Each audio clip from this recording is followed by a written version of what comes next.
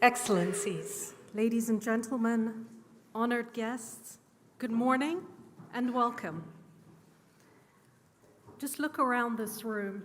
You have come from Nigeria, from Bosnia, from Ethiopia, from Egypt, from Bangladesh, Canada, every corner of the world. Ministers, investors, innovators, community leaders, young people, and many more.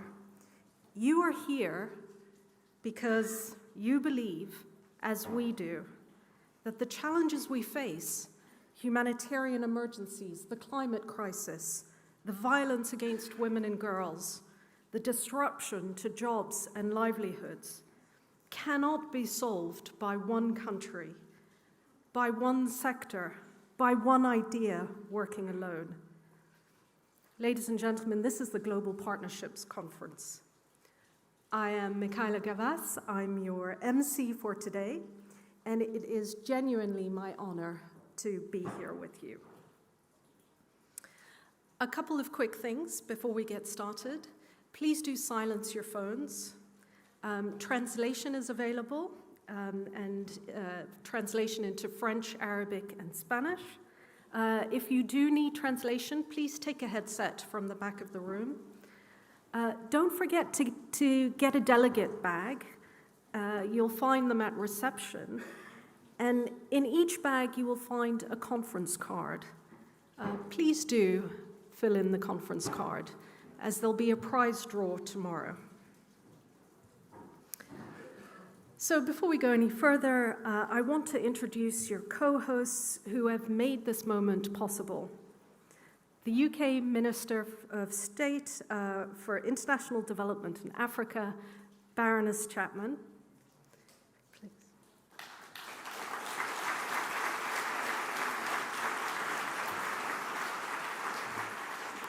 The South African Minister in the Presidency responsible for planning, monitoring, and evaluation, the Honourable Maropen Ramohopa.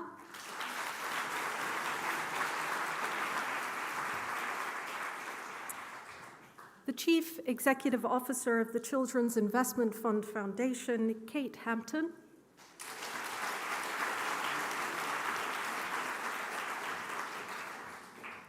And the Chief Executive Officer of British International Investment, Leslie Marsdop.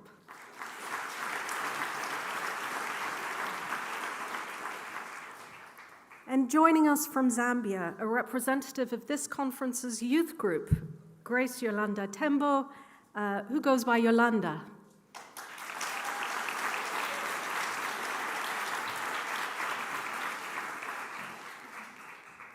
And to start, we have a special treat for everyone. Our first speaker, Ayan Aden, a Somali-British performance poet, cultural strategist, and the current Birmingham Poet Laureate. Her work is rooted in dignity, in identity, migration, and belonging. She draws deeply on Somali oral traditions and reimagines them for the world we live in today. Please welcome Ayan Aden.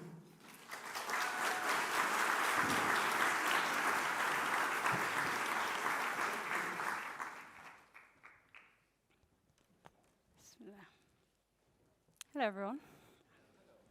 What a wonderful way to start, with the arts and poetry. Bismillah.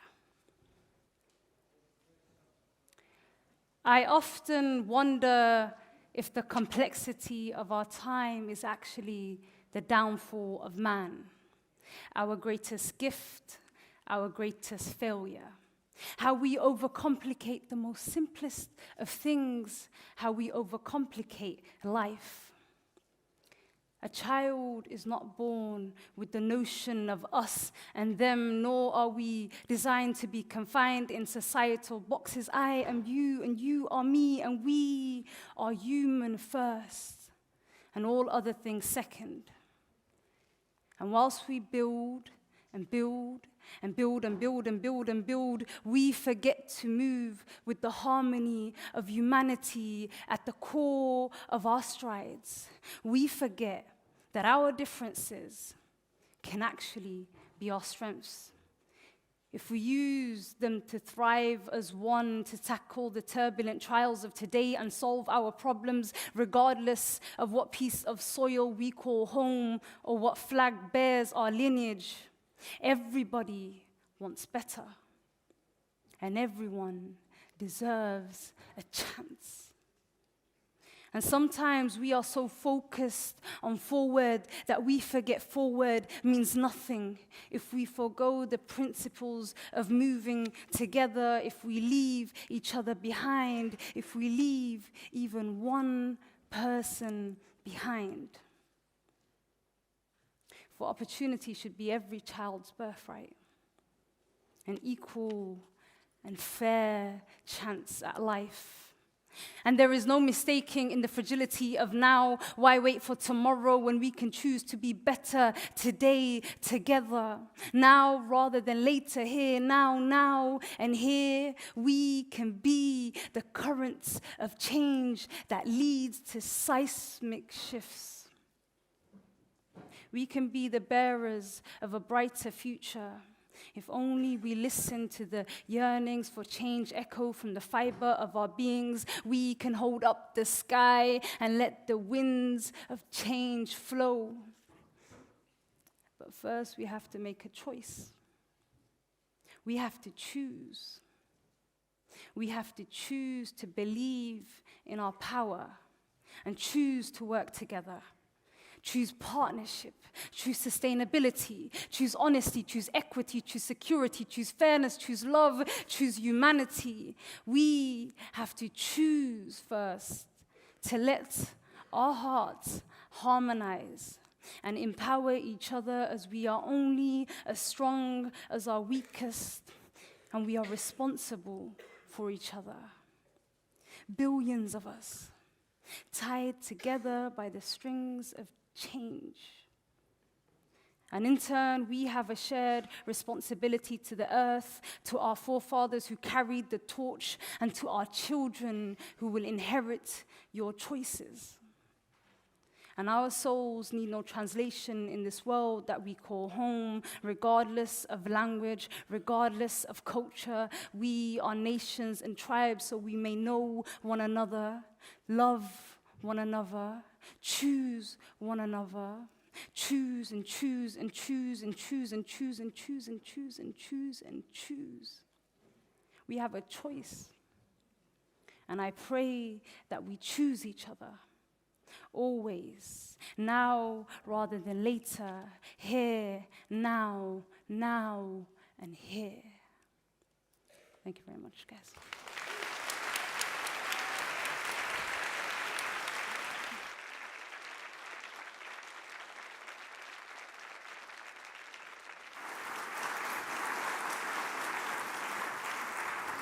That was incredible. Thank you very much, Ayan. I'd now like to invite our first co-host to the lectern, the UK Minister of State for International Development in Africa, Baroness Chapman.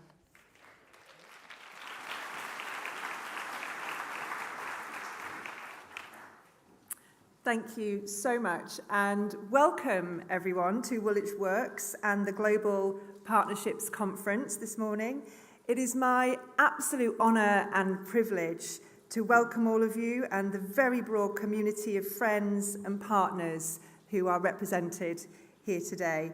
To welcome those of you for whom this might not be your first International Development Conference, who've been working tirelessly at conferences similar to this for decades.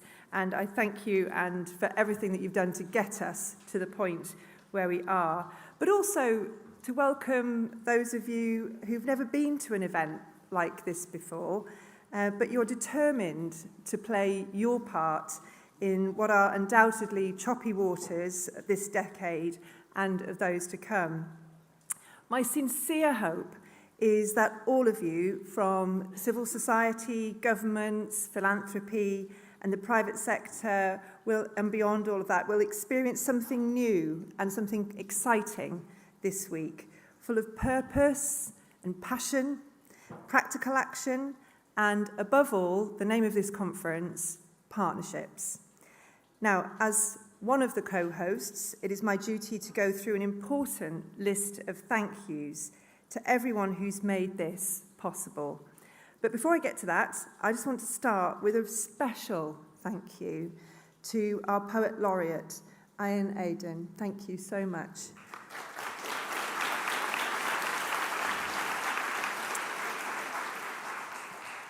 You're going to hear a lot this week, a slightly less poetic thing, which is about compacts. And I will come to more detail about that in a minute. And it's the kind of language that sort of us as ministers and NGOs, we just can't get enough of it. But I thought, just listening to what we've just heard, I thought the most powerful word from the poem we've just heard that I will carry with me as we go through this week is that we must choose. Choose partnership, choose love, choose humanity, and I think that that is why we are all here. And that's why I know this conference has generated such interest internationally. There have been satellite events in Geneva at the weekend, various receptions, lunches, dinners, rich discussions that we've all been having for months into the run-up to this event.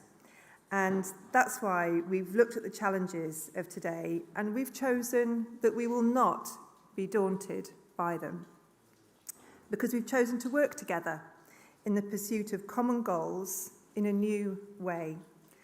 And I hope this special venue shows a bit of this feeling. It's an old ammunition factory, which you might think is an odd choice, but I think that that shows now that we can take an old munitions factory. It is now home to all of you, talking about how we make the world a better, fairer and safer place. And with that, let me just start the roll call of thank yous, with a huge thank you to everyone here at Woolwich Works for making this possible.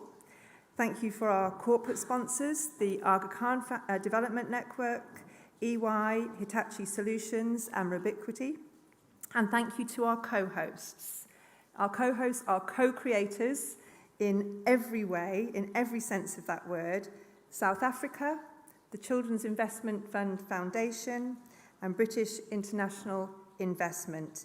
And thank you all for coming to be here too, and choosing to be here. The context, though. With global economic turmoil caused by conflict in the Middle East, I know it's not a simple choice for many of your delegations to make the journey here to London, but we couldn't be more grateful to you for having decided to be here, because we're choosing to tackle today, what we're choosing to tackle is enormous, but the need is urgent.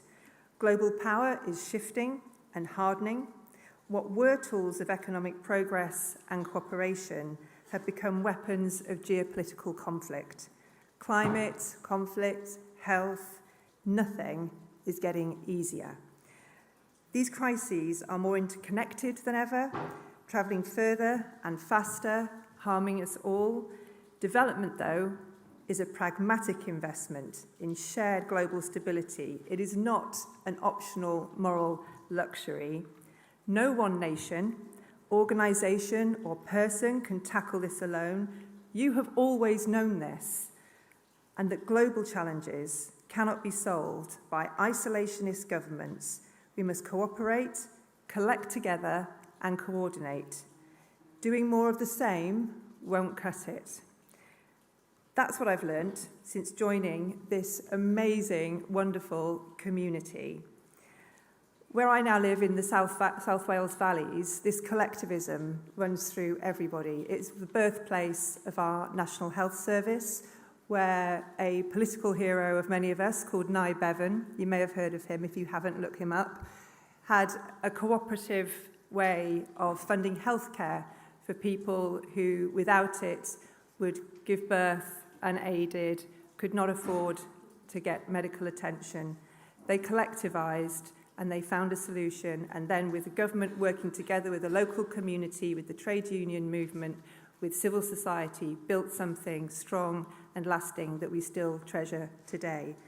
This approach runs through me, and it should be no surprise that this is something that countries, the way they want to work together, collectively together, respectfully, in partnership, mutually reinforcing one another.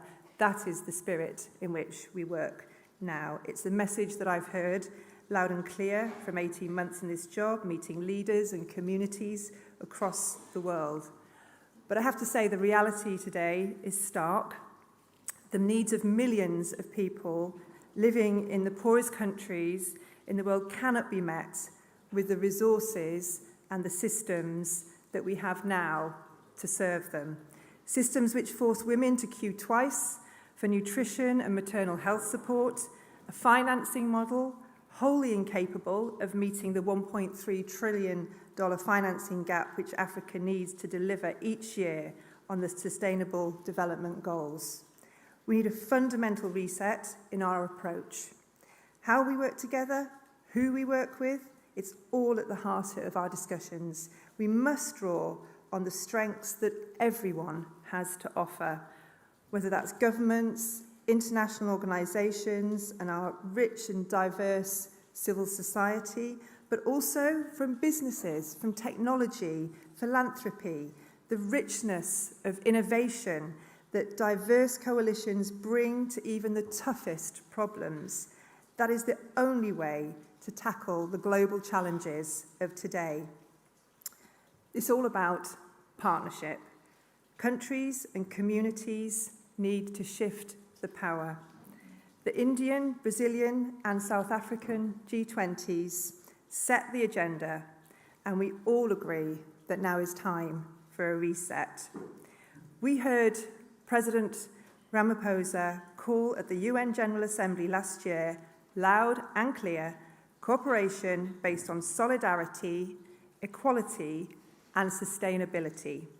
For me, this is all about backing communities and country plans, understanding the power dynamics in a country, supporting countries' aspirations, not top-down, lecturing, bureaucratic systems that tie governments up in red tape, equal partnerships, combining expertise with local experience, helping incentivise capital and finance to move where it's needed, building deals fit for every context, while understanding that every single place on this earth is unique, from humanitarian crises to countries on the edge of economic transformation, confronting the challenges and opening up the opportunities of epoch-defining shifts in technology.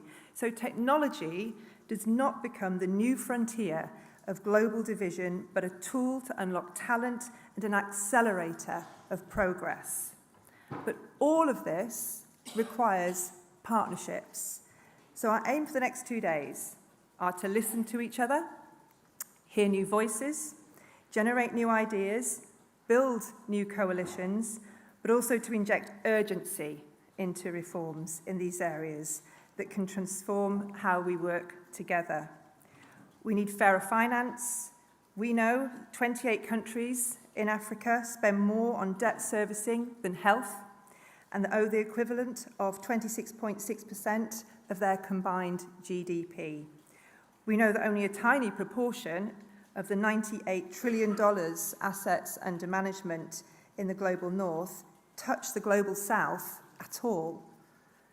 We need faster, fairer access to knowledge and technology, the kind of data and early warnings which can help countries plan and navigate the food and fertilizer impacts from closure of the Strait of Hormuz. And also countries and communities must take the lead from the humanitarian reset to local delivery. Now, all of that comes together in one choice that you can make as soon as you walk out of this room to sign the compact. It's a shared commitment to working faster, more openly, and in true partnership. It's not your standard negotiated text, which you might find at one of these conferences normally, although I have to say it has been written collectively with contributions from many of you here.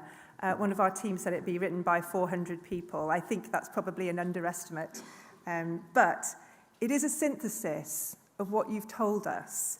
It's a positive expression of partnership, And I hope that the themes that it captures, from finance, technology, and shifting the power, all resonate as we look to development cooperation in the decades ahead.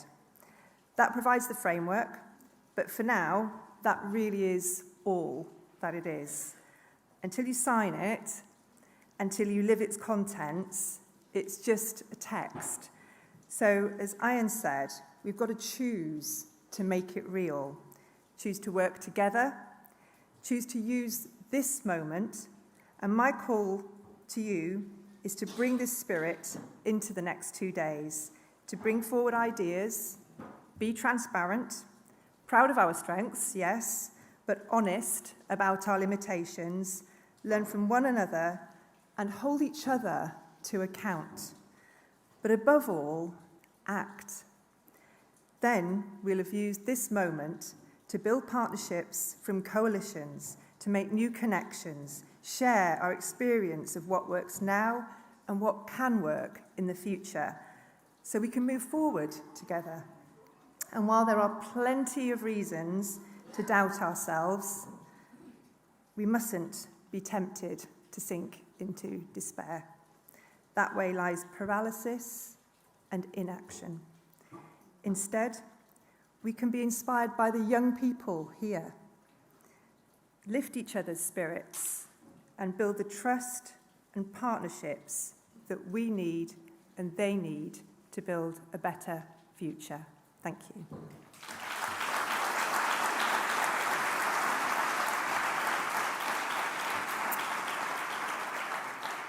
So, like I said, this event is co-hosted, and it's my honour to introduce my co-host. And my first co-host is Ramaphosa, and she is our minister from South Africa. She's my sister. We have worked so well together on this. It's been absolute joy, and welcome.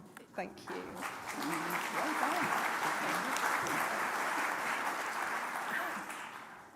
Thank you very much, Baroness. And yesterday we consummated our sisterhood and announced it to the world that we are now sisters.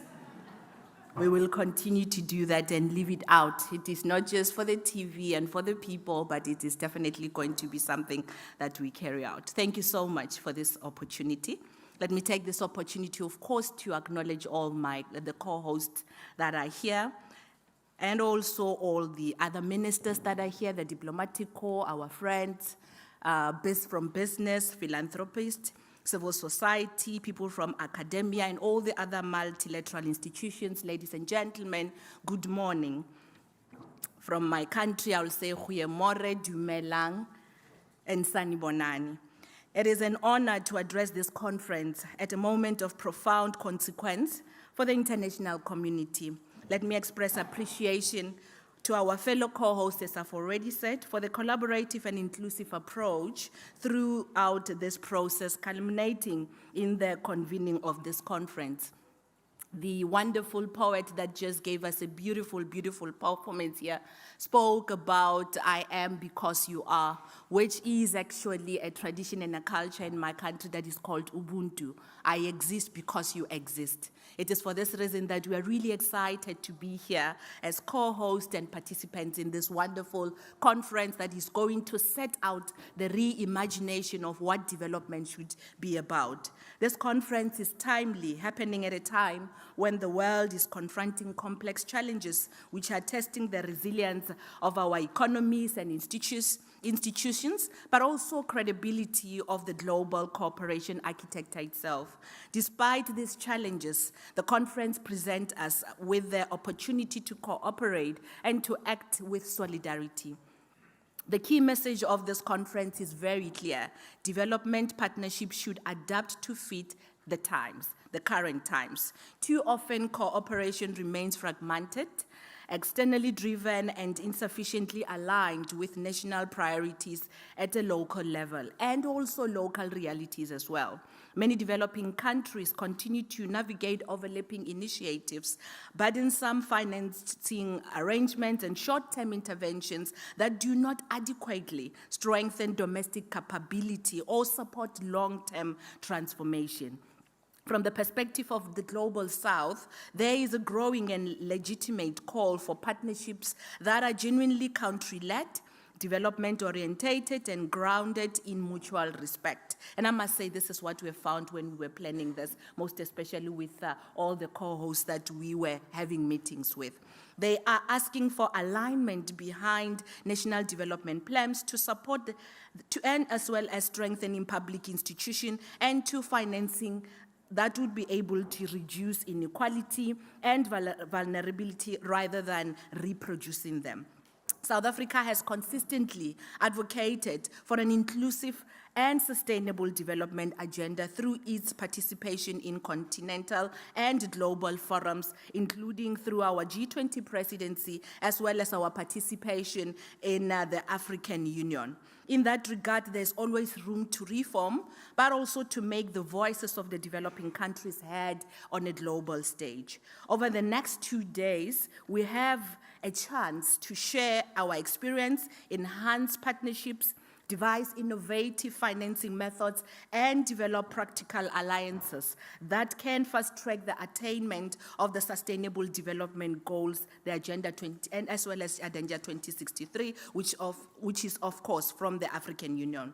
First of all, we really do believe that we must come up with a clear purpose of why we are here. We believe that development cooperation must be anchored in a shared and explicit commitment to reduce poverty, advance inclusive growth, and addressing the defining global challenges of our time. Clarity of purpose enables alignment, and alignment reduces fragmentation, and reduces fragmentation that would then now be able to strengthen the impact of what we are doing. Last night we had dinner, and at the table, I think it was our partner from the World Bank, and he was giving us an example about the agencies that are operating in countries like Mozambique and DRC. He said you'll find that we've got almost about 250 agencies operating. Approximately, on average, all of them would be spending $800,000. But you would then now find that if we were to actually be able to streamline everything and have something that would be able to be aligned, we would then now be able to have an impact that we can be able to see, but also measure and make sure that the accountability methods are also there. Secondly, we believe that we must reframe partnership itself.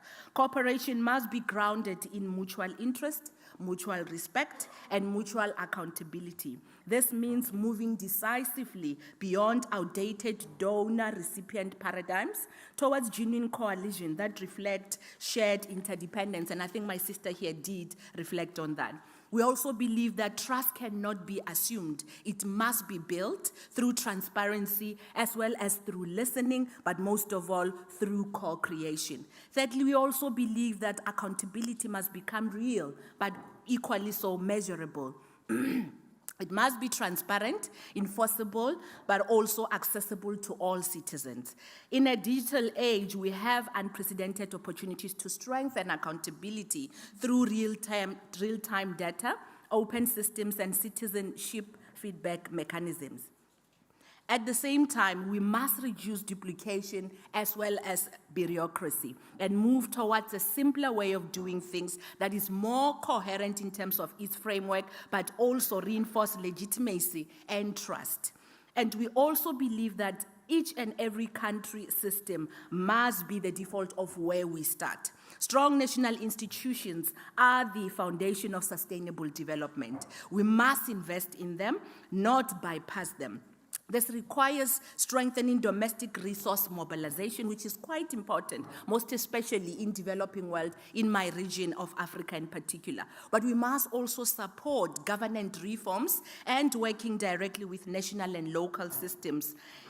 In fragile context, flexibility is essential, but local leadership is not optional, it is indispensable.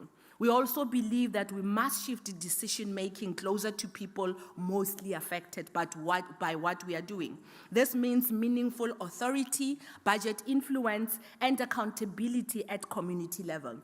Inclusion must be substantive, not symbolic, ensuring that women, youth, persons with disabilities, as well as all their marginalized groups are central to development as well as governance, and not just on the peripheral part of it. We also believe that finance must be predictable, but transparent and aligned with national priorities, and I think I'm just stressing this over and over again, because we believe multi-year commitments are essential for planning and stability. Consensual finance must be used strategically to de-risk investment, to crowd in private capital, and strengthen long-term productive capacity. Above all, finance must reinforce and not undermine the social contract between citizens and the state. We also believe that knowledge, data, and technology must be treated as shared global asset. Innovation must flow in all directions, north to south, south to north, and south to south. Technology must reduce inequality, not deepen it. And digital transformation must be governed by shared values, not narrow advantage. We also believe that we must confront risk together. Development cannot succeed when risk is systematically shifted onto those least able to bear it. We've seen what has happened with the effect of climate change, the disasters that we're experiencing, most especially in countries that are not necessarily at the center of the pollution. So therefore, it becomes important that when we deal with the risk of such things, we deal with them systematically and not just say that everyone must see how they go about in dealing with such things. We must design systems that share risk more equitably, anticipate shocks, and embedded resilience into the architecture of cooperation itself. If we seriously consider these proposals, we can move from fragmented assistance to genuine global partnerships, which I believe is what we are trying to do here. We are trying to move away just from assistance, but to partnerships that would be able to have an impact and a meaningful role in everything else that we do. We believe development cannot be imported, and sustainable progress cannot be achieved through externally imposed priorities. If we must be anchored in, it must be anchored in the national ownership, local capability, and accountable institutions. And it is therefore encouraging that Global Partnership Compact places country leadership at the center of international cooperation. This is a very good move. This is a critical step forward. It recognizes that countries and communities must lead their own development choices, with international systems supporting them, and not substituting the domestic priorities and systems. A modern partnership must also be broader and more inclusive. Governments alone cannot meet the scale of today's challenges. We all know that. We need stronger collaboration between states, multilateral institutions, development finance institutions, the private sector, philanthropy, technology actors, and definitely civil society. We need partnership that mobilizes domestic and international capacity so that we can be able to have investment as well as skills and innovation that we need in order to strengthen institutional capacity. In the past, we have spoken more about the capacity that countries need so that we can strengthen the capacity of the state to create an enabling environment for all this to be able to strive. And I believe we can be able to do that through this compact. Above all, international cooperation must deliver tangible improvements in people's lives. Citizens expect more than commitment on paper. They expect jobs, they expect energy security, food security, quality education, social protection, resilient infrastructure, and pathways to dignity and opportunities. They expect a development agenda that reduces inequality, builds resilience, but makes sure that we don't leave anybody behind.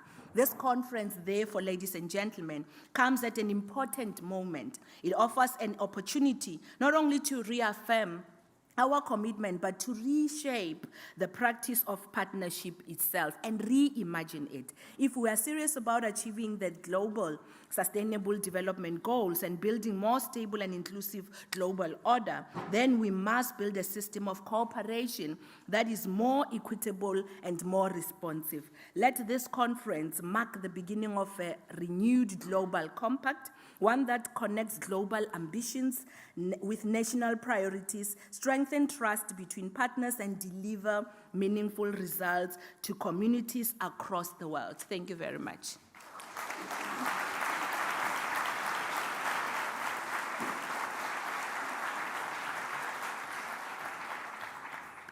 Thank you so much. I think you can see why we get on so well, because we definitely have a similar outlook, and it's just, I've learned a lot from you, and thank you so much for that. It's now my honour to introduce Kate, who is from the Children's Investment Foundation. Doesn't matter. She's fantastic. It's Kate from CIFF. Over to you.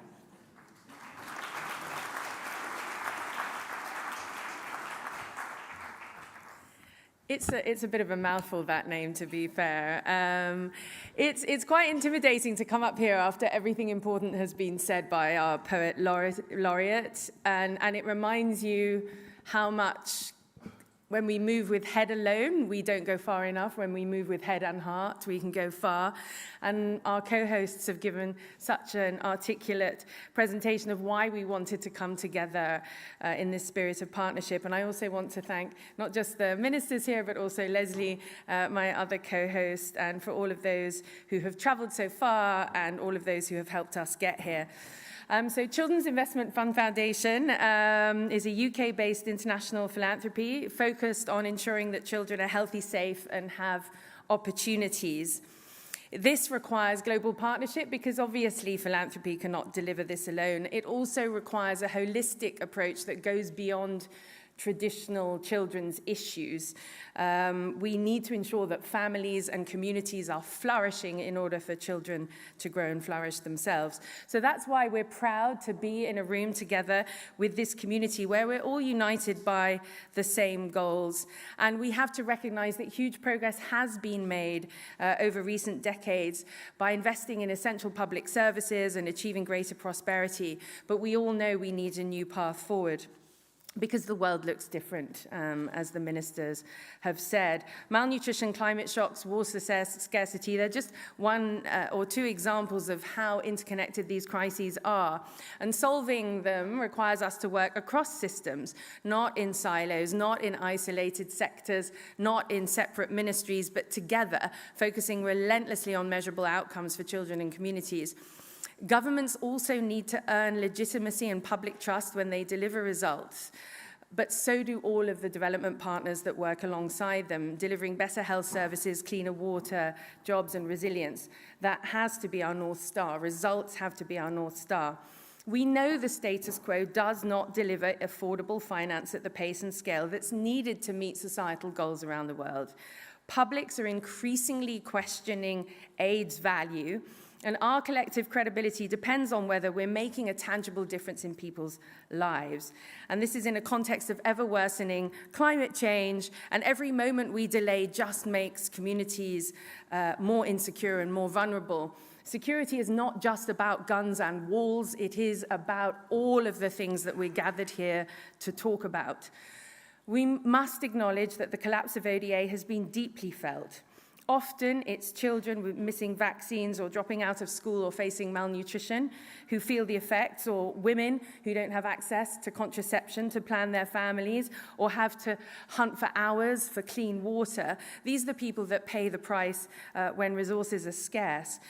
And we cannot give up entirely on ODA. We know that those incredibly precious taxpayer resources can deliver results and have often been a matter of life and death for people in humanitarian emergencies.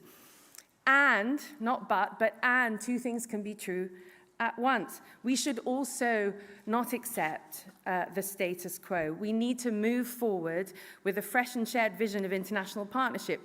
We need renewed accountability for results that convinces citizens worldwide that money is being well spent on their behalf, and emphasizes, as we've heard so many times, capacity, building capacity for resilience and self-reliance. This vision needs to mobilize the multilateral institutions that we have, MDBs, but also national institutions, public development banks, and the vertical health and climate funds. All of those have a crucial role to play.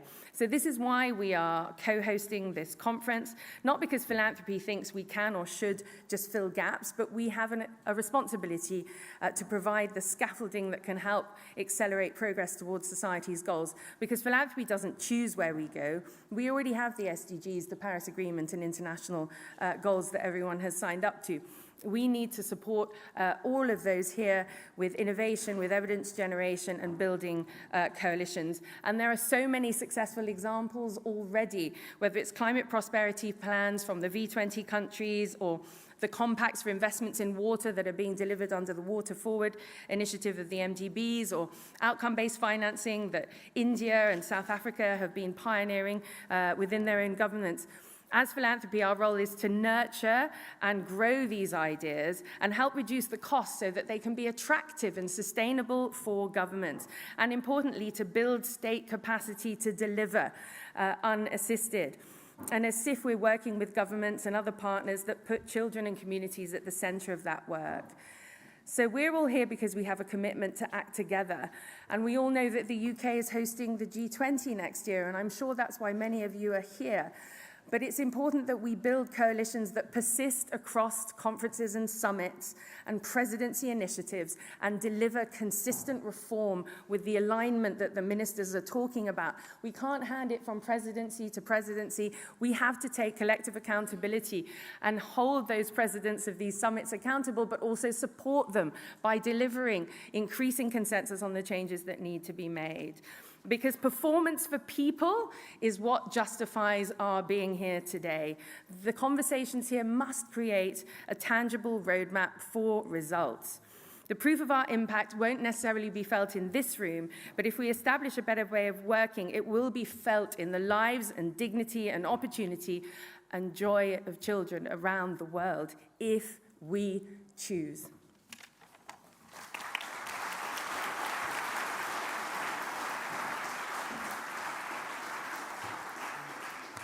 Thank you, Kate. I always love listening to Kate, and she sort of really focuses us and makes us think, right, this is actually what we've got to do now. We also have Leslie from British International Investment, our other co-host, because we wanted to bring the private sector voice into all of this as well. So over to you, Leslie.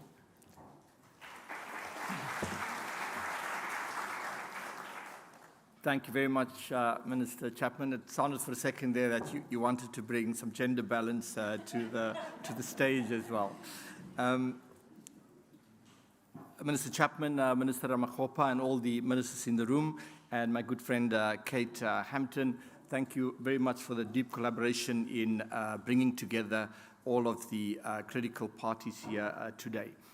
I want to begin my remarks with a very simple proposition, and that is that development is not an optional extra for the United Kingdom. This idea has been expressed by Baroness Chapman and most of her predecessors over the years, dating back to Claire Short, Minister Claire Short in the late 90s, and this proposition is really that development is an expression of the enduring values of the United Kingdom and how the UK has chosen to exercise leadership in the world.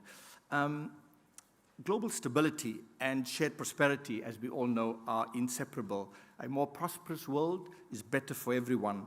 What happens in one part of the world, as we heard from the poet laureate, it affects us all.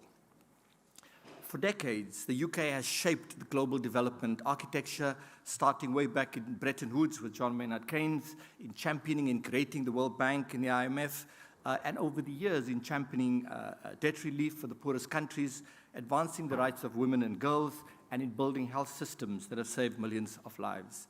In 1948, the UK took a pioneering step in creating CDC, which was the world's first development finance institution. That institution today is known as British International Investment, and I'm proud to represent BII here today. It was created with a very simple and very clear conviction, and that is that there's no path to lasting development without a thriving private sector. That investing in businesses, supporting entrepreneurs, building industries creating markets is central to development. Development in that sense is a form of enlightened statecraft, and this idea has never mattered more today than before. So I'd like to offer 5 very brief propositions around what happens next. The first point, and it's really exceptional that we have so many ministers of development in the room, is that development must have a seat at the top table of economic and political decision-making. Defense, as we all know, has forcefully returned to the center of the national agenda, and of course that reflects the world as it is today. The world is more contested, more uncertain, and indeed more volatile.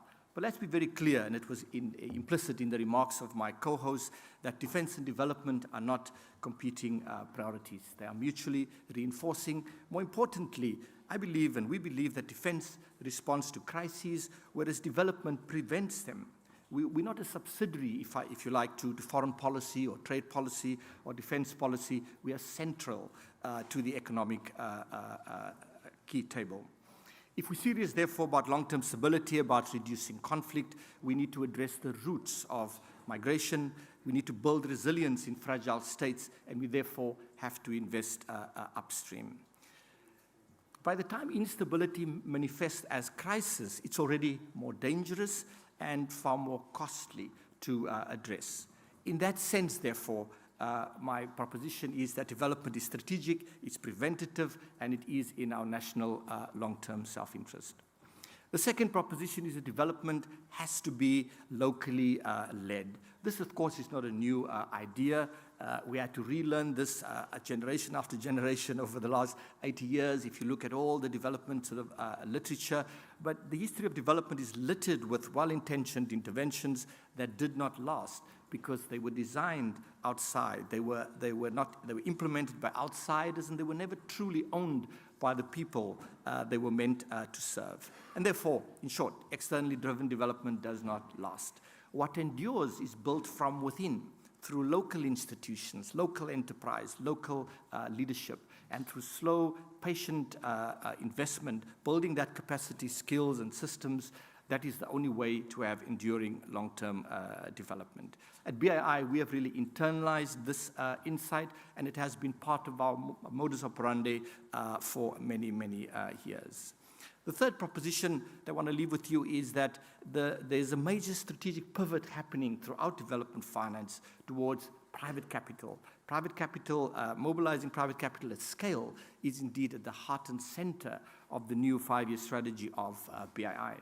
Minister Chapman has convened a task force co-chaired by my fellow countryman, Hendrik. I saw him in the audience from 91, where we are looking at new structures, new forms of intermediation to create the kind of conditions to bring in more commercial capital into development. BII has made a deliberate choice to embrace this task, and we have been at this for some years. We are now looking at new ways, fresh approaches to crowd in successfully institutional investors and pools of savings. I should also make the point, though, that BII has, over time, looked at it through how can we use our capital to effect change at a more market level. We became the anchor investor in many of the funds, for example, Africa-focused private equity and venture capital funds. We have taken first loss risk where others would not. We backed first-time managers, and we've demonstrated that returns were indeed achievable in many markets where they were not considered achievable in the past. Many of the firms that exist today, for example, in private equity, in the VC space, would not have existed if it was not for that patient, pioneering capital that BII represents.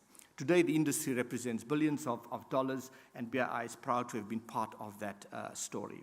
Just one small example I would make is, for example, our investment in Safaricom in Ethiopia alongside Vodafone. A couple of years ago, we invested in the second, or rather the first, private mobile network license, which not only broke a state monopoly, but at the same time, as a result of introducing competition, the cost of mobile data in Ethiopia went down by north of 60%. This is what it means to build a market. It's not just financing a company, but we are changing the structural conditions under which a whole economy operates. Now, the small example I would like to make is in Zambia. We invested in a new platform to lend to SMMEs, but today we have teachers and nurses and hospital workers who are all members of NAPSA, which is the largest pension fund in Zambia, who are contributing, helping us to finance growing businesses in Zambia. The same in Ghana, pension savings are being invested alongside BII, invested in SMMEs, creating jobs and expanding opportunity. In short, the engine of development is increasingly domestic, driven by local capital, backing local enterprise. The fourth proposition, which I'll be very brief about because everybody has already mentioned this, it's around fragmentation. That the challenge now for us is to find new and fresh approaches to function more as a system. For too long, we have there's been duplication, huge inefficiencies, and many missed opportunities as a result of us functioning as siloed institutions. But that one has been well covered by my colleagues. The final one that I would like to make, the final proposition I'd like to make is that in the poorest and most fragile countries, the private sector engine does not start on its own. As we look at private capital mobilization, we cannot neglect the least developed countries. And this is an area where BII has leaned in its new strategy to direct at least 25% of our capital to this domain. Many of these countries are considered, the risks are considered too high, the markets are considered too thin, the ecosystems are considered too underdeveloped. Our approach in these markets is through what we call partnership by default. Through an initiative that we've set up called Africa Resilience Investment Accelerator, we work alongside Proparco, the French DFI, as well as FMO, the Dutch DFI. We're working together with them to support early-stage financial institutions, backing first-time managers, supporting SMMEs that otherwise would have been excluded. In short, we need fresh approaches. We know what works. However, we are in a new environment today. The solutions lie with all of us in this room. There's an expected, as we heard from the poet laureate, there's an expectation out there that we will come up with new ideas to define the path forward with both ambition as well as pragmatism. Thank you.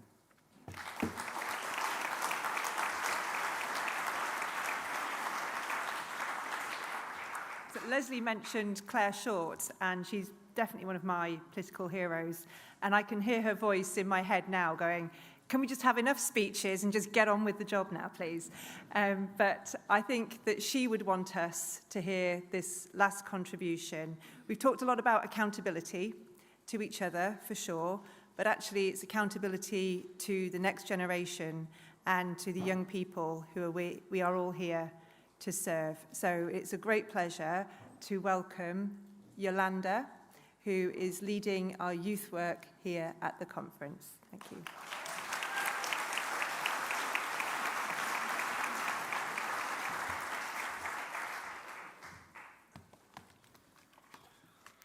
Good morning, distinguished members, ministers, partners, delegates, fellow advocates, and fellow young people. My name is Yolanda Grace Tembo, and I stand before you today representing the Youth Conference Group, as well as millions of young people and children around the world. Young people whose voices are often excluded from spaces where decisions about their future are made. Young people are often spoken about in policy spaces, but not meaningfully included in shaping those policies. We are described as the future, but yet already carrying the realities of today, and that is why I am here. Because this conference is not simply about development, it's about partnership, and partnership requires trust. Today, we are proud to launch the 10-point plan, a plan shaped by us, the young people, through consultations, discussions, engagements across different spaces and communities. It reflects the realities and challenges we are facing every day: inequality, unemployment, climate change, misinformation, barriers to education, and mental health challenges. And as the 10-point plan reminds us, we are not passive beneficiaries. We are rightful partners whose expertise is essential to any solution. This is why, as young people, we are asking for today not tokenism, not symbolic inclusion, not being invited into rooms only for photographs while decisions continue without us.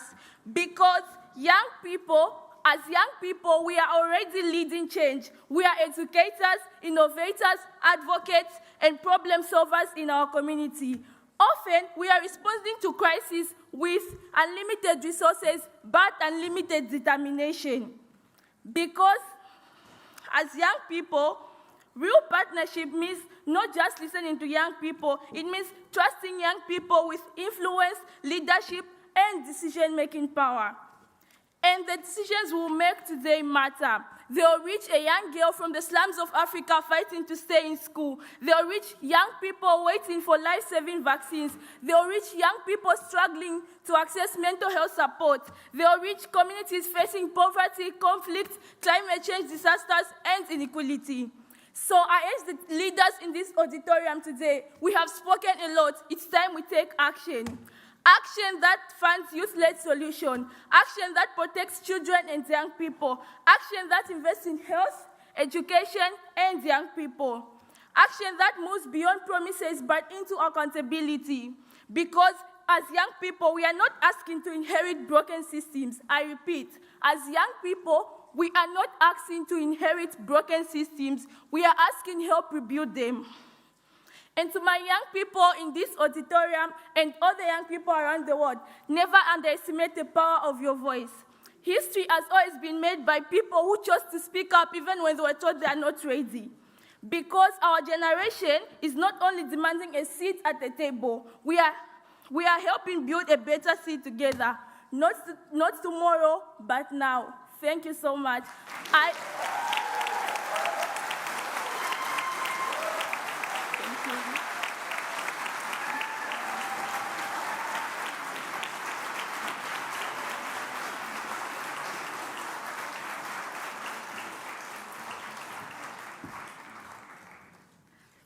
Well said, Yolanda.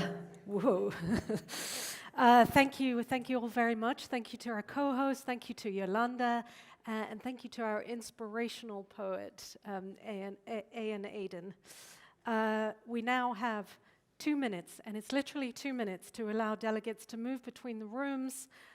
If you are joining us for the framing plenary, which is going to happen in 2 minutes, please do remain seated. Thank you.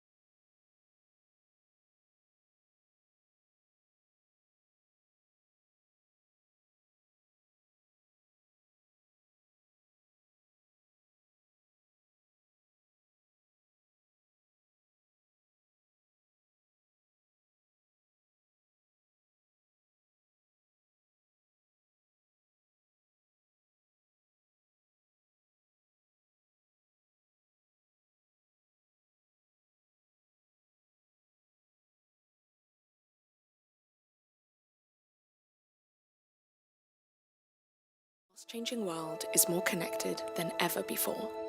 So when a crisis hits, climate shocks, pandemics, conflict, what happens elsewhere affects us all. But what if we work together differently? As diverse partners with fresh ideas and new ways of working based on partnership, where each country takes the lead to find local solutions, and together we mobilize investment and harness technology so that we are all more resilient. Because when we are partners, the benefits are shared. We can prevent crises, grow stronger economies, and build a safer, more prosperous future for everyone. Welcome to the Global Partnerships Conference. Ladies and gentlemen, the world has fundamentally changed. The systems of international cooperation were built and designed for a different era, and many of them are showing strain. So the question this session is looking to answer: what does a system that is actually fit for the challenges of the 21st century look like? And what do we do concretely to begin building it? So to guide us through this session, I am delighted to welcome one of the most respected voices in global economics and policy, former Managing Director of the International Monetary Fund, former President of the London School of Economics and Columbia University, and member of the House of Lords. Please welcome our moderator, Baroness Minouche Shafik.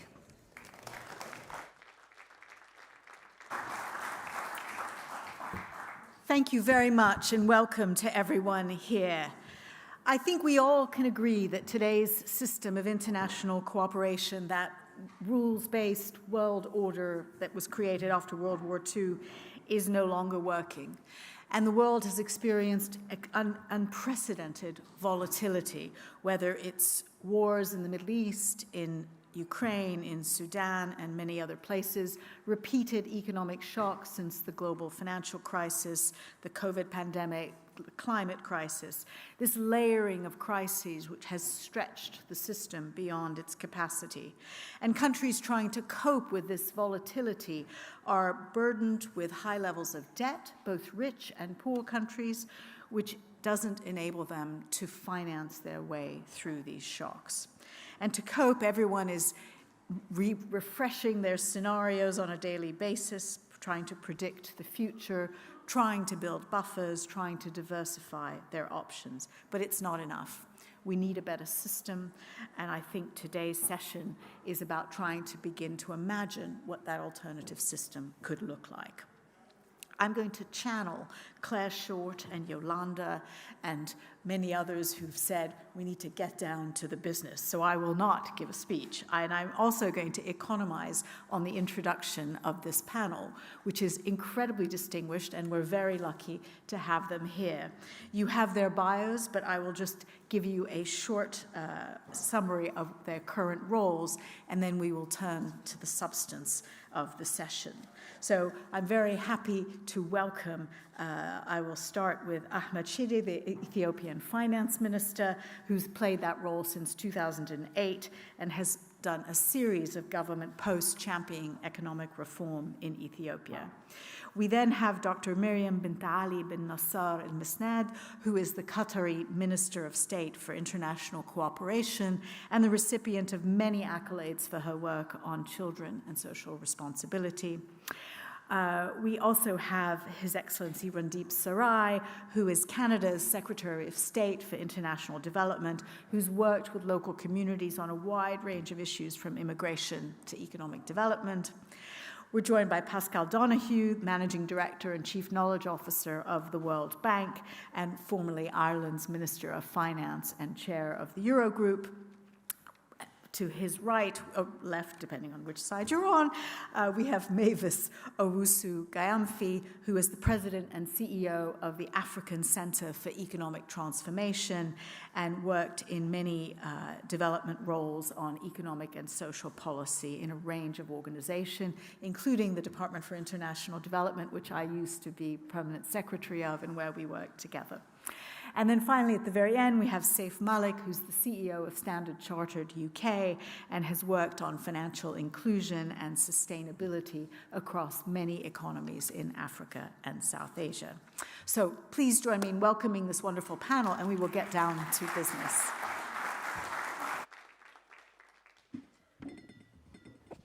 We're going to start with a diagnosis of why the current system isn't working. And I'm going to ask each panelist to just give me their highlights of why they think, what they think the biggest failures are in the current system of international cooperation. And then we'll come back where we'll hopefully spend most of the time trying to think about what the solutions are. So I'm going to start with my first question, which is from where you sit, and we have a panel that represents many different perspectives. So from where you sit, what is the biggest change in the operating environment for policymakers today? And what does that reveal with what is fundamentally no longer working in our system of international cooperation? And I'm going to start with the Minister. Go ahead. Thank you, Baroness Shafik. I'm happy to join this panel with this distinguished panelist as well. Indeed, international development partnership is undergoing stressful time, challenging times, and should evolve and sustain itself to have significant lasting impact for humanity. The defining feature of our time is that shocks are no longer exceptional disruptions. They are becoming structural characteristics of the global system. We are living through an era where climate shocks, geopolitical fragmentation, pandemic, debt vulnerability, supply chain disruptions, food insecurity, and technological transformation are interacting simultaneously and reinforcing one another.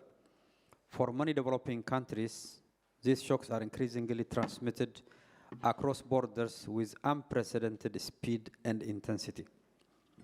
Countries like Ethiopia often contribute least to this crisis, yet disproportionately bear their consequences.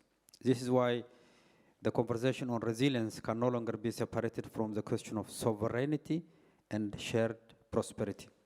These are intrinsically interconnected. Without resilience, sovereignty becomes fragile because countries that cannot withstand external shocks lose policy space, fiscal flexibility, and the ability to pursue long-term national priorities. The recent crisis in the Middle East has shown that how crisis emerging in one part of the world is affecting the whole globe.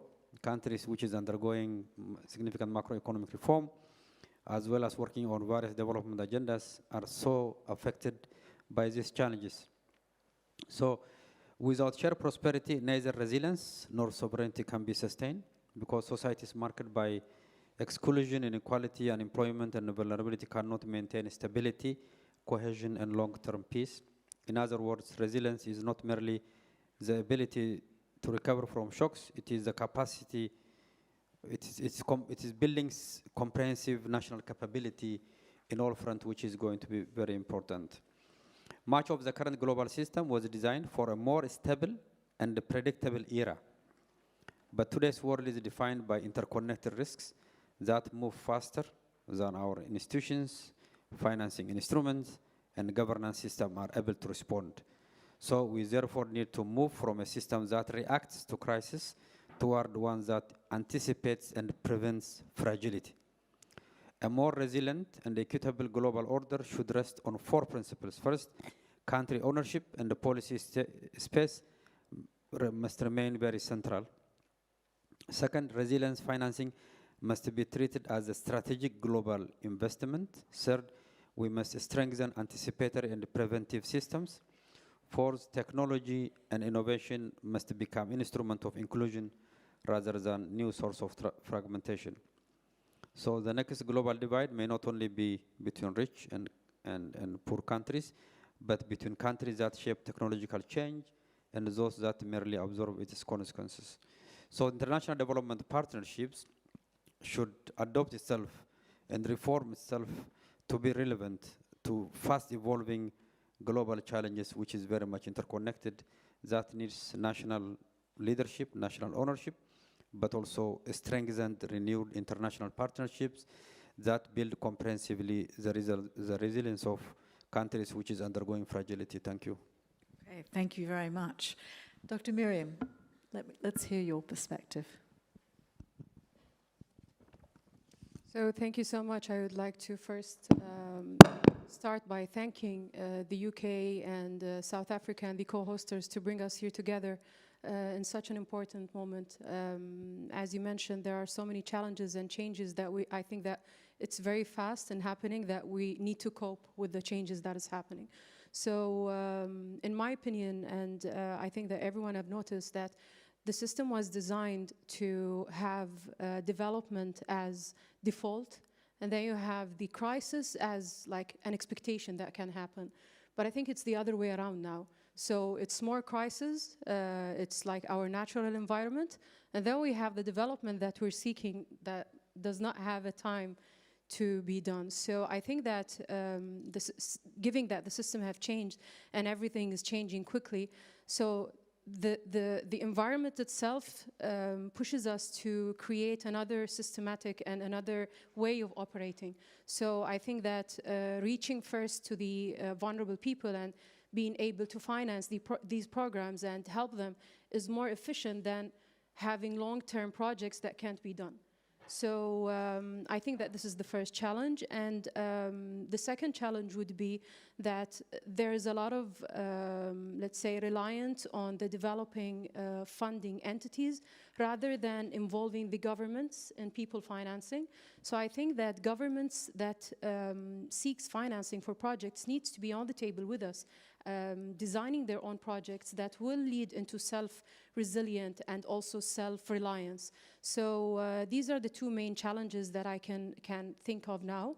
But also I would love to give an example of Qatar. So when Qatar was mediating between Gaza and the Israelis, the Palestinians and the Israelis in Gaza to cease fire, at the same year in 2025, we had also the role of bringing, like ending the conflict between the Israelis and Iran at the same time.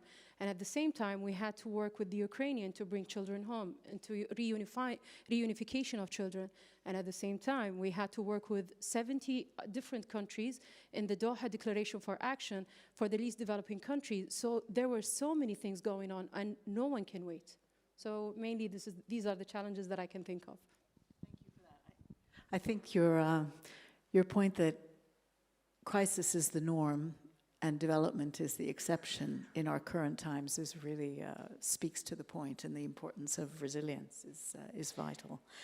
Let's turn to Canada's Secretary of State for International Development, Randeep Sarai, Canada, a traditional donor and global good citizen at a very different time. Yes, thank you. And look, it's echoing on what the two excellencies have just said. Canada is no different. The single biggest challenge from Canada's perspective is shocks are no longer the exception. They've become the norm.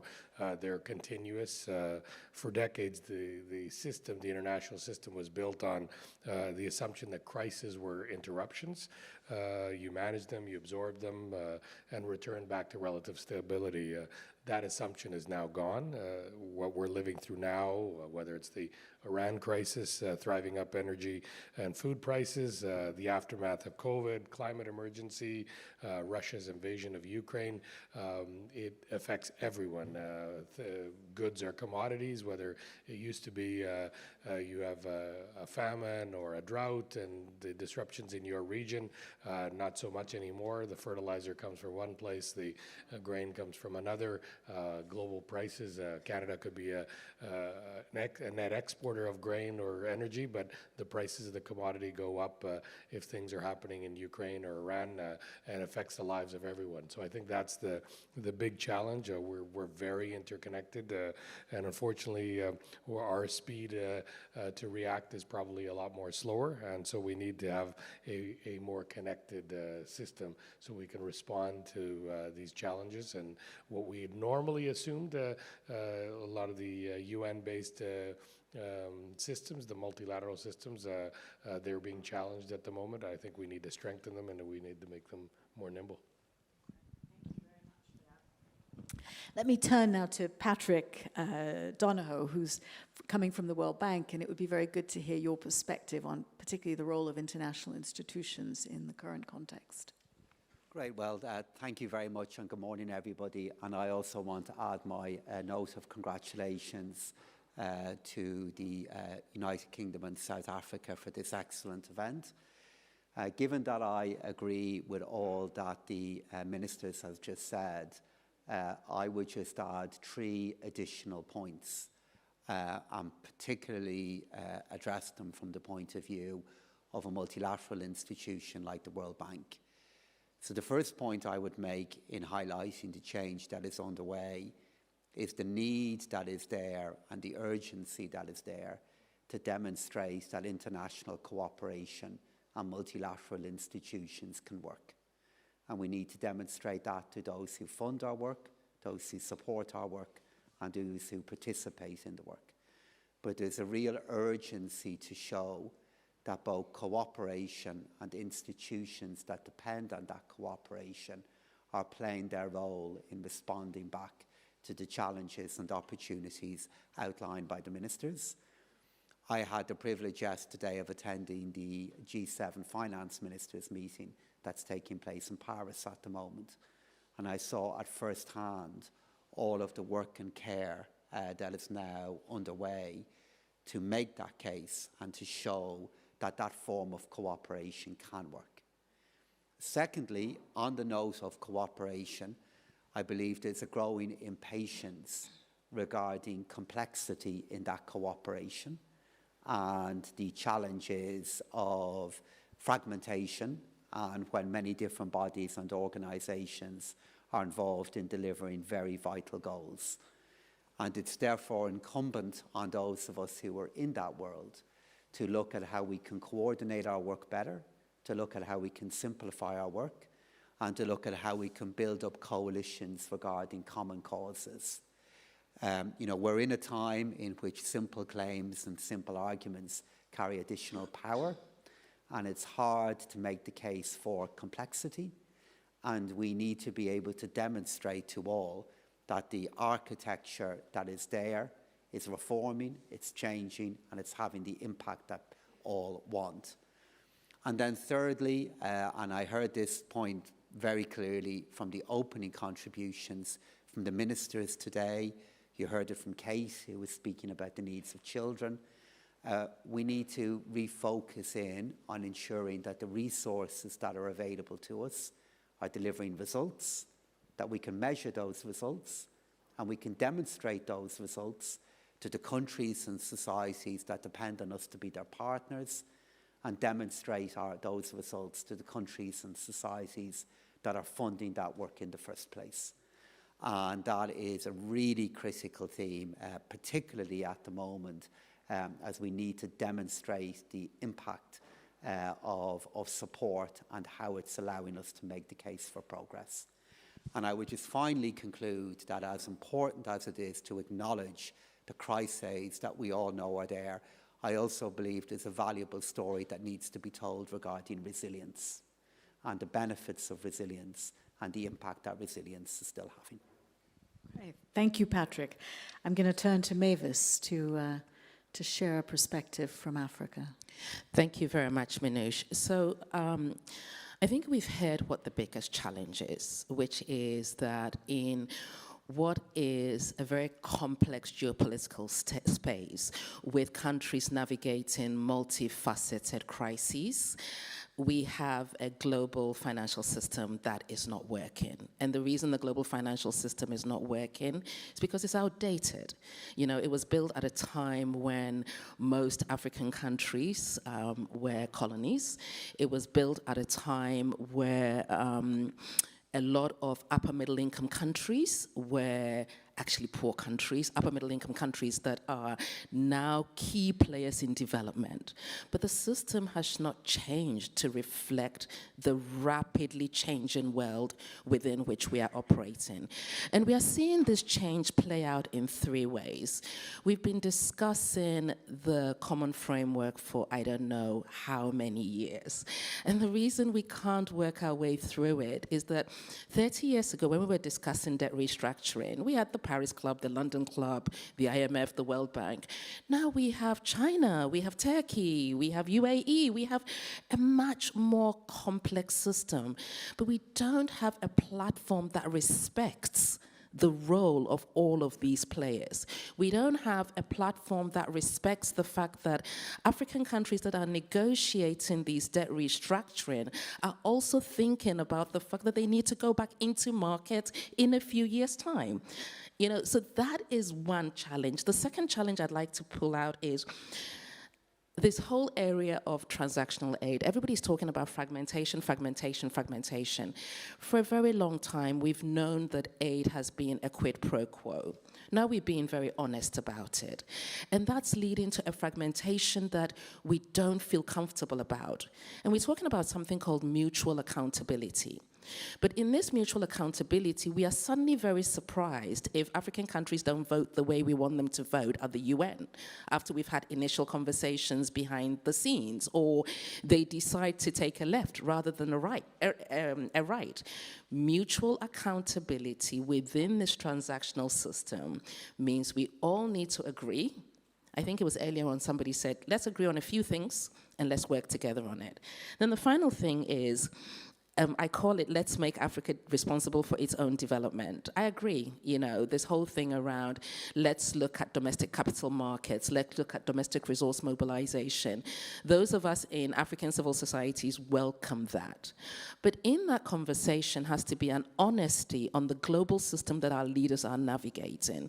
How do we expect Minister Shide to deal with domestic resource mobilization when we have an international finance system where large corporations working in his economy are not paying taxes?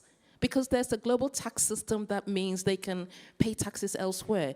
But then we tell him, increase domestic resource mobilization. I mean, we have a trade system that is not fair and is not working in favor of Africa. Yet we say, Africa needs to trade more. You know, and when Africa says we want to start by trading amongst ourselves so we can compete with the world, everybody says, oh, regional integration is very difficult. So these are the challenges that are playing out as a result of the system just not being fit for today. Okay, thank you, Mavis. I'm glad you raised the issue of debt, because part of the problem we face today is that the system is flawed, but also the debt levels are very high, both for rich countries and for poor countries. And it's the accumulation of all the shocks that we've had, the global financial crisis, COVID, the Ukraine war, the current war in the Middle East, all of which have meant that countries have built up very high levels of debt, and their ability to finance their development is much diminished as a result of it, including from the multilateral system. And so the issue around where's the financing going to come from and how is it going to be sustainable has become even more central. So that allows me to turn to Saif Malik, who from Standard Chartered will have a good sense of the risks around financing. Thank you, Baroness Sheikh and Shafiq, and thank you to FCDO and all our partners for arranging this great session. I do feel like maybe I'm the thorn amongst the very distinguished other panelists, the roses on the panel. And also, I do feel that coming in sixth to answer the same question, I should just say I agree, and maybe move to the next thing. But I do want to make a couple of points, because I'm here sort of from a private sector perspective, right? And I think it's good that we talk about that. But the one thing that's very clear is that the predictable world that the systems were built on is gone, right? The post-war era where geopolitics was benign, where institutions were built to work together and to move forward, through mutual cooperation. I think we're seeing that diminishing quite a bit. We're now seeing a lot of nationalism. We're seeing a lot of resilience around what can I do for myself, what can I do with another counterparty as opposed to a larger corporation. I think the recent summit we saw between Presidents Xi and Trump is a clear example of that, to say that, how do these two countries that are now the most powerful in the world cooperate more together, for their sort of benefits. And that's the world that we live in. I don't think, we're going to run away from it. But I do think that I have also a position to say here, not everything is broken. And I am giving you an example of what we are doing on the ground. Standard Chartered Bank, for those of you who may not be known, we're a very large global connector bank, and it's our sort of core function working in our markets in Asia, Africa, Middle East to find capital to come and work with us. We have done a lot of work around blended finance over the last few years.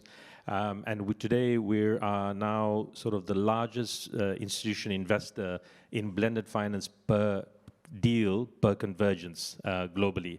And I think that's something that we should call out, because it is very, very important working with the DFIs, the MDBs, to ensure that we bring capital into various projects.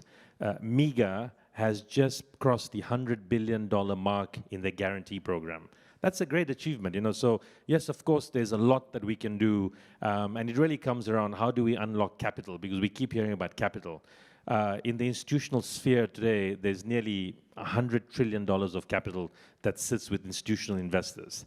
One of the biggest challenges that they have is they have this perception of risk in the emerging markets, which is many of us are sitting here are representing. And I think we heard some really great comments about that. And I think that's where we need to break this misconception to say, how do we ensure that we're able to crowd in this institutional capital that's out there, but giving the benefit, because regulatory requirements and there's so many other restrictions that we have that stop that first risk coming in, or second loss, first loss, second loss from coming in.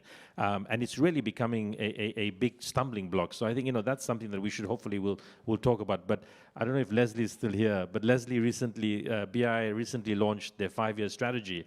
And I think the one line that I remember the comment that he made was that everybody's afraid to go in first, for these big emerging market projects. So I sit on a FCDO-led EMDE task force that's been formed by the FCDO, really good one in terms to try and think through how do we unlock these trillions of dollars of capital so that it goes to the right projects, it allows the investment to come in. But I'm sure we can talk about it a little bit later. But I just want to make sure that not everything's broken. I think at the end of the day, we need to look for solutions and bring out the good examples that are happening. Thank you. Thank you, Seb. Actually, that's a perfect segue to the next part of the conversation, which is about solutions. So let's turn to, we'll be talking about this over the next couple of days, but as we look ahead, what are the 3 things you would do to change or reset the system to make it better to work in the current context? And what are the practical steps that people at this conference should be thinking about over the next 2 days to take forward in their own work? So I'm going to change the order, and I'm going to start with Dr. Miriam first. What would you do? Give us 3 solutions. Thank God I have them in writing. So first, I think that it's very clear that we need to move from pragmatic financing to more, let's say, financing platforms that are owned by the countries themselves. So we had an experience with funding the LDCS projects with the Doha Declaration, and we've seen wonderful ideas coming from the countries because they know exactly what they need and they know exactly what to do. It's just that they lack the platform, let's say, or they lack the resources that can help them. So I think that this is something that is very important for them to have, and I would ask one of the practical steps from this conference if they can endorse this principle that any new partnership signed here should include mechanism that allows to anchor it in participant country platform. So I think it's very important for them to be on the table while they are signing like three-party, let's say, agreement. The second thing that is that we must finance the social protection and human capital as infrastructure, and this is something that was also dealt with as basic in the Doha Political Declaration, and we had like 40, let's say, presidents and leaders from around the world that agreed upon it. So we just need to have it in the implementation plan rather than just agreeing and leaving everything like afterwards and not doing anything about it. So social protection is really important. I remember that we had invested in education above all. I'm not really good in reading, so we have invested in education through education above all, and we supported 16 million children to go back to school. And we understand very well that bringing children into school will eliminate poverty, will increase the let's say, the flourishing of the economy of the country. So this is something that is very important. And last but not least is mediation. To us, mediation has been like an identity to us in Qatar. We have it in our constitution, and we've invested a lot in it. So as I mentioned before, we've been mediating with all different parties. We've been opening conversations.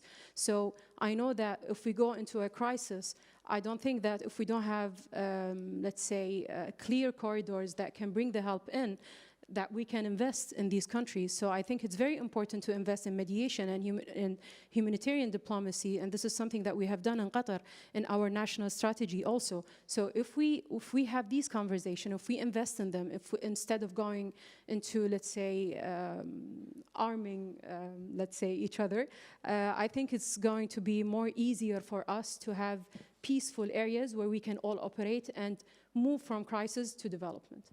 Good. Thank you very much for that. Let me ask Randeep Singh to provide his solutions. Sure. I think. Sorry. Yeah. No. Thank you. Look, we need to first stop treating trade and development as two separate things. I think their conversation, we don't need to be shy about it. I think they shouldn't be mutually exclusive, but where we can help the two, since we've kind of pushed on that trajectory, the recipient countries actually were saying, why did it take you so long? This is what we've been waiting for. We want technical assistance. We don't just want money and aid. We don't want it just flowing one way. We want the trade, investment, and economic integration. These are the things that they're looking for. So we need to make that. We need to be serious about mutual prosperity. We need to be serious about market access, supply chain inclusion. These are things that I think the recipient countries are just wanting to do those just as much as the donor countries that are doing it. So we got to look at it as a partnership. I think in the second regards, we got to make it easier for private investment, the private partnership. As you know, in the G7, we announced $400 million to mobilize private capital. He was saying, Saf was saying that he's the thorn between roses, but ever since I got in the development world, all I see is bankers. Bankers are running Bankers are the new roses. New roses, so we're the thorns in between, and I think they know how to mobilize that capital, and capital to make it mobilize sometimes needs incentive. I think the normal principles of banking required safety, security, reliability, and that's where I think the development world can come in place. We know how to do it. It's not hard. We can be the incentivizers. We can do the concessional lending in that regards. And what I've seen is once that's opened, conventional lending or conventional investors come in on their way. You don't need the concessional lending after that. So the goal is to just be the leading step, to take the initial step, so that the capital flows in. I think the third is just designing for people. I think you need to design it for those that are in need and not give it an approach from abroad. I think we have an organization, IDRC, which is really great. We fund it, but the research comes from the countries where it's needed. It doesn't come from Canada going there. We find out what is needed there. And I remember in Ghana, one of my first trips, we were able to see women farmers, and we gave them the tools, and they were able to get 4 crops a year in productivity. But then when I asked them, what else do you need? Forget that your presentation was for me, and and you've done that, and it's all really great, but really what more could I do? And they said we needed a little bit more mechanized help. We need more tillers, we need a tractor. It would make a huge improvement. A simple thing about what we can do is we can really change their lives very quickly. But if we were just doing it from abroad, we would not see that need, and we would just simply doing more drip irrigation, maybe more fertilizer or organic fertilizer from our perspective, but really what they needed is a little bit more mechanical assistance. So I think that's the approach we got to look at it from. How can we get the trillions of dollars that are out there that are sitting on the sidelines mobilized? How can we design it in a way that it helps the actual countries and the people that we need to assist and uplift? And once we do that, I think it happens very quickly, and we'll be able to see the results that we've all been intending. Thank you, Randeep. Saif, over to you. Thank you. So I think the 3 key points for me, one is I talked about the EMD task force that's FCDO led. And I think one of the key things that we're also working on is creating hard performance data on specific EMD investments over time. Because I think when you have data, you can base your risk decisions on a credible source. And without that credible data, we've seen that nothing really changes. So that's one part that I really building a strong, credible data source of what's happening in the emerging markets. The projects are there, and the results are actually really great because you see long-term success. Second is talking about scaling blended finance. I talked about blended finance, and I think, we want to go beyond just sort of one-off transactions. This is where countries must have platforms where the countries link policy, projects, and financing into bankable and sustainable programs. And then that helps the country sort of replicate different projects as they come. And I think it's important that the multilaterals and the DFIs need to take more risk. And that's where I want to be a little bit, hopefully not controversial, but I think it's really, really important that you have to take more risks and be less conservative, especially, as I said, if you have the first part, which is having the right data to base your decisions on. And I want to give an example. Recently, Standard Chartered Bank structured a euro 433 million sustainability-linked loan to the Ivory Coast, to Cote d'Ivoire. This happened last year. And this was the first ever transaction that had first loss and second loss guarantees, both from the IBRD and from NIPICA. And that was a huge step change because that then crowded in this whole bunch of private capital that we talked about. And I think that's a template that we all need to be sort of focusing and seeing how do we build upon that. And we need to really industrialize it because that's where working with institutions like BII, ERDB, Garanco, all our European institutions that can help sort of scale that. And then lastly is just shifting lending to local currency. Today, if you look at the stats, nearly 80% of all lending in emerging markets is being done in foreign currency. The hedging and the currency depreciation alone, already puts that project underwater from day 2. So I think, we have to have, this has to change when we have to sort of put our heads together to say, how do we work together to drive that forward? Thank you. Thank you very much. Mavis. Thank you very much, Manoj. So I see 3 things. The first one is, I know I sound like a broken record. Global governance needs to change to reflect the new world we are working in. So the world has changed, but then when we look at the World Bank and IMF, voting shares and quotas have not shifted much in line with that. And we hear, Secretary Guterres talks a lot about similar changes needed in the Security Council. So that's the first thing. We've talked a lot about it. Let's do it. Let me digress for a second. When I told my son I was coming here, he said to me, "Mommy, why don't you just do it online? Do you actually have to be in the room?" And I said, "I think so." And he said, "Okay, you guys talk a lot. Maybe you can just talk on screen." So one challenge for the room is, please let me go back and tell my child that with the great brains, bilateral agencies, etc., we are going to make a change on global governance. So that's the first one. The second thing is we have a lot of technical solutions. but we can't seem to shift our mindset, our culture, or our actions. So the second solution for me is really a mindset shift within the international development community.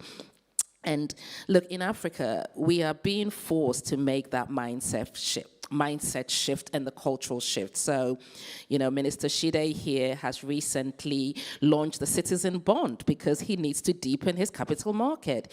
You know, we have Egypt with the Samurai bond. We have the AFDB looking at regional financial institutions and asking global financial institutions to work through those regional financial institutions. But on this side, there has to be a commitment to that mindset shift. Otherwise, the constant technical research and papers that we are writing and conversations that we are having are not going to go very far. So as the young lady said earlier on, let's choose to change. Then my final one is nurturing global leaders. The last time we were at a similar pivotal moment in the late 90s, early 90s, I remember we had these global champions that just stood up. You know, we had Jim Wolfenson, we had Tony Blair, we had the Archbishop of Canterbury, we had Paul Kagame, Melis, Thabo Mbeki. There was quite a few of them that you could just point to and say, these guys are pushing for a shift in the international system to fit what is needed today.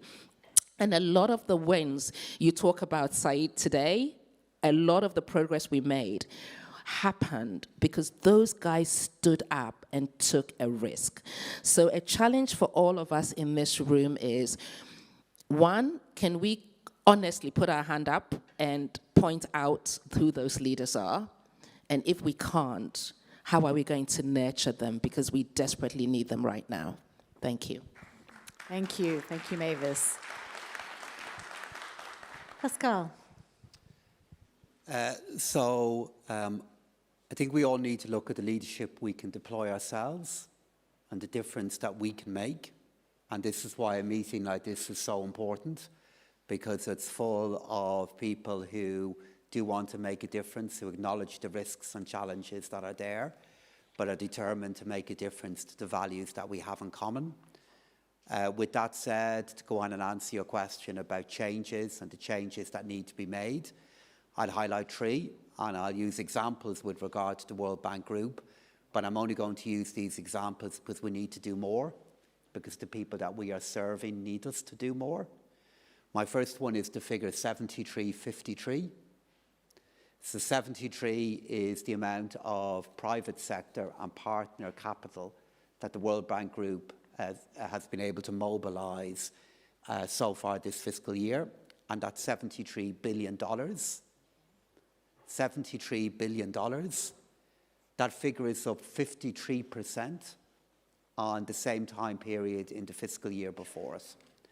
And when you hear CIFF talk about MEGA, talk about IBRD, they're all parts of the World Bank Group. And the World Bank Group in turn works because of the funding and support that everybody in this room makes available to us.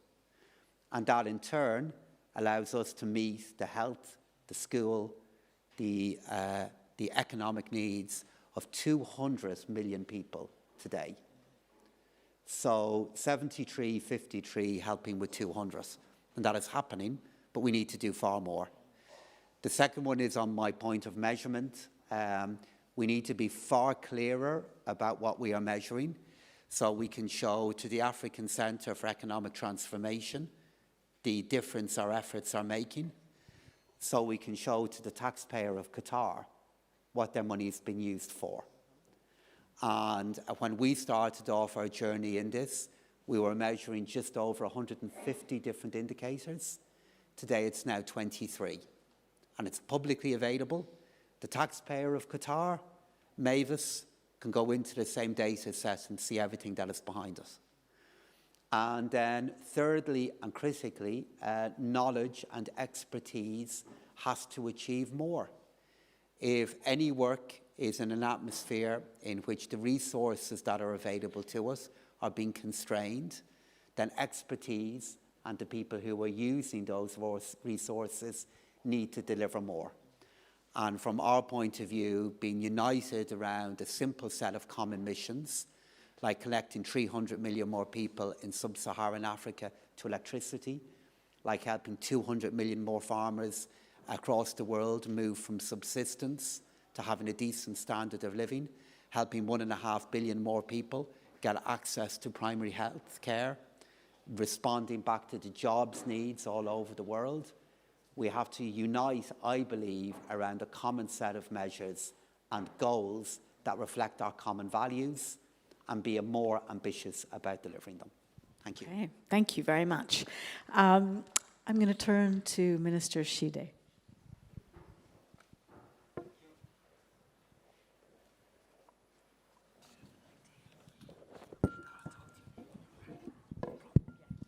Thank you.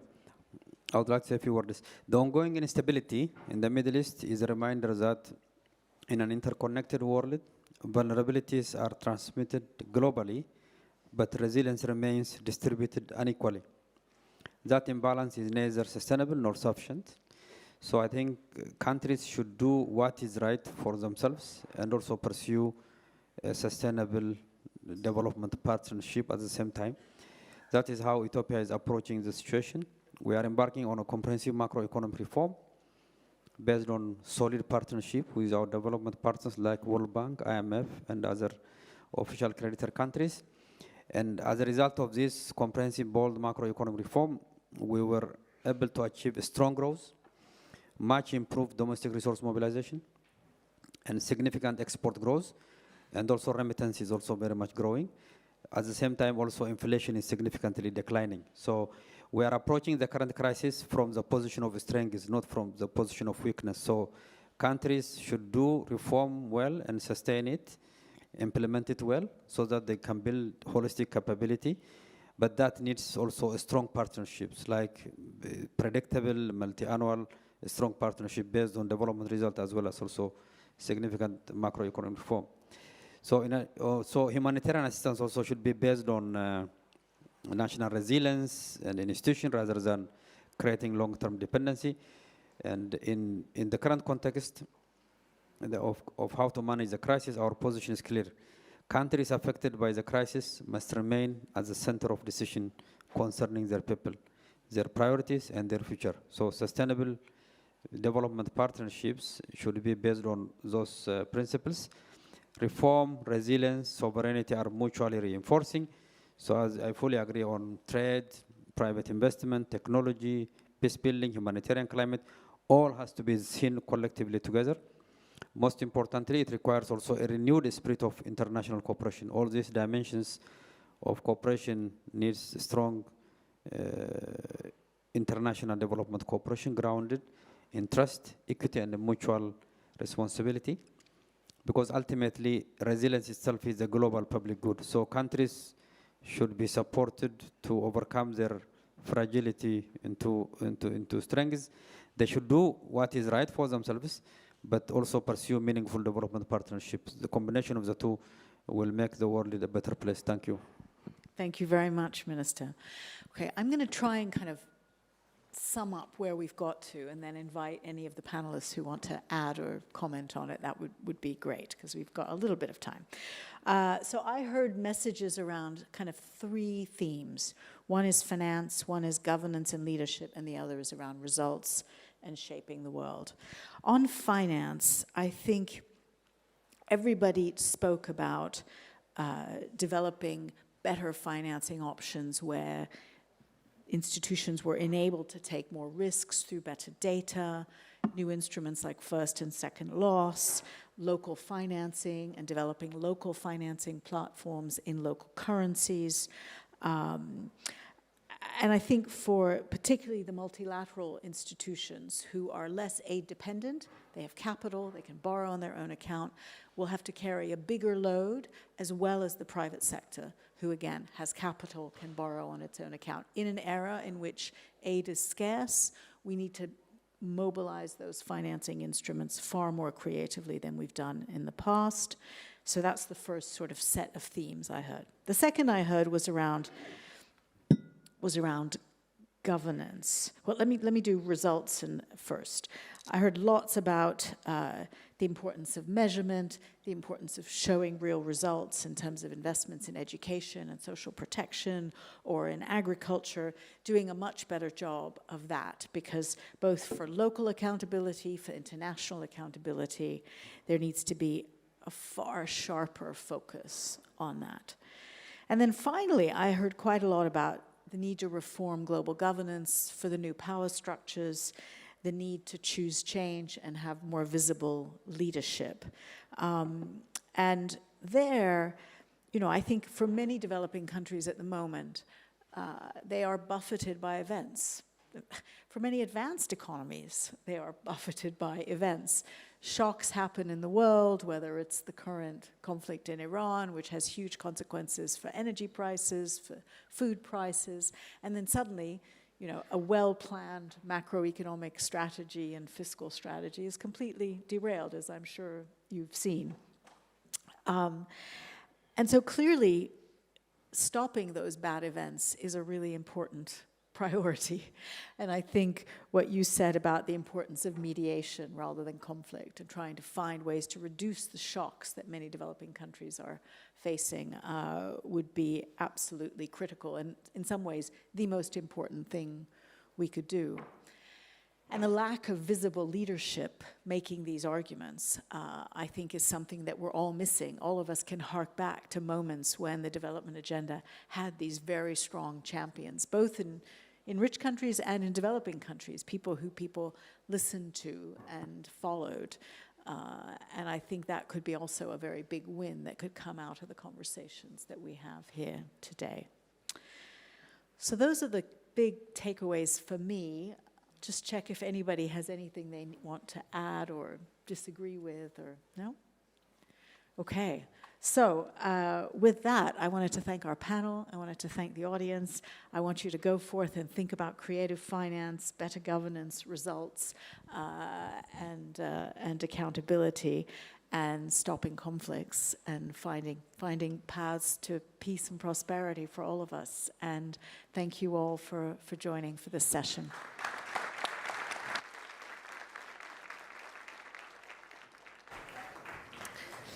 Great, thank you, Manoush. Thank you to the panel for that very clear-eyed, honest diagnosis of the challenges of the system and your concrete ideas for change. Okay, we have a shared starting point now, and over the rest of today and tomorrow, we will continue to build on it. Please do remain seated if you are staying with us for the next session. We will be moving straight into the session as soon as our speakers have been mic'd up. Thank you.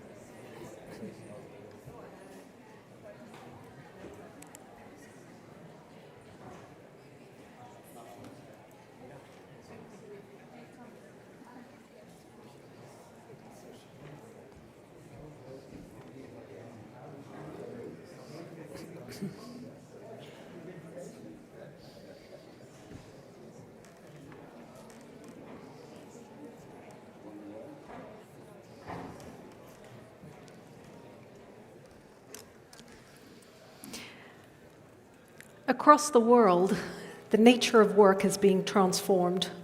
Automation and AI are reshaping entire industries.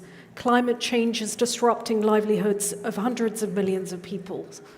Demographics are shifting, and against a backdrop of geopolitical instability, young people in country after country are asking, is there a future here for me? So this session takes that question seriously. It asks what it will take through partnerships, through investment, policy, to build resilient labor markets that create real economic security, that offer better, more attractive opportunities for young people, especially those who face the highest barriers. So I'm delighted to welcome our host for this session, Baroness Chapman, and our moderator, Louise Stewart, who is the Director of Communications and Partnerships at the International Growth Centre. Baroness Chapman, Louise, the floor is yours. Thank you very much, Michaela. Thank you. Good morning, everyone, and welcome to this flagship session on resilient labour markets. We're all here at a profound time of transformation in the global economy. Labour markets are being reshaped by four major forces: rapid technological change, accelerating climate impacts, shifting demographics, and growing geopolitical fragility. These pressures are overlapping and amplifying each other, and they're being felt in countries at every level of development. But there's also another side to this story, as we've been hearing this morning already. If we design labour markets that are resilient, adaptive, and inclusive, there is a huge opportunity. Today's sessions are focused on one central question. Are we prepared not just to respond to these pressures, but to get ahead of them? And what will it take to do it collectively, at scale, and more importantly, perhaps, quickly?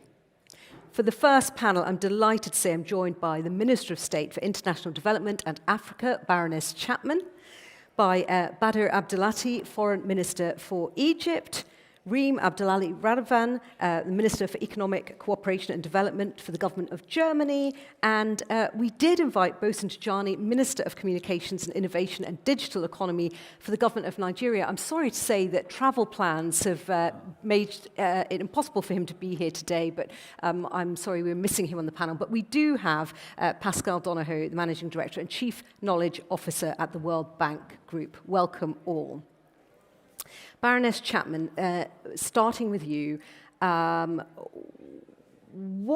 are resilient labour markets so important, and what are the biggest challenges facing them today?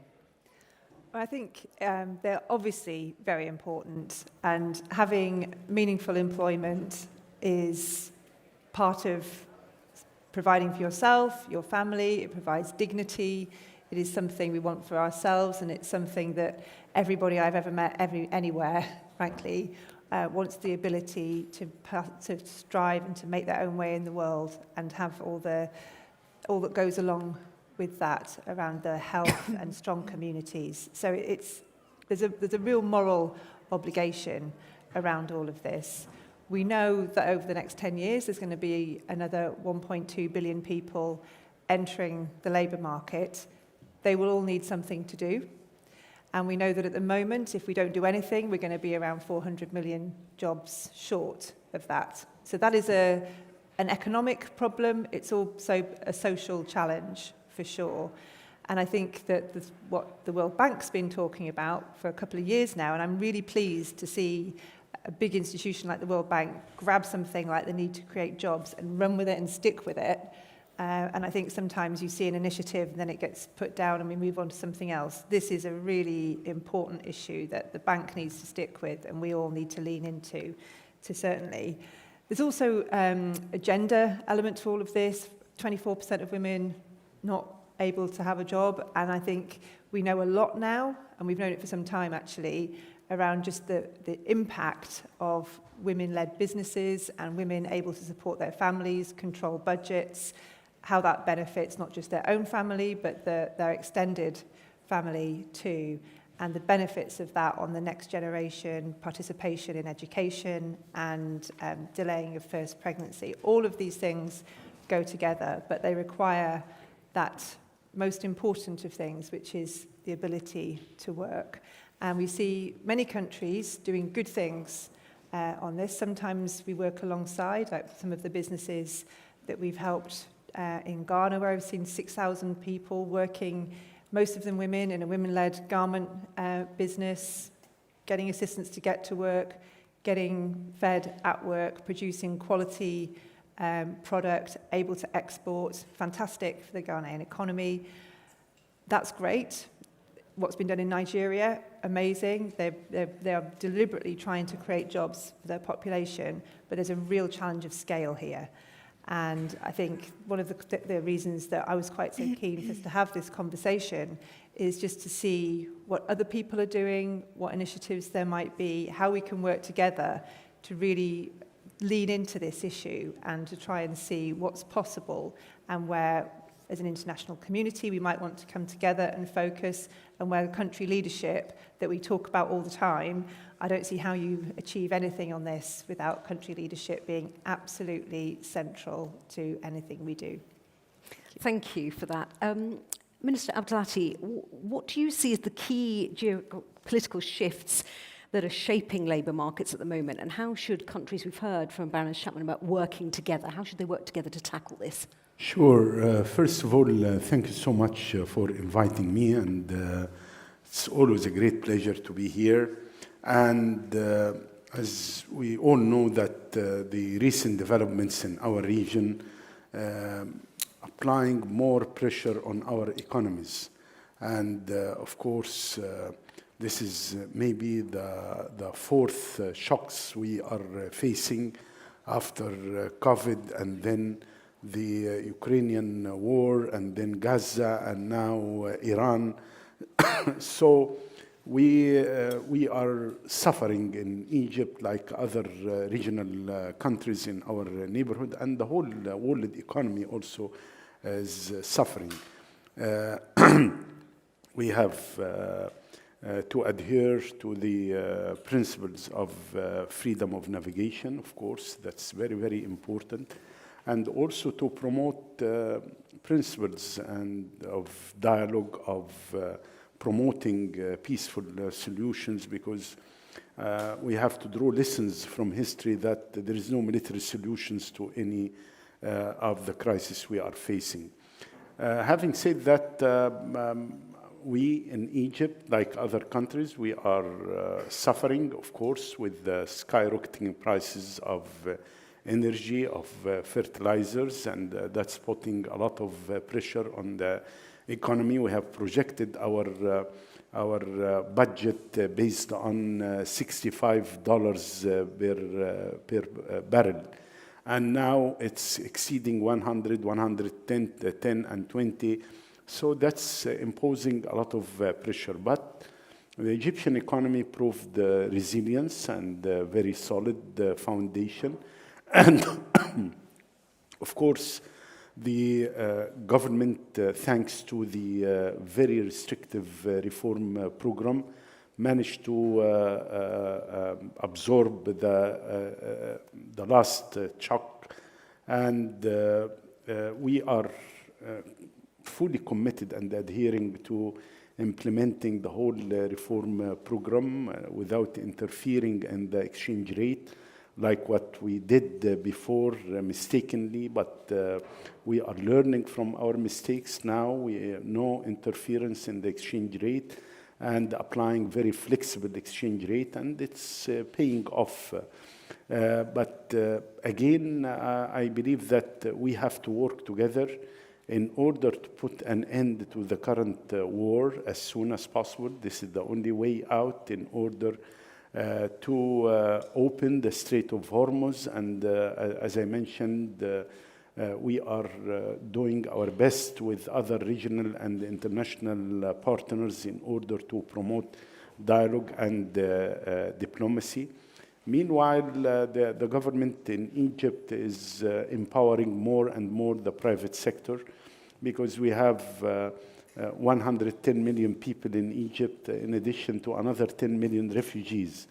And most of the Egyptian population, maybe 65%, they are 35 years or under. So, labor market is important. Creating jobs is extremely important.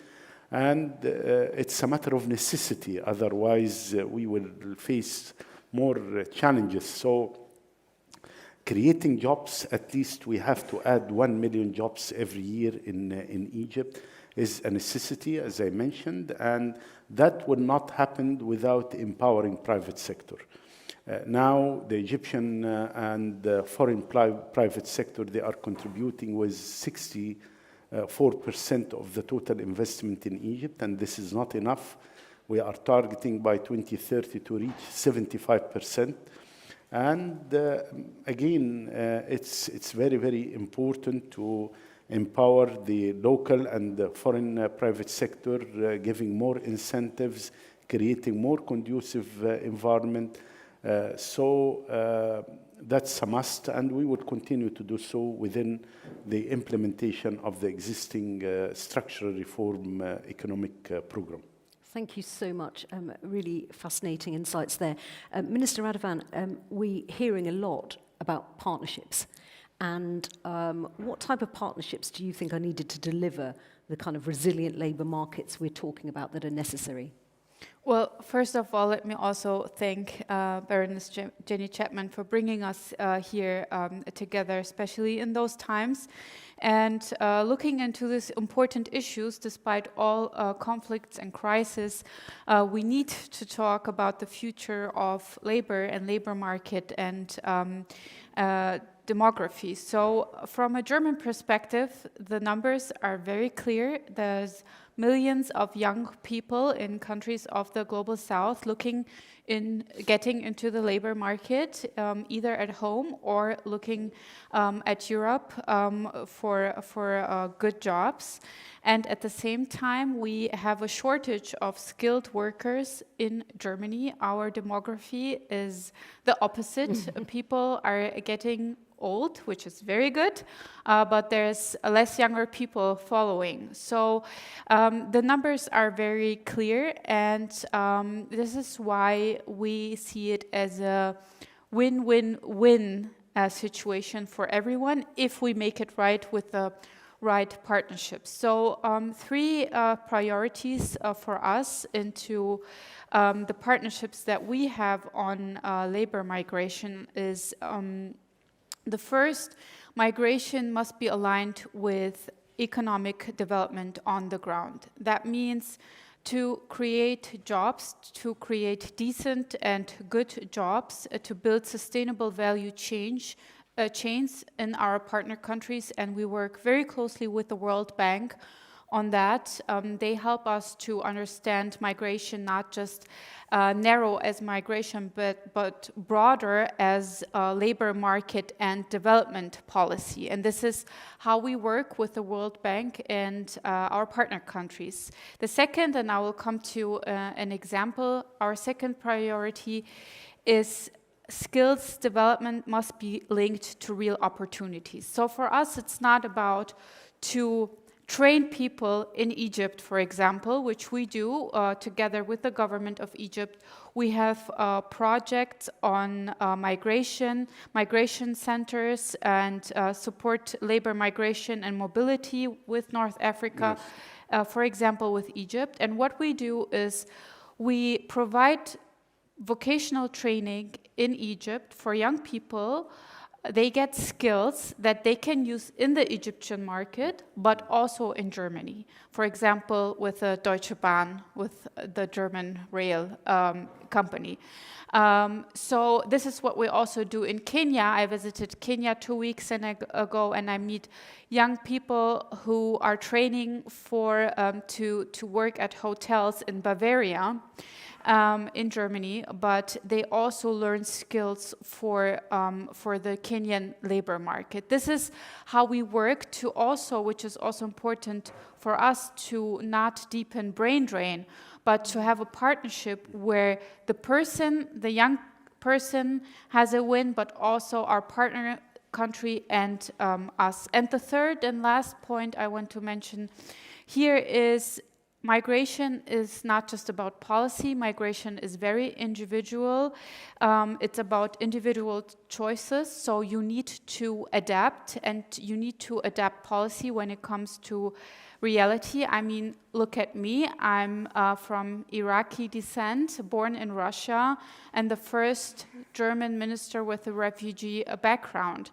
So this is possible. This is possible in Germany. This is possible in Europe. But it shows that each way is very individual. And if we make it right, and this is what we want to do as Germany, we want to make it right so it is a win-win-win for everyone, and we need to work on that. It's not easy because we're facing the crisis, but we still keep it going with our partner countries in that direction. And you've touched on it a little, but how do countries like Germany address labour shortages while ensuring that the migration partnerships with countries in, say, the global south are both fair and mutually beneficial? Well, we are very known for vocational training. So this is where we see our biggest asset in working with our partner countries. On the one side, we provide, or we help German companies provide vocational trainings, for example, in Egypt or in Morocco. And then you have young people who also learn German in migration centers, who then choose either to come to Germany, or they also have gained skills that they can use. Where I want to go more in the future, and we already talked about that, it's what we're not used to in Germany, and I think also other countries in Europe, is that people coming and going. That it's also in our interest that young people come for 3 years, learn, experience, go back, then other people come, and we learn from each other. This is a new mentality that we still need to get used to because it's not as easy for us. People need to speak German, so it's not as easy for circular migration. But we want to go more on that road. So don't cause brain drain and learn from each other and going more into a circular migration. Okay, I was just going to come back to you briefly because you've got a much younger population. Are you finding that they are taking those opportunities to go and get those skills elsewhere? Yes, I fully agree with what my dear friend Reem mentioned. And the current Egyptian-German cooperation on vocational training and technical education is a role model for other countries in Africa. And as you all know, Germany has the best vocational training and technical education system in the world, thanks to the family-owned business back to the 18th and 19th century. So we are benefiting from that. We signed an agreement with Germany, and we established the Egypt-German Job Center in Egypt. And as Reem mentioned, we are bringing young men and women from Egypt to have better skills in some areas, not only in railway system, but also in nursing, also on areas like engineers and plumbers and the technicians, carpenters, electricians. People with skills. Absolutely. And going to Goethe Institute in Cairo to get some linguistic skills, and then to go to the Länder, to the different states in Germany, staying for 1, 2, or 3 years.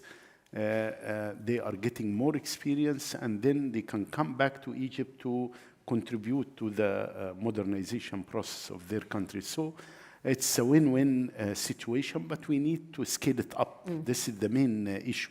We're still doing it on, small numbers. It's working, but we need to scale it up. This is the only effective way to deal with illegal migration, through promoting regular migration. And again, it's a win-win.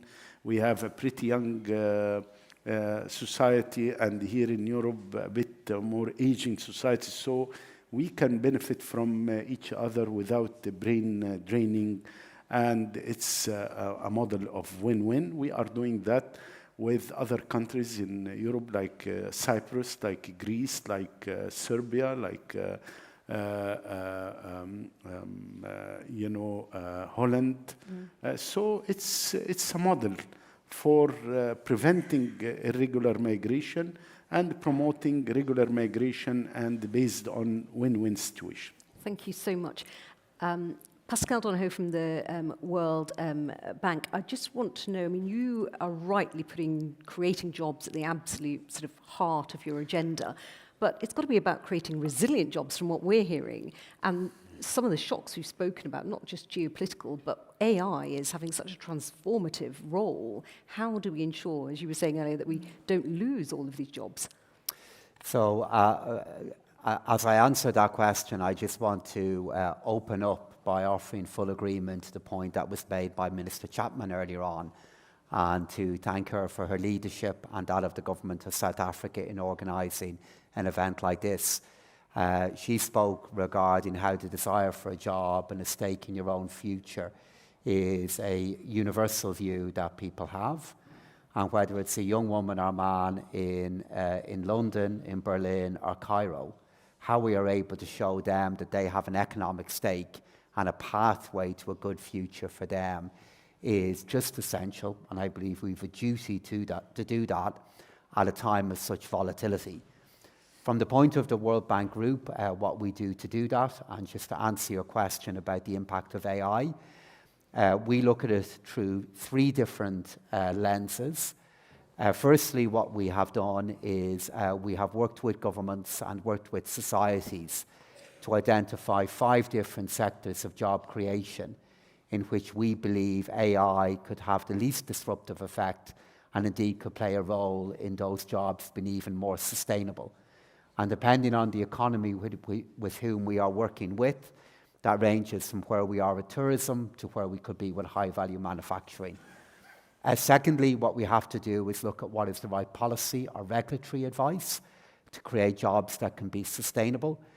These are jobs and changes that can be made in customs, changes that can be made in regulation, to give every chance that if a company can create a job, they can keep that job.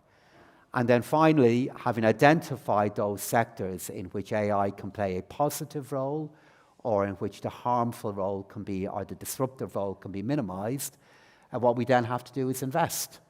Because what we have to show is not only the young person in Cairo, in Berlin, or in London what the future could be, we have to show the taxpayers in those 3 cities and in those 3 countries how the money that they are giving us is being well used. And for every pound, euro, or dollar we get, we can invest 4. And what we do then is we invest in the infrastructure that is capable of creating those jobs and sustaining them in the time ahead. And that is the work that we are doing. And Minister Abdelati gave us, an extraordinary example of the challenge, that opportunity that is there. He described the challenges the economy of Egypt is navigating its way through, and then said that they need to create 1 million more jobs a year to meet the needs of the young people of Egypt. 1 million more jobs a year. And that is why the cooperation that Minister Radovan organised, referred to the work of the World Bank and all of this, is so vital. Absolutely, and we're seeing, briefly, but the changes in AI, that's a global change, isn't it? And there's no going back, if you like. So it is one of the many great changes of our time, but changes also bring opportunity. Mm-hmm. And while acknowledging the challenges that will be there in many parts of our labour market, at the same time, if we want to ensure that a young mother in many parts of Africa has access to the maternal health care that she needs, digital technology and AI is part of how we will do it. if we want to ensure that young people in, again, many parts of Africa can have access to the skills and education they need. Digital technology and AI is part of how we will do it as well. Because we won't have the nurses, we won't have the teachers in the numbers that we will need because of the labour market challenges that exist in other parts of the world to meet those needs. So AI will be part of that. And I will just end on to make that hopeful and positive note. I mean, we're involved in a very big project regarding how we can help 200 million more farmers get access to a better standard of living. Small AI on a phone will enable them to have access to the marketplace, to the advice, to the scientific advice that they need in order to ensure their hard work gets the return that they need. So yes, many challenges, but we also have to be conscious of the benefits it can yet bring. Thank you very much. Baroness Chapman, this is a moment really that demands global coordination and leadership. We've heard that a lot today. What role does the UK want to play in shaping that response? I mean, the way I see the UK's role is not that we are shaping a response necessarily, it's that we are trying to do this in a very cooperative, collaborative way, and there's an invitation to a discussion where we can come up with a response together, I think is very much the sense that we have here at this conference. I mean, we are about to launch, we're rebranding, if you like, our technical assistance into what we're calling communities of expertise. One of them will be on growth, jobs and trade. And this is about not just having a UK expertise offer from within our government, it's about all of the knowledge and experience and understanding of some of these really quite intractable issues that we're all grappling with, if we're honest. So that includes our higher education sector, technological companies that may be based in the UK, financial services, Met Office, HMRC, the lot, bringing it all together, inviting new participants into this so that we can provide in a more organised, structured way, just reflecting on some of the conversations we've been having about fragmentation, really gearing something around the needs of a country and its ambition rather than organising things in a way that might suit us. So we will be launching that today on growth, jobs and expertise. Just reflecting though on this issue about AI, I mean, we talk about AI all the time, and clearly there are opportunities and challenges with it. I think we really need to start focusing on what this means in terms of development. There are for sure some really exciting applications to do with health, I think, is a really obvious one. We've got some sessions that Google are assisting us with at this conference where we can look more deeply into that. But something that the young people have been talking to me about in the run-up to this conference is their concern that AI is being trained on the contents of the internet today. And actually they feel that, this is African women's voices, just to use one example, are not being included in the way that AI is training. And there is a real danger here that there is a divide that's allowed to happen and it just sort of happens without anybody really catching it or being conscious of it. So there are things that we need to highlight, really think about and work out what to do to make sure that that risk is averted, because if the AI isn't trained on the voices and the needs of what is going to be a huge part of the global population, their ability to access opportunities and jobs and to grow enterprise and to export and to do all of the things that we're talking about will be seriously limited. It's such an important point because we've spent so long, haven't we, trying to be more inclusive in international development, and we could almost be walking into excluding whole groups.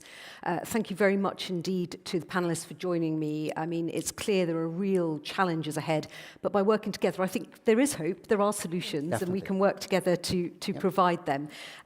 We'll shortly be joined by our second panel, but in the meantime, we've got a short film on the job market challenges in Ethiopia, and it focuses on the work of the International Growth Centre in how to overcome these. But before that, please do join me in thanking the panel for their candour and insights on this important topic.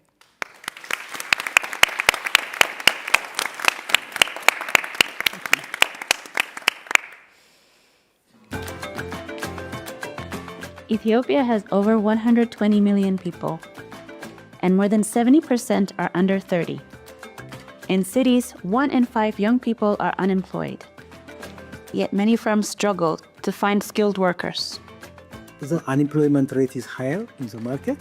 On the other side, our industry lacks professionals, specifically skilled labor.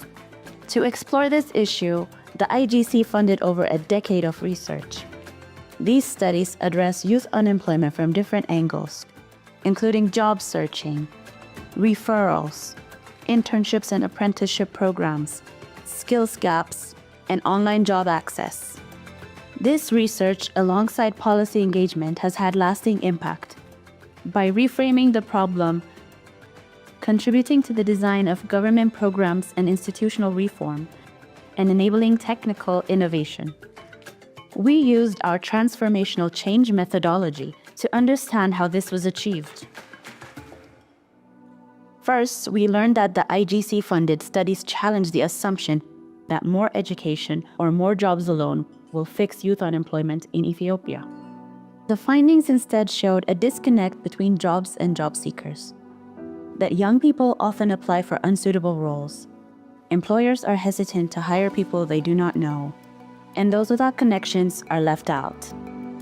Together, they helped shift government thinking from just creating jobs to improving how people connect to opportunities. The involvement of the IGC was also to show relevance in terms of context and data, what the job seekers are needing, also what the employers were looking for. This led to a more integrated and strategic approach, including promoting the creation of new institutions to improve how the labor market is managed.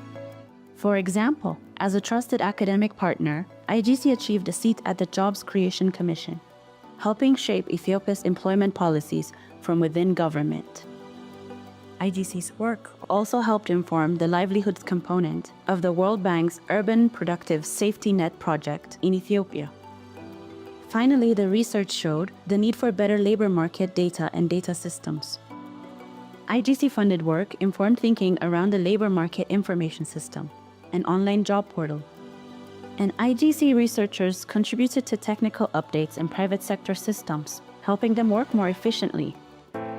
Applying for jobs required job seekers to come to the cities, look at job boards, but now they can, from the comfort of their home, use their phone, put their attributes in that system, and look for the job that they're looking for.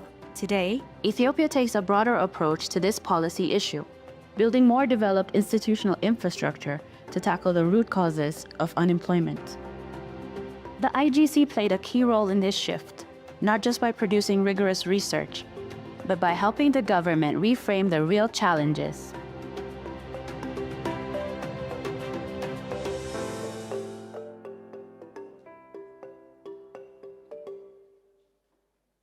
Excellent. Good to see some of the work there that we're doing in Ethiopia in particular. For this second panel, though, I'm delighted to be joined by Rachel Glenister, President of the Centre for Global Development, Karen van den Houten, Head of Sustainability for Livelihoods at Unilever, Asif Salah, Executive Director of BRAC, and Mavis Afuso-Jafami. We sorted that earlier, I think, President and CEO of the African Centre for Economic Transformation. Rachel Glenister, you've worked extensively on how evidence translates into policy, which is something that we do at the IGC as well. Is the current global system actually fit to respond to the shocks we've been talking about today and the pace that they're happening? Short answer is no.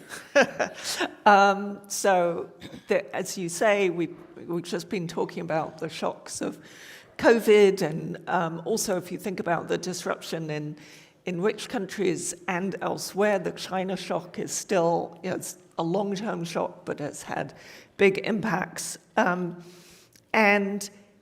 there have been a series of technological shocks, and what all of these have shown us in the past is that labour markets do respond eventually, but the adjustment is painful and somewhat slow. So what is effective is having, supporting workers through that adjustment and helping them have transferable skills and benefits. And unfortunately, our current system is the opposite. We have non-portable skills and non-portable benefits. So in most of the world, only about 20% of the population of workers are working in the formal sector, and often benefits like unemployment benefit are tied to your job in the formal sector, and the 80% of people who are outside the formal sector don't have any support when the shock comes. But it's exactly those people who are the most likely to be faced to suffer during a shock. And so one of the things that we need to do is create social support for the informal sector that is responsive to shock. So shock responsive social protection is what we call it. So you can have people's phone numbers, and then when a shock hits, you can send them money directly on their mobile phones. I mean, BRAC is a great example of a place that does, working with informal sector and providing support to them. So the shocks that are coming, AI, demographic change, climate change, I think there's a lot of talk about AI, but to be honest, we don't actually know very much about exactly what it's going to do to labour markets.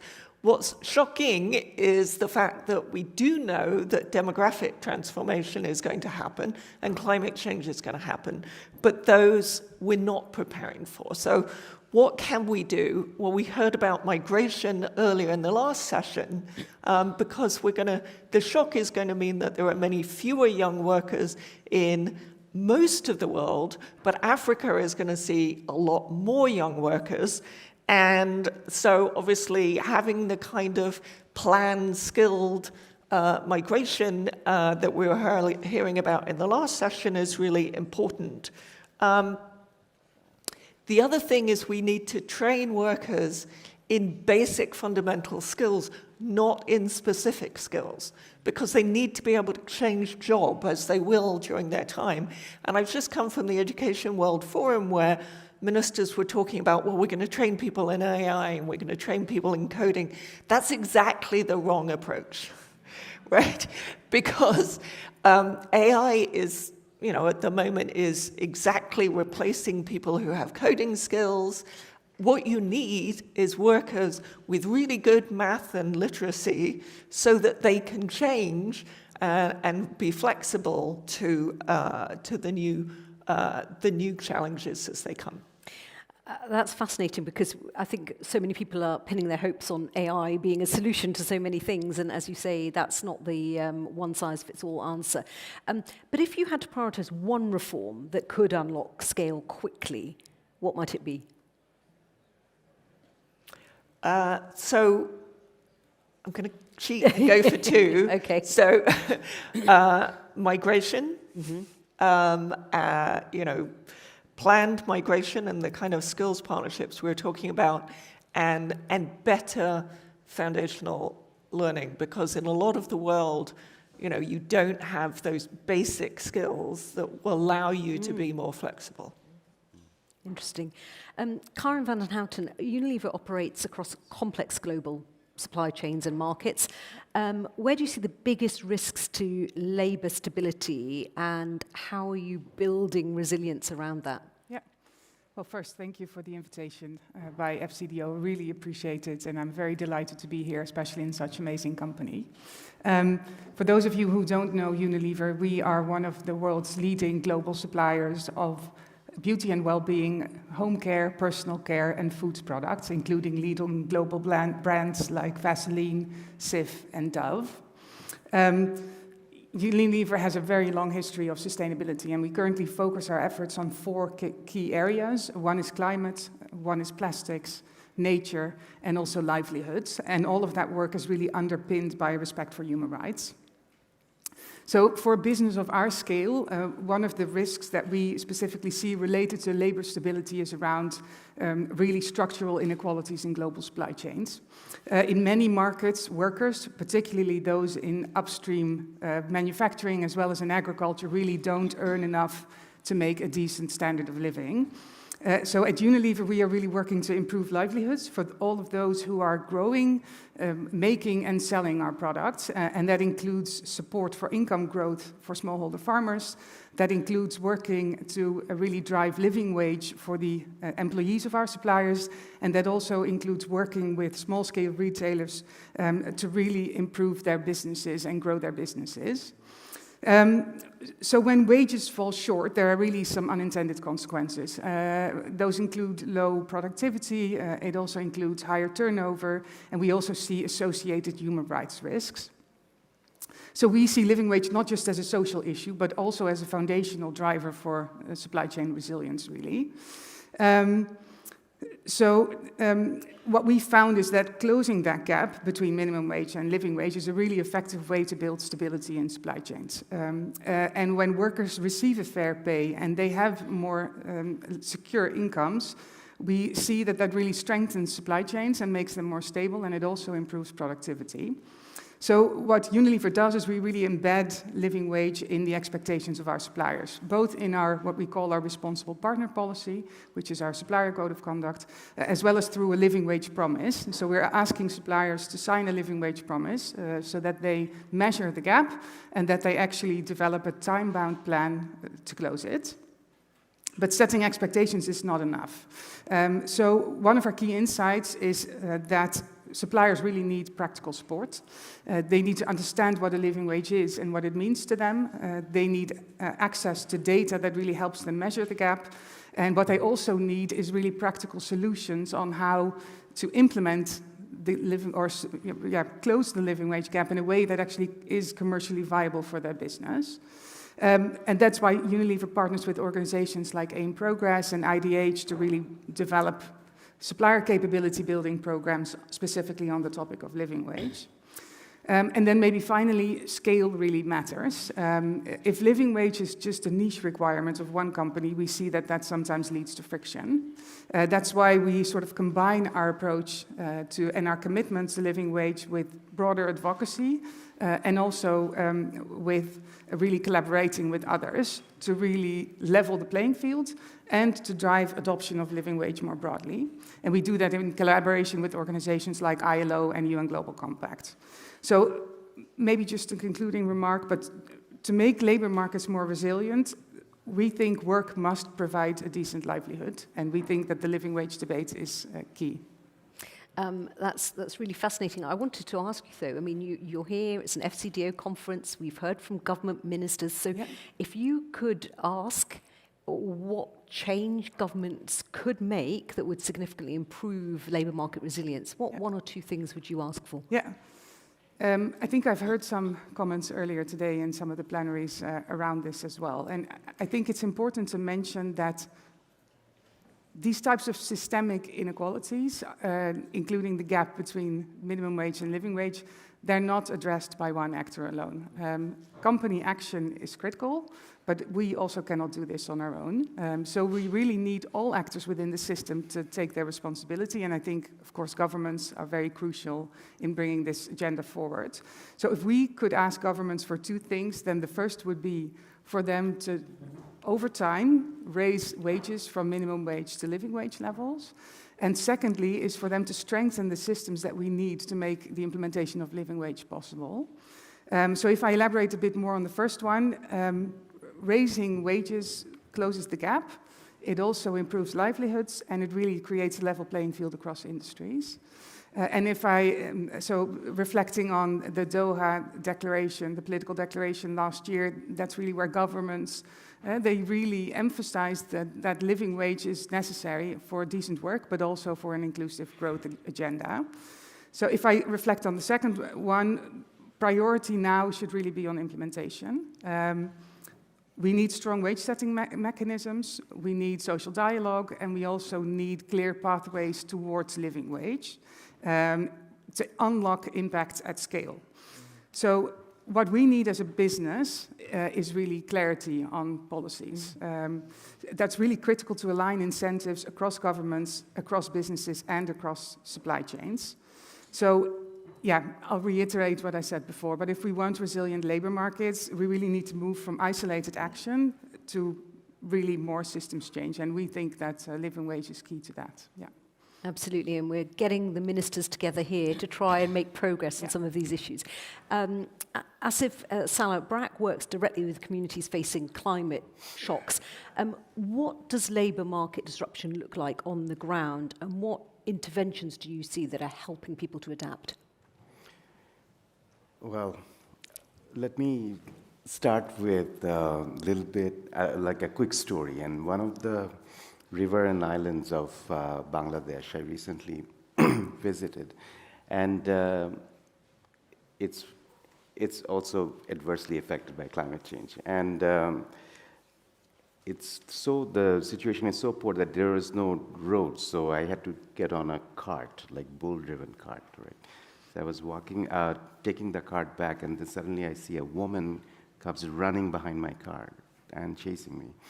And then she comes in, I ask the cart to stop, and then she gives me this like almost torn piece of paper, and I open that up, I see a CV written in broken English. And she says that I'm a farmer's wife. You guys all taught me to send our children to school, and I invested a lot of money in my children's education, my son's education. And he just graduated out of university 2 years ago. He doesn't have a job. And he doesn't want to do agriculture as well because he's educated. And that's an interesting reality as well, that, if you remember during the MDG era, we all strove, like, we need to send our kids to school, right? And with that whole idea that growth will come, and then we're going to ensure jobs and a good life for them. And suddenly now we are down with so many young people who have gone to universities, who have gone to colleges, got educated, and there's absolutely no jobs. And climate is just one of the sort of disruptors, right? But and again, I think, a lot of people think that, so for example, take the case of Bangladesh we operate.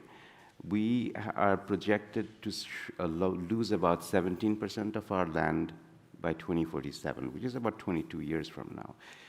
And it's not like that. I think conventional wisdom is that suddenly one fine morning in 2047, we're going to see our 17% land goes away. That's not the case, right?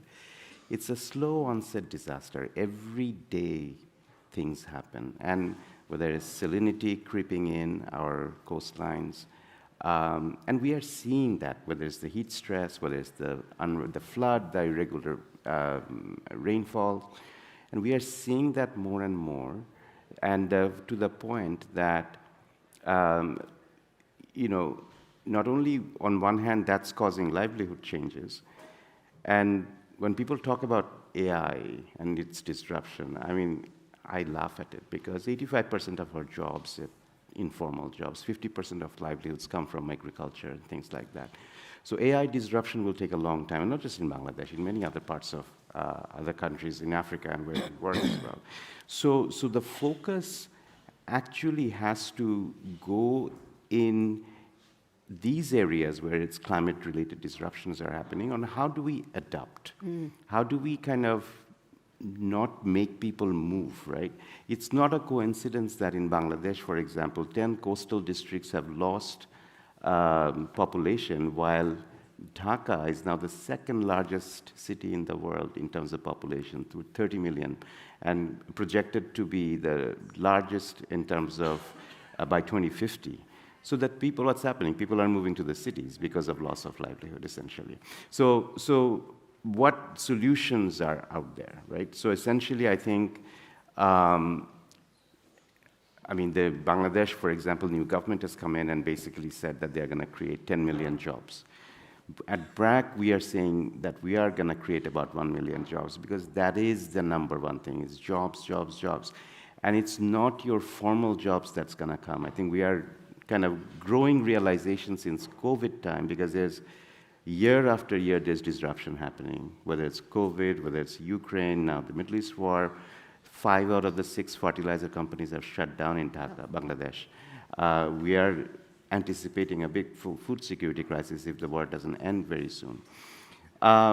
So what does that mean? What that means, very practical solutions, very sort of, on one hand, you would need to build resilience. So that means introducing more insurance schemes, and that's where we're really prioritizing reimagining microfinance, because we have microfinance network across the country. How we kind of pair up these kinds of new products like crop insurance, livelihood insurance, and livestock insurance, because that's the biggest asset for a lot of people. And roll it out. We have done about 1.5 million over the last 18 months, and that's starting to show dividends. That's on one side in terms of resilience. But how do we kind of reduce the cost of input for the farmers and increase linkages to the market, and also aggregate, because most of these farmers are smallholder farmers, right? So how do you increase the bargaining power? None of these are rocket science. None of these are super sexy, attractive solutions that you can show PowerPoint. It's good old-fashioned, back-to-basics work, require community to organize. And I think that's what we're going to do. We have committed about 1 million jobs. It's not an accident. But jobs are not, again, as I was saying, it's not factory growth driven. We are seeing agriculture as a big area to look at growth, look at consolidation, bring in mechanization, and increase, and anybody living in their households, any additional sources of income, whether it's planting trees, whether it's doing a small fish ponds, we are seeing that let's go ahead and do that, because we saw during COVID, the more families who had multiple sources of income, they had the biggest resilience. And that's what we are doing. It's fascinating, but the scale of the number of jobs we need to create is quite mind-blowing, to be honest, the figures you're talking about. I mean, maybe we're hearing a lot of ambition here, but based on your experience across African economies, and I think I know what you're going to say to this, are we moving fast enough? Can I echo Rachel and say no? No, I do. The answer is no, and I'd like to talk about three things, but let me put it in context. At Asset, we have these intergenerational dialogues. So you heard the young lady earlier on saying, don't just bring us on stage, engage us. So we have these intergenerational dialogues where we put young people with ministers as they are developing policies, etc. And we recently had one on the future of jobs and where they're going to come from. And a young man said, well, according to the statistics, he didn't quite say labor market, but according to the statistics in the labor market, I have a job, okay? But I work 84 hours a week. I don't have health insurance. I don't have a pension. And on a weekly basis, I struggle to get to and from work, okay? So research that we've been doing at Asset shows that it's no longer about quantity of work, it's about quality of work. It's about dignified work. And we are finding that in a lot of sectors that are generating real, like quick jobs, informal sector, agriculture, etc., and the service industry, a lot of these young people that we are counting in our numbers actually don't have decent and dignified work. So they tick the box, but they are struggling. They are living below the poverty line. And then, of course, when it comes to women, as Minister Chapman said earlier on, not only are they struggling to get even into the basics of jobs, but they are not actively participating in the labor market because of unpaid care responsibilities, etc. So the first thing I'd like to say is, no, we're not moving fast enough, because even though we are talking about creating more jobs and we're kind of patting ourselves on the back for the progress we've made, the quantity we have is not decent and it's not dignified. And if you are a 21-year-old sitting in Abuja and this is your future, it's not a very good one. The second one is also the structural nature of our investments. When we look at where the real jobs are coming from, you know, the decent and dignified jobs, we are seeing them in industries, we're seeing them in agri-processing, we're seeing them in, companies that are linked to global value chains. And this requires an intentional and deliberate investment in industrial policy. Something that we are struggling to see. So even when governments are talking about wanting to invest in industrial policies, a lot of our partners still don't feel comfortable with the terminology around industrial policy. We're hearing that still. And how you define industrial policy, I think the latest one was we've decided to even stop using industrial policy and start talking about value-added companies and manufacturing, etc. And then we have this thing looming on the horizon called AI and digital, etc. But I agree with Asif that, you know, if we get the foundations right, then it shouldn't actually be a threat. Right now, it seems like a threat, and it's probably a threat more in the global minority than it is in the global majority. But it could be a threat that doesn't happen to the global majority if we invest in the right way. And this takes me to my third point, which is the fiscal constraints that governments are working in. We didn't hear a lot of it on the earlier panel.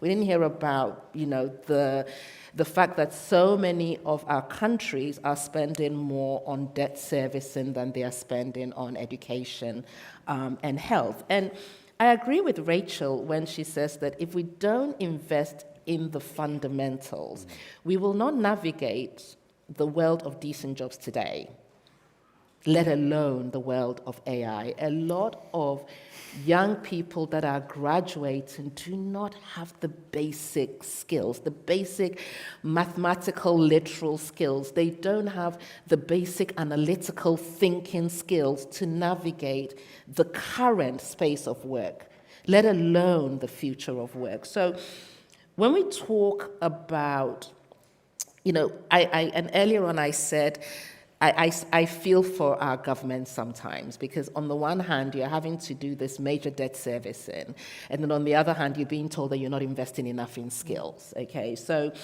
you know, we recently did some modeling at Asset, and we found that if we could cut debt servicing to 10%, 1.3 million more children would go to school in 21 African countries, primary school, basic education. I don't have the modeling for quality education, so don't ask me, Rachel. We don't know. And I know bums on seats is not enough. It has to be quality education.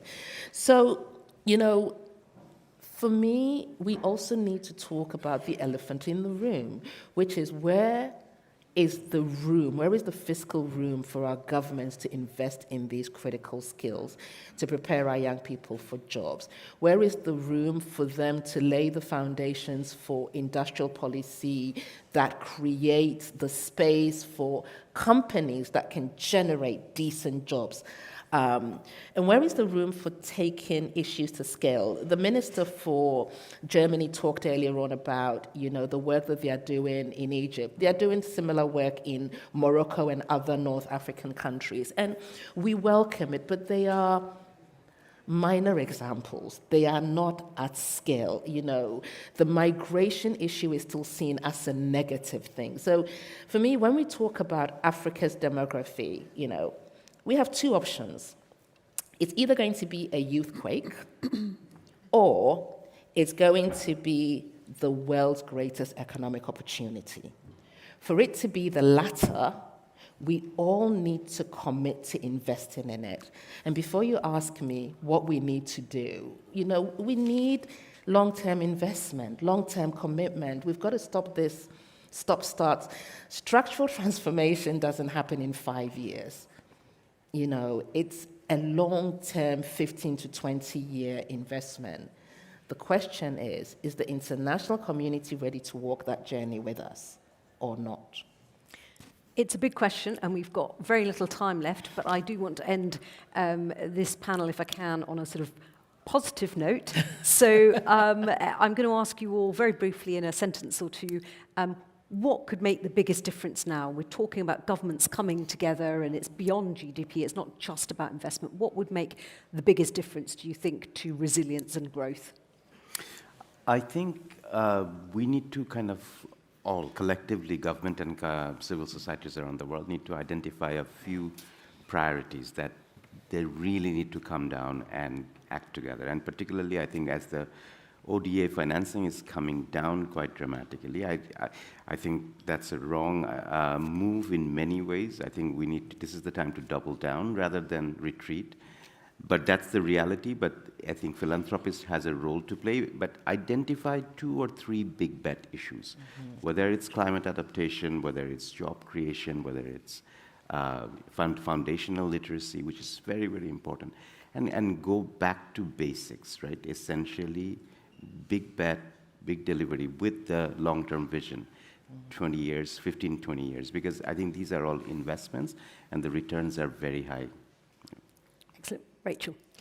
So when shocks happen, people have a natural tendency to retreat and try and invest at home and, secure things at home. That's, again, the exact opposite way. If there was one thing I would like us to do, is to reach out. So that means, you get more resilience if you trade with larger number of countries, if you have people going backwards and forwards and remittances going backwards and forwards. Try new things, invest in innovation. So we need to go back to a more cooperative world where we have, for our own sakes, because that is the way to build resilience, so here's an example. In South Asia, you often see people deliberately marrying, into families far away. Why? Because if you get hit by a weather shock here, the family far away is not being hit, and they manage to share. And that's how we should think of the global economy. That's like you invest, isn't it? Yeah, invest abroad. Invest in Africa, diversify your portfolio, and then, whoever grows is helping everyone else grow. We're almost out of time, so very quick sentence from you, Katie. So for me, it's really, I'll refer back to something I said earlier, but that's really moving from isolated action to systemic change. I really would love to see more collaboration and scaling of many of these initiatives to really impact more people. That's what it's all about. Thank you. And Mavis, I'll give you the last sentence. So invest in Africa's structural transformation. That's it. Excellent.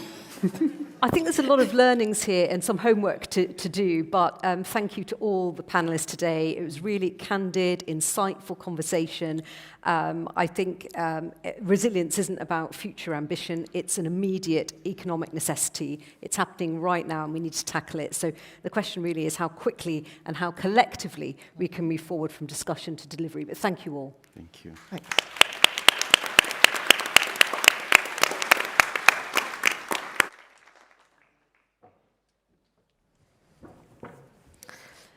That was a fantastic and very practical conversation, really, about skills partnerships, foundational learning, vocational training, and so on.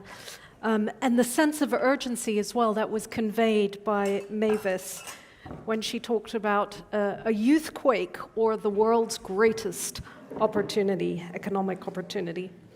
So we are going to keep the energy going. Please do stay where you are. And I will very shortly be welcoming an honored guest to the stage.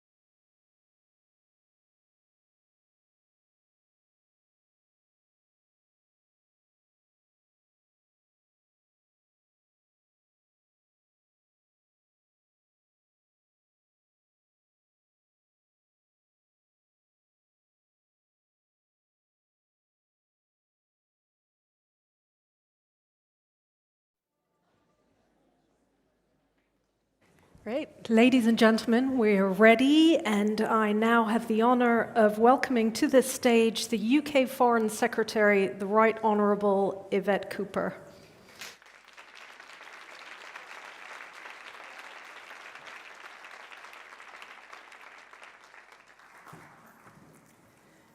Thank you very much, and it is a great pleasure to be able to welcome everyone here in London for the Global Partnerships Conference, and a huge pleasure especially to be able to co-host this conference with South Africa, just as our two countries worked together last year on the replenishment of the Global Fund, helping to secure over £11 billion in pledges to fight AIDS, tuberculosis and malaria. And it is a pleasure too to co-host with the Children's Investment Fund Foundation and British International Investment, the pioneering organisations that have done so much to advance the priorities that we all share. This conference was designed to be a bit different from the normal international ministerial events that we hold. And so I just wanted to start by acknowledging the incredible range and depth of experience on expertise in this room and around this conference centre, from civil society, youth activists, major investors, philanthropists, tech entrepreneurs, experience of development past and ideas and interests for the future. The collective wisdom and insight that we need to harness together in the face of the most unprecedented global challenges. And I know that there's many individuals, organisations in this conference who have long-standing commitments to lifting people, communities and countries out of poverty. And we've seen huge progress as a result of that incredible dedication. Over 1.5 billion people worldwide lifted out of extreme poverty in recent decades. Healthy life expectancy around the world increased by over 5 years in just a decade. Over 100 million more children going to school, and nations benefiting from stronger job creation and growth. And as the British Foreign Secretary, I'm proud that the UK has played its part in that story of transformation, working with partner governments and with many of you here today. And as we look forward now, many of those same values that have underpinned that progress are enduring. Our sense of our shared humanity, that fundamental moral purpose to stand up against global disease and hunger, and to support those trapped in crises caused by conflict or climate change, and the deep distress we share at injustice and unfair inequalities that hold people back.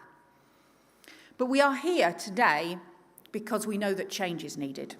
Because we know we need to do things differently at a time when our world is more volatile, more contested, more unstable than ever, and when our multilateral system is under strain. And we meet against the backdrop of the Hormuz crisis, a strait of water through which 90 ships a day used to pass. But for the last 3 months, it's been more like 5. Heating oil for Asia, stuck in the strait. Fertilizers for Africa, stuck in the strait. 20,000 seafarers, 800 ships just stuck in the strait. The price effects felt on the other side of the world. The global economy is being held hostage, and the global south is paying the biggest price. It's affecting the planting season too. The agricultural clock is ticking, and damage is already being done that will affect crop yields and food prices well into next year.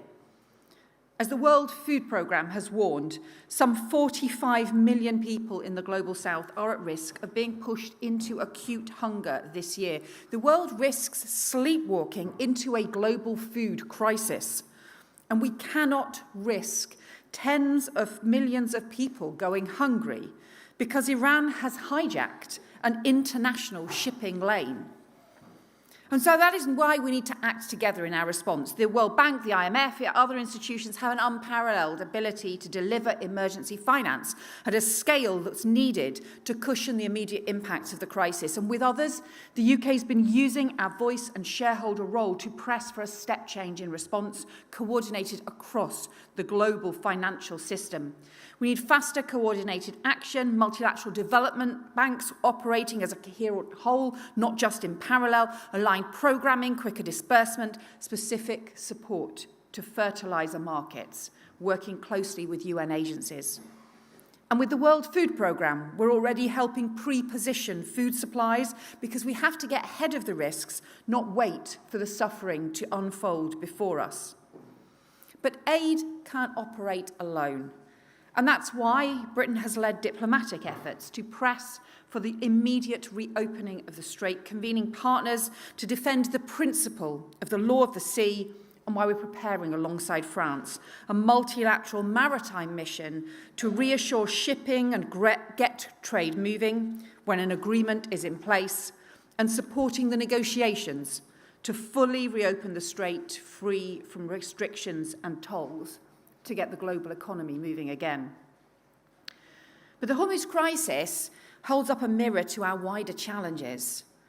It shows the importance of acting early and in partnership to mobilise support, the importance of political and policy responses to tackle the causes of crises, not just to mitigate their impacts, the importance of the rule of law, in this case, freedom of navigation, for prosperity and development, not just for order and stability, and the urgent need to address the underlying weaknesses in our economic resilience and our precarious food and energy security.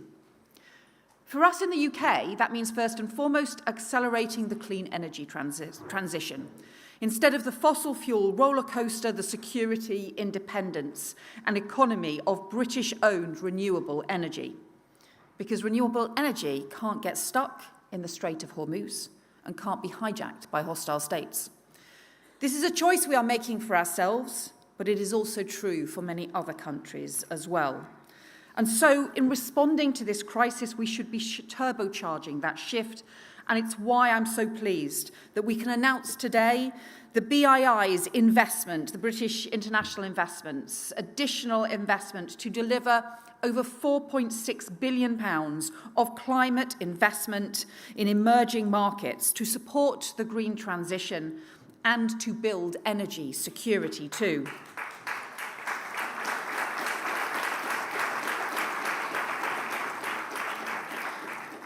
But the reason that this matters is because the Strait of Hormuz is no outlier.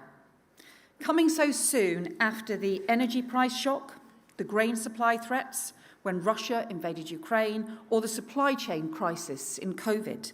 This reflects a new era of geopolitics and geoeconomics, an era of global great power competition and global volatility, but also concurrent crises from conflict, climate, from communicable disease, where our interconnected world that has helped lift nations out of poverty and drive growth is turned against us to become a source of great vulnerability. At a time when violent conflict is on the rise around the world and greater than any time since the Second World War. And we've seen new levels and patterns of displacement and migration, tied also often to climate change as extreme weather and record temperatures destroy livelihoods. And also the new uncertainties from the pace of technological change, as AI, frontier technologies offer profound potential to give us new solutions around healthcare, around development, around economic growth, but also real risks of compounding global injustice and insecurity unless we respond. And of course, a multilateral system in need of reform at a time when development budgets in many donor countries, including here in the UK, are under financial strain or facing reductions. So in the face of these challenges, bold new approaches are needed. And we need to be honest that as well as keeping up with changing times, we need to address some of the deficiencies in some of the traditional ways we've done development in the past. The external blueprints, the paternalism, the policies that increased dependency rather than building resilience, and the reflex to act for others rather than getting firmly behind local needs and priorities. So as part of the UK's response, we've held honest exchanges with partners about what we should do differently and heard clearly the need and the demand for greater voice and agencies for countries and communities to shape decisions that affect them, including global institutions and the global financial system. As Mia Mottley, the far-sighted Prime Minister of Barbados, has put it, seats at the table of decision-making where we can be seen, heard, become active agents in our own cause and lead our own development. And that lies behind the shifts that my friend and fellow Minister, Baroness Jenny Chapman, has been leading in our UK development approach, as she will have set out to you earlier this morning, moving from donor to investor, from grants to expertise, putting partnership and the focus on local needs at the centre of what we do, and putting those shifts hardwired into this conference today and tomorrow. Because the framing is about partnerships, collective action on common challenges, on mutual respect, learning and accountability. And a joint document that is not about traditional aid pledges, but about focusing on mobilising finance, technology and new coalitions. And I want to pay tribute to Jenny and the FCDO team for bringing this event together. So let me just then highlight 3 areas of what this looks like. On development finance, shifting the centre of gravity from traditional measures around public funding towards mobilising much wider investment and different forms of capital investment and support. For example, developing local capital markets to attract and allocate finance effectively, as we've done in Ethiopia, through support to their first public stock exchange so that Ethiopian companies can tap into new funding. With the UK insurance sector pioneering new public-private partnerships that can help countries respond more quickly and effectively to natural disasters. And working through the most impactful bits of the multilateral system, such as the World Bank's International Development Association, where every pound we invest unlocks £4 of additional finance, whilst backing calls for the reforms of the global financial system, including by tackling unsustainable debt through expanding the common framework and making it meet countries' needs more quickly. We're backing too Africa's institutions to raise far more funding at scale, with our £650 million contribution to the African Development Fund helping leverage in up to £1.6 billion in grants and concessional loans, including issuing bonds on the London Stock Exchange for the first time. And moving into also providing expertise, such as the tax advice that has helped Ghana generate an additional £100 million in revenue to invest in its own education and health priorities, far more than a traditional UK aid programme could have provided. The second shift is to make sure we focus our humanitarian and grant aid on the countries and the communities that need support most. Conflict is now one of the biggest drivers of extreme poverty across the world. Already, over half of extreme poverty is concentrated in conflict-affected fragile states. And so alongside our allocations, aid allocations to areas like Sudan and Lebanon, Palestine, we're prioritising conflict resolution in each of those areas too. A focus that also supports our interests because conflicts that rage unresolved radiate instability across regions and continents. And it's in our collective interest to support global health too, when we see the Ebola outbreak spread in and around the DRC, flagged by the WHO as being of clear international concern. And we also need a reset of the whole humanitarian system as proposed by UN Humanitarian Chief Tom Fletcher and organisations like the International Rescue Committee for rigorous prioritisation and shifting the power and resources to local partners that really understand the local contexts and needs. And UN reform too, to help the UN play its indispensable role to be more efficient, more effective and coherent, refocused on the core priorities and results in line with the UN 80 reform initiative. But finally, I want to mention a further focus that is about our values and also our shared interests, because amidst the plethora of global emergencies. We can risk neglecting one that blights the safety and prosperity, equality and freedom of half the world, including here in the UK. And that's why this government, the UK government, has made tackling violence against women and girls a national mission, setting an unprecedented mission, a push to halve violence against women and girls in the UK in a decade. But we believe it also needs to be a global focus. Because at a time when 1 in every 3 women and girls worldwide will experience physical or sexual violence, these are not simply these statistics, but lives scarred and generations that can bear those scars. And having heard firsthand on the Sudan-Chad border earlier this year in Adre, some of the most harrowing stories of rape and sexual violence, we know that that kind of violence can pass through and scar whole generations and communities for years to come. And so tomorrow, here at this conference, we will say more about our upcoming international coalition, an international campaign, and the new coalition we seek to build involving multiple countries here at this conference. So in closing, let me thank you for being here and for all the discussions and the conversations at this event.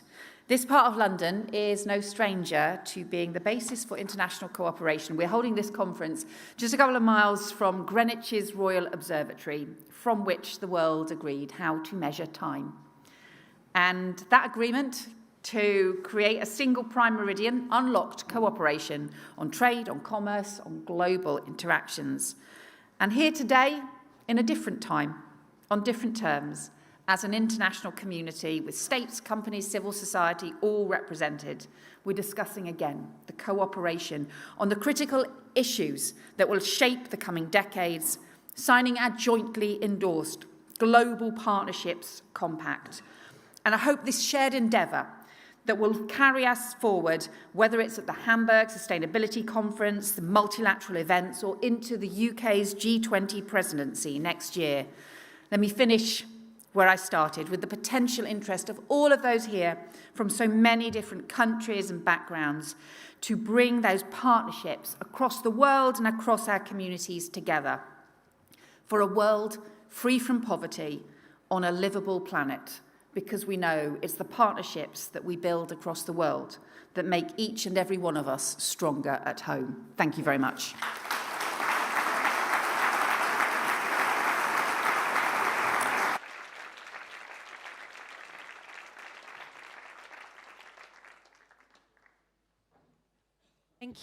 Thank you, Foreign Secretary. Friends, lunch is now served in the Workers' Yard. Please do take the time to explore the tech village and also the marketplace. There are some really fascinating innovators there who do want to show you what they're working on. We reconvene here at 1:30. So enjoy lunch.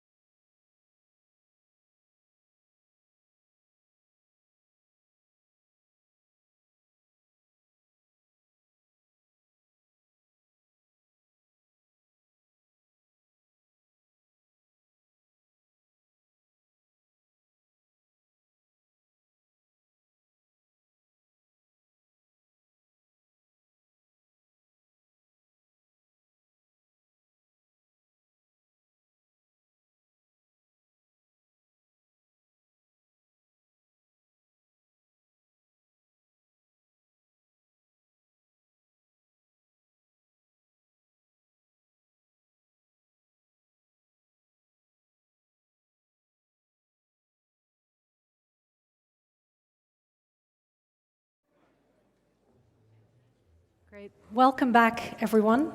So this afternoon, we're going to move from diagnosis to really focus on practice, because the question is how we actually build a better development system, how we organize ourselves with all the complexity that it brings in support of each country's own plans and priorities. So this session will explore exactly that. What does it mean to center partner countries' priorities and platforms? How can we build the political will and the institutional architecture to turn coordination from principle to reality?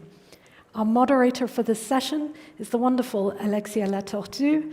Please welcome Alexia and all of the panelists. Thank you.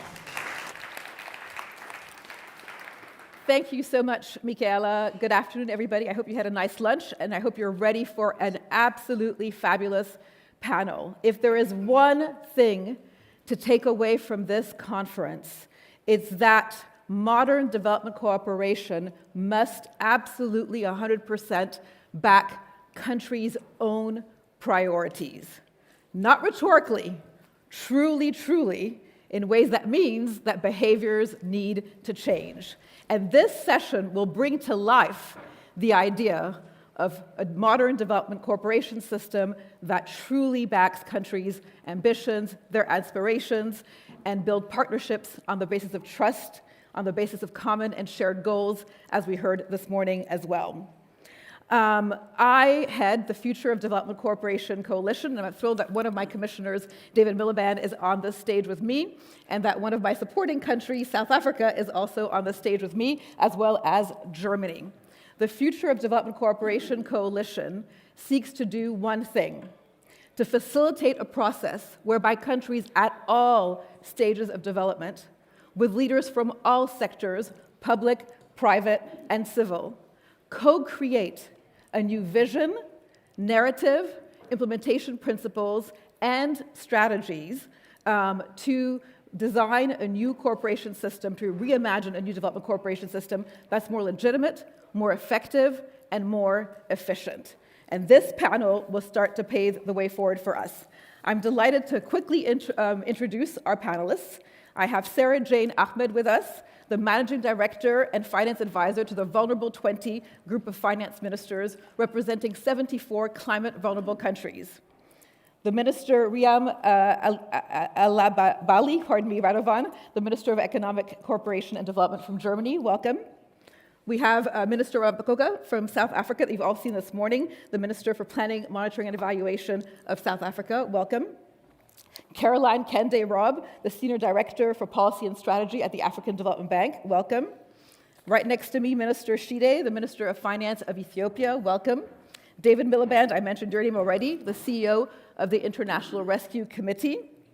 We have Professor Rashad El Mahmoud Titumir, the Finance and Planning Advisor to the Prime Minister of Bangladesh, welcome. And then, last but not least, we're delighted to have Matt Reed with us, the CEO of the Aga Khan Foundation. So the purpose of this session is to bring together, as you would have heard, many different parts of the increasingly complex, fragmented ecosystem, so that together we can start co-creating solutions and to carve a collective path so that countries and community leadership really become the central organizing principle of development cooperation. We'll start with the panel, and then we have a few friends in the audience that we'll invite in as well. So friends in the audience, please get ready. But Sarah, let me start with you from the V20. There's been a lot of talk already about country platforms as an institutional arrangement to make progress. We'd love to hear from you about how we can make the country platform approach work, especially for the most vulnerable countries. Yeah, thank you, Alexia. So, the headwinds we are all facing now is exactly why we need to reshape development cooperation, and this is exactly what the country platforms aim to do. So the chair of the CVFE20 is Prime Minister Mia Mottley, and we have Minister Shida from Ethiopia, Professor Titumir from Bangladesh. Bangladesh actually has a country platform housed in the Prime Minister's office and working very closely with the Finance Ministry. But I'm sure what we all know is very clear. We are confronting a governance crisis where those who bear the brunt of climate impacts have the least say over an increasingly fragmented international response. And on the CVF V20 side, just want to share some context. We have high cost, mispriced risk, fragmented funding, and limited fiscal space. And every advanced economy today has built their prosperity with domestic institutions, local banks, capital markets, enterprises. They turned external resources into national capability. And so what we're seeing is a situation where value creation is being outsourced to external intermediaries, and it's limiting our ownership and capacity retention. And we know for sure that fragmentation wastes capacity, that power asymmetries shapes partnership around who controls flows, not shared priorities. So the issue is no longer whether we have plans or ambition or commitment. It's really whether global institutions will cooperate around country priorities, as you mentioned, set by us and not by layers of brokers, consultants, and parallel structures sitting between countries and funding. We should also not fear putting initiatives in museums when their relevance has passed. You know, the path to shared success really runs through country-led strategies to shift from vulnerability to viability and ultimately prosperity. And this means direct partnerships, direct access, and mutual accountability. Modern partnerships begin with the guiding principle of the CVF V20, and this is our governments and national institutions must retain agency over our own development trajectories. Through climate prosperity plans and country platforms, we align climate action and economic prosperity through industrialization and resilience into a coherent investment strategy. And you know, we must sharpen the quality of finance. How much flows is vital, but fundamentally on what terms?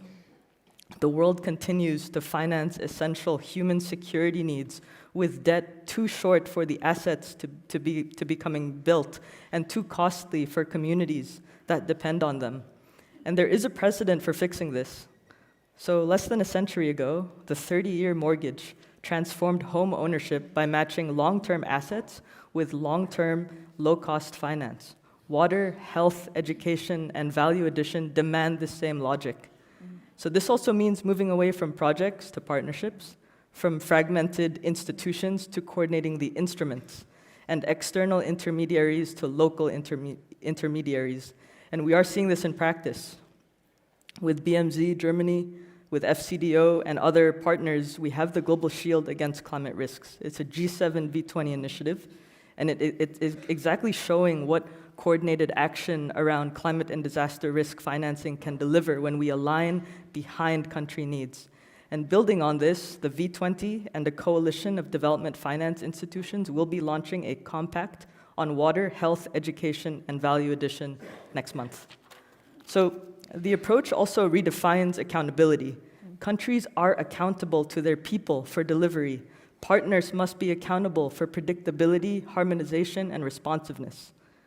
For example, the MDB roadmap for monitoring framework launched under the G20 must be carried forward.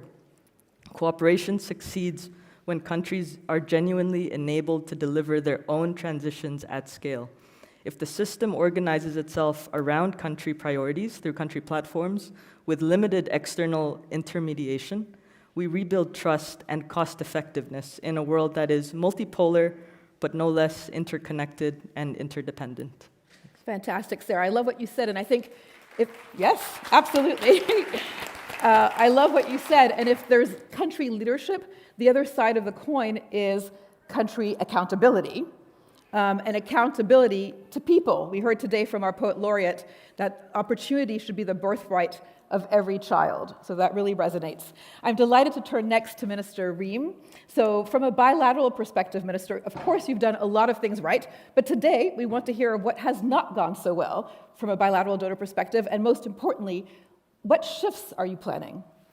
Thank you, Alexia. Let me start by a simple point of what didn't go well in the past years. For too long, donors, including Europe, have talked about partnership, but have acted through a system of giving and receiving and remained that way for way too long. So it was more about our policies, our national policies, our strategies, reports for our administrations, and not in a sense of a mutual way. So we haven't heard the priorities of our partners for too long, or maybe we heard them, but we didn't implement them into our policy. And we are looking to change that. Germany is looking to change that.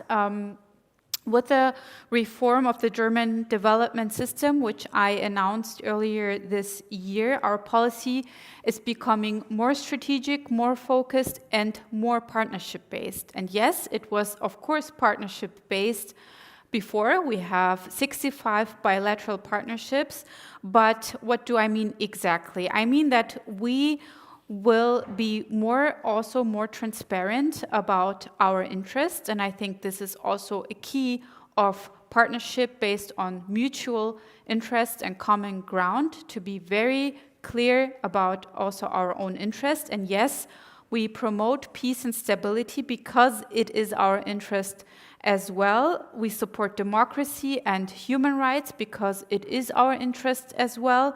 And we strive for economic prosperity in the Global South because it is in our interest as well. And when I talk to partner countries, this resonates because, of course, our partner countries know that we have interest, but we were a little bit shy before to really acknowledge them and talk about it. Another point is we want to reduce fragmentation, which is also important because we're seeing a lot of fragmentation in development cooperation, and we want to strengthen the people on the ground in our partner countries. We are also strengthening investment in women's rights organizations, especially in these times right now. And this is why we will be supporting feminist civil society with a total of 38 million euros, and half of them will be invested into the Equality Fund. And why am I mentioning it today? Because it's a new way of also investing into partnerships and into cooperation with the local civil society on the ground, especially with women. And I greatly value Canada's leadership in establishing the fund. Thank you, Randeep.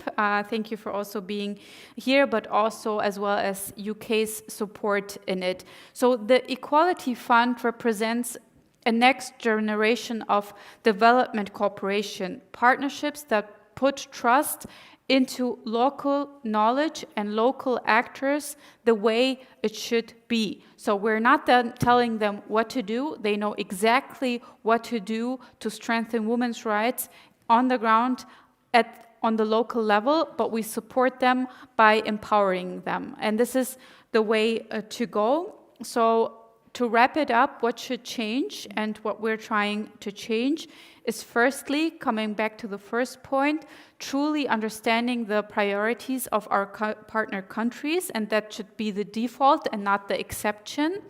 Second, we have to increase trust to joint approaches and stronger coordination. So I think our bilateral partner countries should not have to burden of donor complexity. So we really need to focus on defragmentation. I don't know if that's the right English word, but I hope you understand what I'm saying.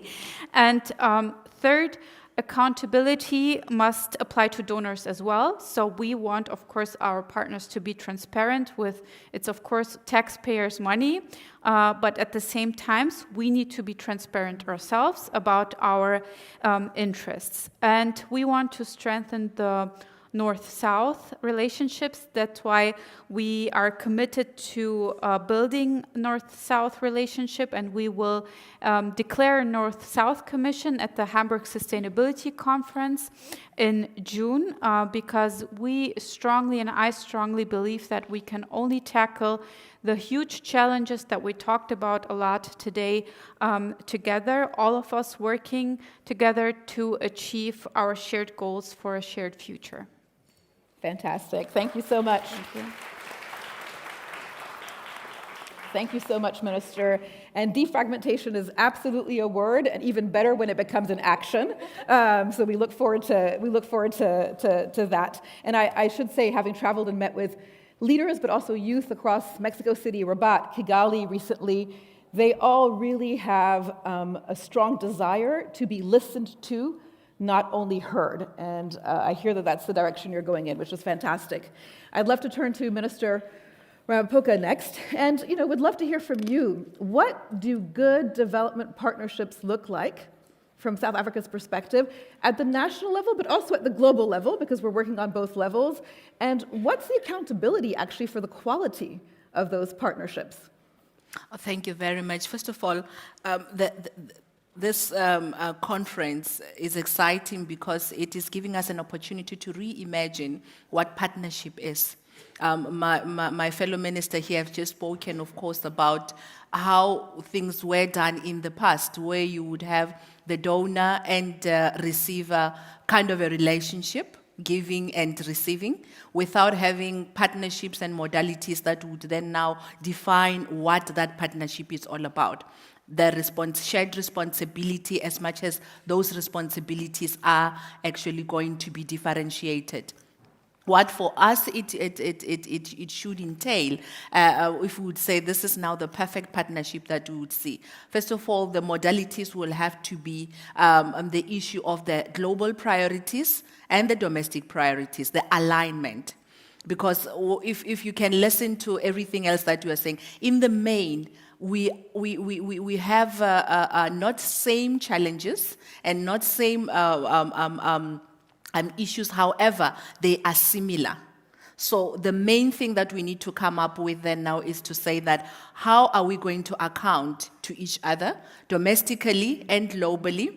How do we align those priorities? But most of all, how do we build capacity when it's needed? So that we can then now find ways of moving away from the donor and the receiver, but more on partnership that would then now allow many countries to be able to utilize what they have.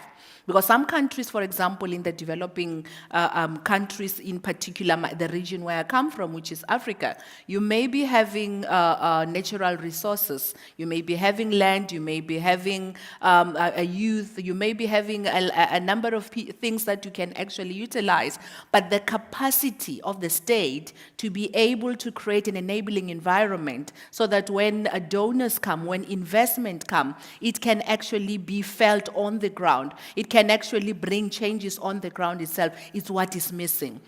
So as we go in with aid, as we go in with development, and we are bringing it as a responsibility, we also have to ensure that it comes with that capacity, because through capacity, we are able to also build accountability and modalities to actually ensure that we would be able to create even other donors. Last night, I think during the dinner table, one of the people that we were sitting with said that when they started with their processes of development, it was Korea and China. It's later on then we find that those that you have invested in are actually going to invest in others. So that's what partnership, in my view and in our view as South Africa, should actually look like. But most of all, if we can then now just have that mutual respect. Sometimes the simple things that we think about, we think it doesn't matter, but it does matter if there is mutual respect and appreciation of dynamics that are different, that are differentiated with those responsibilities. I do believe that we'll be able to actually get what we need, because at the end of the day, we must then now be able to create an atmosphere where people can actually get out of the situation that are not palatable to the situation that are better. Because if we don't graduate people that we are actually in partnership with into something that can be able to also create more of what we have, then we may not have been able to say that we have been successful. So the main thing, partnership should be that Yes, assistance is needed. Yes, partnership is needed. But most of all, how do we graduate those that don't have into those that can be able to sustain themselves? So sustainability becomes the core thing as it relates to partnership in whatever it is that we are investing in a particular situation. Thank you so much. And I think the stronger, please, yes. And I think the stronger both partners are, the better to be able to have terms of partnership that are truly transparent and equal. So I think the point you make, Minister, on state capacity, in the consultations of the coalition, we hear a lot about institutional capacity, human capacity, even to negotiate well the terms of these partnerships, I think are all quite important. All right, I'd like to turn to you next, Caroline, and I think sometimes sitting from a country perspective, the system can be dizzying with lots of different actors and acronyms. And so we'd love to hear from you how the African Development Bank really tries to reduce fragmentation, improve coordination with the many other actors in the system, whether it is the United Nations, whether it is vertical funds around climate and health, or bilateral donors like Germany, for example. Great. No, thank you very much, and thank you for inviting me onto this panel. I think it's a super important panel. I'm going to build a little bit on what the previous speakers have said because that's really, really helpful. And on the issue of fragmentation, as we all know, it's almost as one of the biggest constraints alongside capital as well. So we have a constraint of capital, but we have a huge constraint related to fragmentation. And there's just so many things going on, like you said, Alexia, so many different priorities, so many different processes, so many results management frameworks. It's utterly confusing. And I think in many cases, governments have been asked to coordinate the development system rather than the development system coordinating itself around country priorities. And the real measure of success, as we all know, is not how well institutions will coordinate with each other, but it is whether people see improvements in their lives and whether citizens help shape solutions that affect them. And that is really a challenge for all countries, not just developing countries, not just partner countries. That's a challenge for all our countries. And that requires trust at multiple levels. And the African Development Bank, we're really Africa's bank. And over the years, we've built up a lot of trust with the African countries. And that really does change the relationship we have with our countries. And it helps really because we can have more frank conversations with some of the policy issues. And I think today trust matters even more as we move from this kind of aid-based model to one of investment, but also co-investment. And we need to mobilize, like we have discussed quite often, how do we mobilize these big pools of capital, especially this private capital?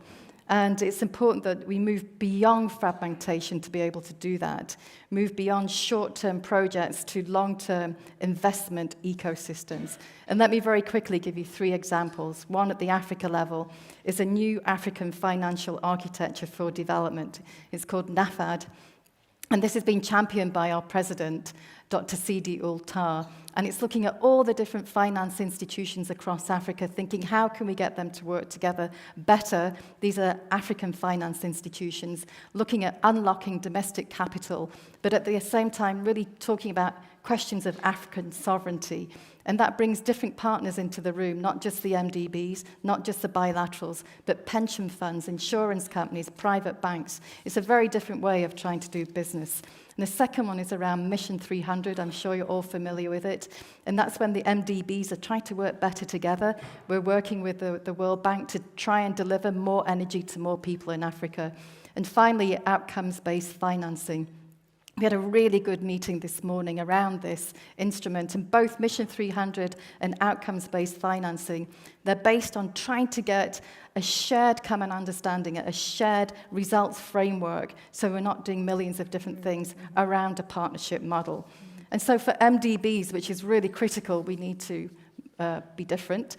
This means acting less as individual financiers and more as the conveners, the coordinators, the platform builders that support the alignment of partners around national priorities. So I'm going to quickly mention 3 shifts. The first is we need to move from parallel, standalone interventions to coordinated country-led platforms. Actually, it's quite complicated. A lot of these things are complicated, but that's okay because the shift is in the right direction. And the country platform has a lot of things on it: policy reform, investment pipelines, concessional financing, technical assistance, etc., citizens' engagement critically, and a coherent national agenda. And we're doing that in Cameroon's far north, where we're working together on a project to build resilience with different partners, one shared results framework, really importantly, including local partners. So it's not simply about co-financing, it's about co-delivery anchored in country systems and delivering local priorities. And investors, they don't invest into fragmentation. They invest where there is visibility, coordinated execution, and trust. And second, and very briefly, that's on a clearer division of labour, like you mentioned, Alexia, around what we do and what all our partners do, but it's a complementarity. And this is what Sarah mentioned at the beginning as well. She talked about MDB reform, and that's a really important thing that we're very involved in. We all need to move, and we need to move together. And thirdly, we need to rethink accountability, evidence, and monitoring. And success is not measured by how much each institution commits, but by whether collectively we are delivering outcomes for people. And we can see there's so much going on in this space in our partner countries using AI to reach people, to reach citizens. We can no longer say, oh, it's too complicated, we can't reach citizens, can't do real-time monitoring. Yes, we can, because it's out there. And in our partner countries, young people are developing all sorts of apps that can reach people. Real-time monitoring means real-time adjustment to our operations so that we can be more accountable to citizens. And accountability to donors must be accountable too. So accountability of donors too is really important. And I think finally, coordination only works when the plumbing of partnership is in place. Reliable data systems, shared indicators, credible verification mechanisms, strong country systems, and clear accountability. Because ultimately, the real test of partnership is, like I mentioned at the beginning, are countries still having to adapt to the development system, or are we adapting the development system to respect development countries' own priorities and ambitions? And this is how we will move from coordination to transformation. Thank you. Thank you. Thank you so much, Caroline. And I'm glad that you focused on both the mindset shift, which is actually a profound shift. MDBs, multilateral development banks, not just being financiers, but really being conveners, facilitators, and then the plumbing, just the basic plumbing to make it easier. Thank you so much. So, Minister Shide, I'm happy to turn to you now. Ethiopia is known for having a really clear political vision for its own development. How do you rally your partners around your vision? Thank you very much. Ethiopia appreciates the long-standing partnership and solidarity of the international development community. Over many decades, development partners have played important roles in supporting our national priorities. And we have a well-coordinated national development program. We have a 10-year development program. Before that, we have also 5-year development programs as well. So articulation of the national development program, national development vision is a foundation for our development cooperation. So we work with development partners alongside our priority areas. So major sectors of the economy, we have well-developed plans already articulated by the government in consultation with the people, with the private sector. So we work together with our development partners in the achievement of those national vision, national transformation agenda, national development programs. We have also a coordination mechanisms where development partners group has a platform together with Ministry of Finance and with also Ministry of Planning and also key macroeconomic institutions, where we deliberate on the achievement of the government result, as well as also on the major development areas. For example, the recent comprehensive macroeconomic reform we are undergoing is a national vision. It's part of the national development program. We call it Homegrown Economic Reform Program. So all development partners are really supporting that program. So when we are designing the program, when we are articulating the program, we made consultation with our development partners. So development partners, They are part of us. They are part of the community that will deliver collectively together. So that national vision and transformation agenda rallying behind those. And also we encourage most of development partners to follow national systems. National systems, national budget cycle, national processes. With some of them, we are very successful. With some of them, we are not. And, but overall, generally, the fragmentation, using parallel systems, as it has been said, accountability should be both ways. Development partners have to be accountable to the national development priorities as well. So I think we have more organized state structure and system in place to better coordinate our engagement with the development partners, and we negotiate from that perspective, we engage from that perspective. We are also very much thankful also for development partners in supporting in critical skills and human resource development as well. Some technically intensive skill work or professionals are also seconded by development partners to support us in designing the programs, in monitoring outcomes. So national vision, commitment to that vision, transformational agenda, and rallying all development partners behind that plans, and using country systems. We have also a very strong accountability mechanisms. We have to be accountable to the legitimacy and as well as the better use of the money, but also donors should be accountable to long-term, commitment is important. Sometimes when there are some domestic challenges or regional challenges, some of development priorities or modalities shift, which often affect use of country systems or the flow of resources. So some of multilaterals are well positioned in navigating those challenges, but some of bilaterals, there are some challenges. So this a well articulated plan and government system and coordination mechanisms to bring together all development partners to align with the national priorities and sector development programs are very important. Another example is most of our development program with our partners is national program. For example, we might have water supply and sanitation program, WASH is one big national programs. So we ask all multilaterals, bilaterals to contribute to that one national program. We have infrastructure program, we have green legacy program, we have one of the biggest social protection program, urban rural safety net. So we mobilize all development partners behind nationally designed big national programs, which often really support us in using country systems and to deliver at scale and with a very good also accountability mechanisms in place. Thank you. Thank you so much, Minister. Thank you so much for sharing with us your formula, but also, I think, hinting that it doesn't always go to plan, and the use of national systems and country systems is so important. But the reality is that not everyone wants to go there yet. So I think we also need to be quite frank on this panel so that we don't seem too rose-colored eyes about the work that's ahead. So thank you for that. So David, turning to you, I think implicitly in a lot of this discussion, there was a sense of partnerships, partnering with the government, not just the government, but the government. You work in places where sometimes there is no government or a very weak government, where there's fragility, conflict. So in those contexts, David, what does it mean to work with local partners? Thanks very much. It's great to be here, and especially good to be on a panel in two countries, representatives of two countries where we work very closely with the governments.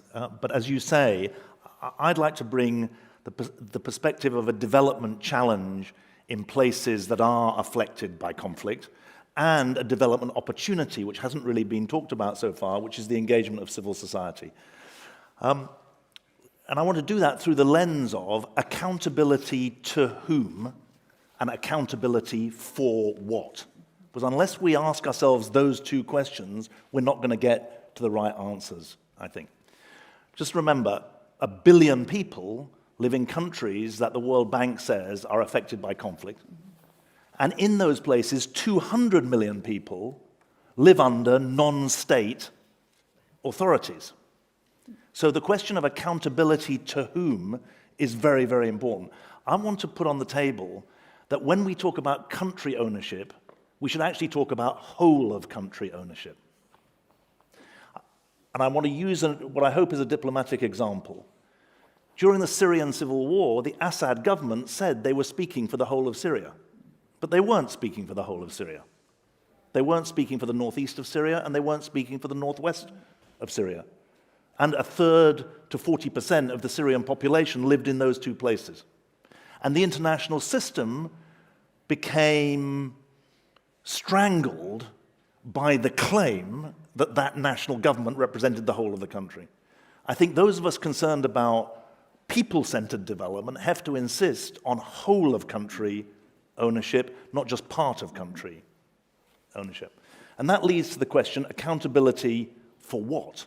Because partnership that lacks deliverables is not a partnership that's going to be based on trust, it's going to be based on process. And process is no substitute for effective outcomes. I think the biggest discipline should be around the outcomes that are locally and nationally determined, and they require the discipline of international actors to be able to align behind those outcomes. And I use the word outcomes deliberately. We're held accountable by many donors for how many teachers do we train, how many health workers do we employ? No. We should be held accountable for how many kids actually learn, how many kids are actually vaccinated, how many women are helped to recover from sexual and other violence. And by the way, all of our programs marked gender that were previously funded by the United States are no longer being funded. So there's a gender angle in all of these questions about accountability for what. But I think this outcomes point is absolutely key, because our experience is that when tough and stretching outcomes are set, then you drive innovation in partnership. Mm-hmm. And the International Rescue Committee employs about 12,000 people in some of the toughest places in the world, Sudan being a prime case. Our work there with local partners is about delivering outcomes for people who are otherwise the most marginalized people in the world. But you only get the innovation if you're tested by the outcome. In 6 war-torn states, including Sudan, we're delivering vaccinations in areas that were previously inaccessible to governments. 28 million vaccine doses. In the last year, $1 a shot. In 2024, it was $2 a shot. That's only possible because the outcome of bridging the gap between vaccination and no vaccination was set very, very clearly. And I think that these fragile and conflict-affected communities, and by the way, fragile and conflict states is one thing, but some of these countries are very large countries. Let's think about fragile and conflict-affected communities, which is subsets of them. They've got something very important to teach us, and I think it's a discipline. I used to be in government, and you can fall into the trap. The sustainable model is not monopoly government delivery. The sustainable model of a healthy society, yes, is strong government leadership, but it's also a dynamic private sector, and it is a thriving, independent civil society that is challenging, that is asking, that is innovating. And I think it's really important as we address those questions, accountability to whom and accountability for what, we don't fall into the trap of thinking that the right answer is multilateral to government. The right answer is people being served by all the layers of government above them. Mm-hmm. Thank you so much. David, it's perhaps not surprising that the coalition's work very much echoes with what you say. Thinking of a country, the whole of country leadership approach, what does a country need? What does a state need to do for the private sector? What does a state need to do and work with? And what's the compact of trust with its people? And as one of our commissioners have said, it's an individual that dies, or it's an individual that prospers. And so really keeping people at the center of the system really matters. And then you echoed the point of outcomes that Caroline, you also made. And I think if you look at development cooperation with the country at the center, you're automatically thinking about outcomes, not volumes finance. So thank you so much. Professor, I'm delighted to turn to you next. And it feels these days like the only certainty that we have is that there will be shocks. And so in the face of successive shocks, I would love to hear from you, Professor. How do you think the development cooperation ecosystem can really partner with less developed countries in an effective way in these very troubling times? Thank you, Alexia. It's indeed a privilege to be here, and our warmest greetings from the newly elected government which believes in 3 principles to shape partnership. Number 1, fairness and justice. Number 2, accountability, and accountability to citizens. And number 3, working for international public goods through responsibility that is defined by history as well as respective capacity.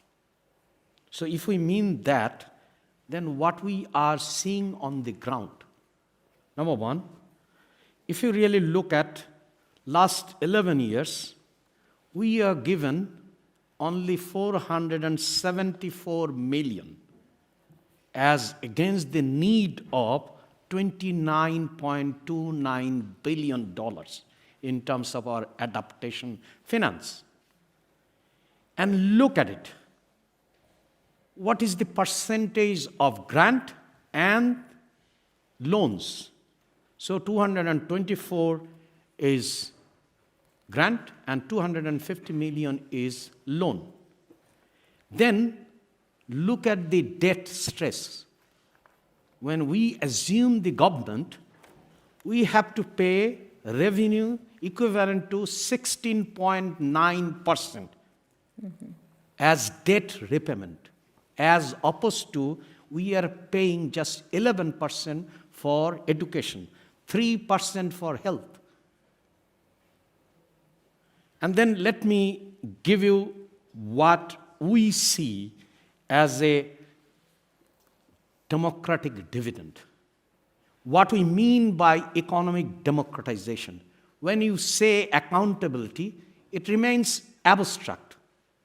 So when we are talking about an elected government with legitimacy, accountable to the people, they are paying the highest. Look at the war. Who are paying? It's Bangladesh. So if you are looking at it, let me just illustrate 3 examples. $3 billion per year loss, which is equivalent to 3% of our GDP, affecting 6.8 million people. What is the international community doing? We were talking about it. Who hosts the largest forcible migrants? Have you ever talked about it? No, unfortunately not. Bangladesh hosts the largest forcible community. Not anywhere in the Europe, not anyone in USA. So what are you doing? So let's not really do this gerrymandering. Let's be honest. Let's have an honest conversation.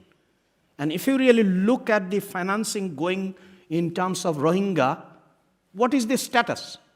Did you talk about it? I don't think so. This conference didn't talk about it. I was expecting David to talk about it.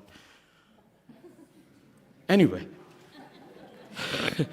So let's really look what an elected government with legitimacy. I entirely agree with David. It's legitimacy that matters. So what we are doing, I can give you a whole list. I don't want to burden you with it. If you are interested, you can look at our 5-year strategic framework. We are going for, in 5 years, 250 million tree. We are going for 20,000 kilometers of canal digging. And thirdly, most importantly, everyone talks about gender. But we are the one, a least developed country is coming up with and already started family card, which empowers citizenship. And our indicator is if women are empowered, then there is a progress. And I can go on, but I quickly would like to mention 5 areas there where we need to work. First, we should not be hiding behind blended finance and innovative finance. Let's work on this debt, an audacious debt, number 1. Number 2, if G20 has to really say, or G7 has to say, then they have to restructure the global architecture. Third, which is very important, that we don't want to have it in silos. We want to see that you are aligning with our national priorities. And fourth, very important, who is benefiting out of carbon credit market? We are not. If we are having this 250 million tree planted, we want to see most of it plowing back to countries like Bangladesh. So what we want to see that what is the fate waiting for Rohingya? Let's talk about it. Let's take that agenda and then walk. We don't want to see a headline-grabbing report titling Unkept Promises. We want to see like our endogenous solution where we are working and we want to be reversing the defeminization. So what I would finish by saying, if we are to mean business, then we have to make sure that we walk the talk. And I would really looking forward to next G20 presidency of the UK, how it shapes in terms of its historic responsibility, in terms of steering that coordinated effort, and the third one, which is very important, how do we make sure that there is a collective responsibility in mitigating the risk out of international public goods? Thank you for having me. Thank you.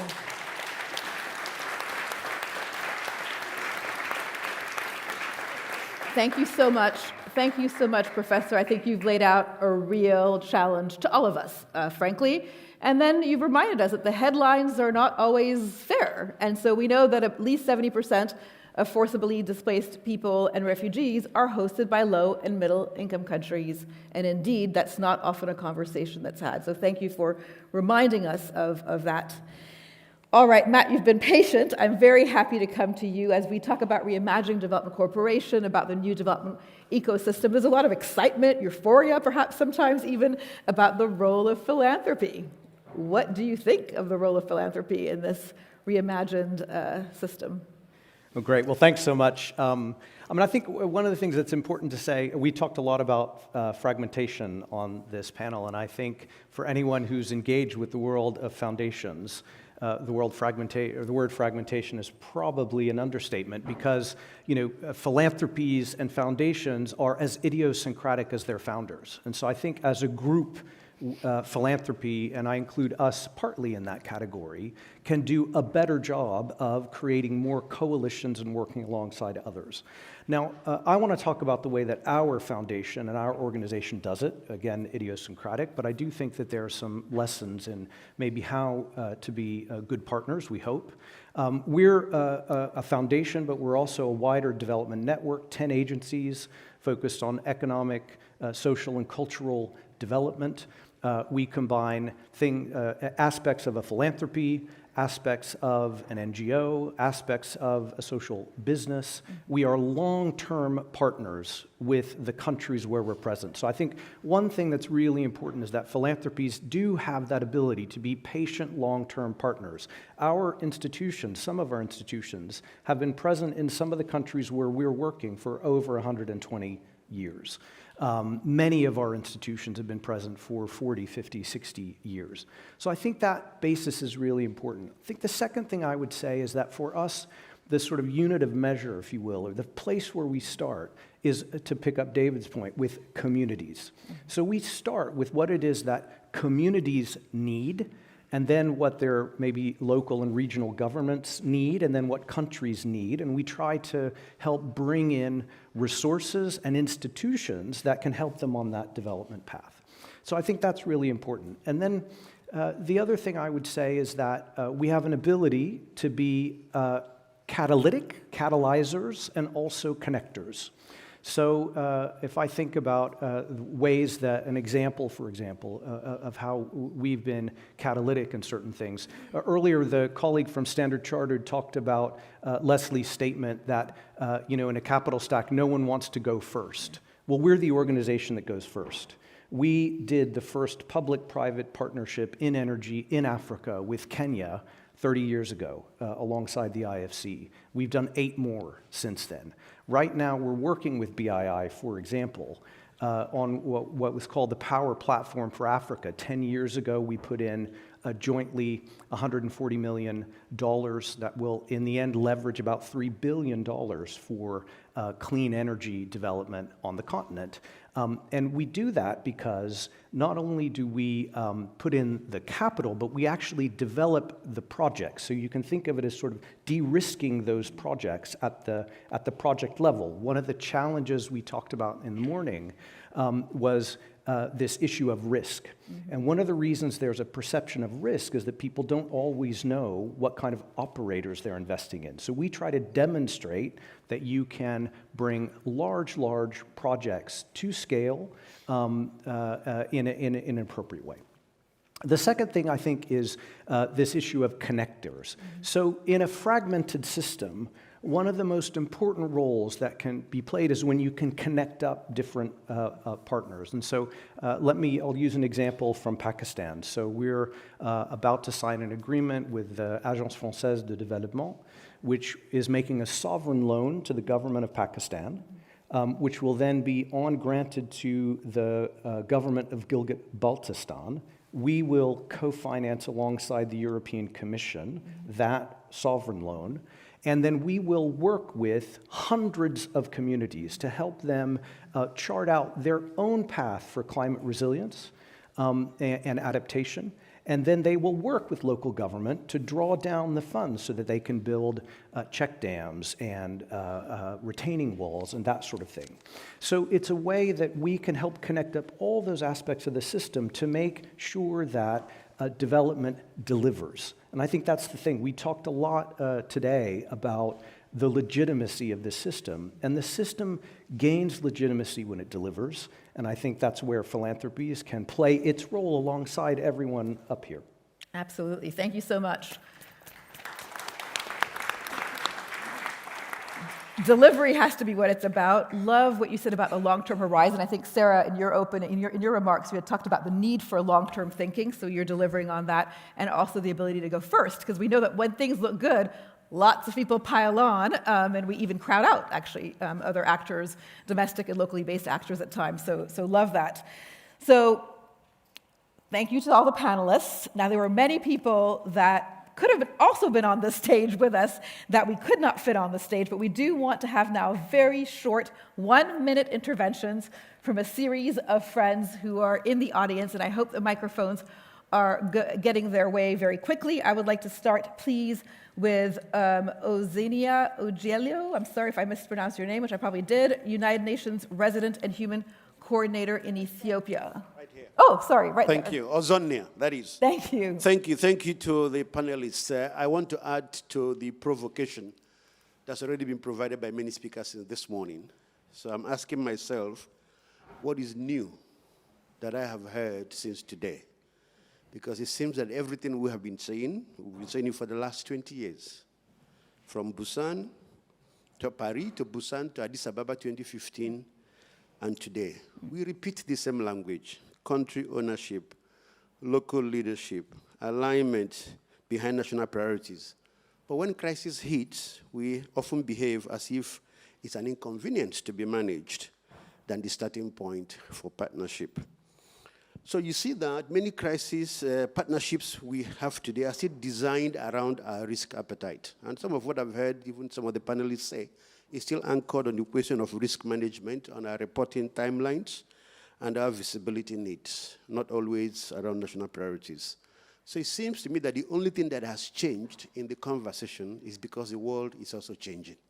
And so now we're grappling with how to deal with this. You know, I served in Rwanda as resident coordinator until a few months ago. And for Rwanda, the message was unmistakable.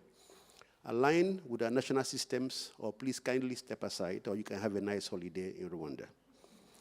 In Ethiopia, a far more complex context, the push for national ownership and leadership is clear. But many still in the international development and humanitarian community are even questioning that. So my question to all of us, but also to the panel, because now the world is changing, what metrics would you use to redefine this new international partnership we're talking about? How would we know we have got there? What does success look like? And not just to the panel, but to all of us. Thank you. Yeah, excellent. Thank you. And I think the real question now is, are we going to go beyond the rhetoric this time finally? That's the question facing all of us. So thank you for that, again, challenge. I think I'm still on this side now. I think I see State Secretary from Norway, State Secretary Hyham, please. So, thank you. I think we have the discussion about country ownership, localization, fragmentation, duplication. I think we talked about it for 20 years, right? So, but you should never waste a good crisis. So in Norway, this recognition has led us to what we call Project Pivotal Point, where we will reassess our whole international development policy. And what are the changes need to be done? I think we already talked about it. We need to get behind countries' own plans. And I think it's time to have a discussion on bold and radical change of the multilateral system. Not to weaken it, but make it leaner, more effective, and more in line with country priorities.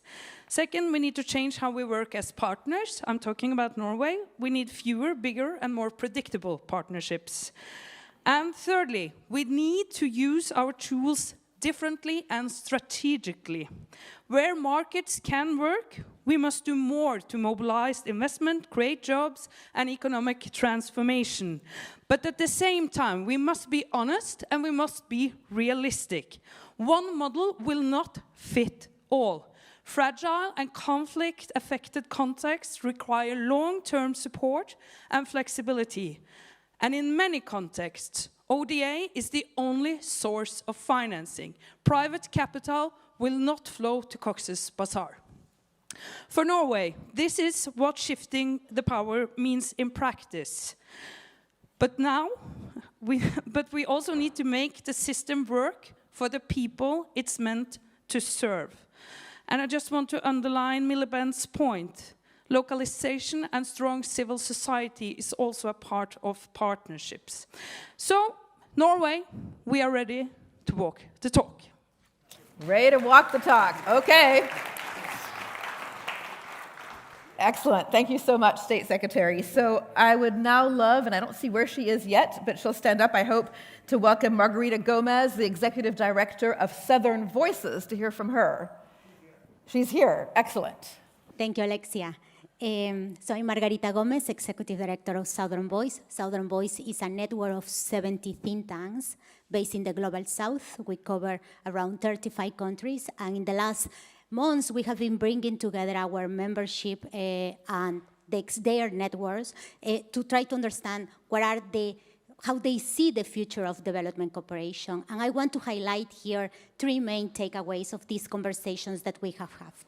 First, we have discussed and we have said that we want to be co-designers and co-deciders.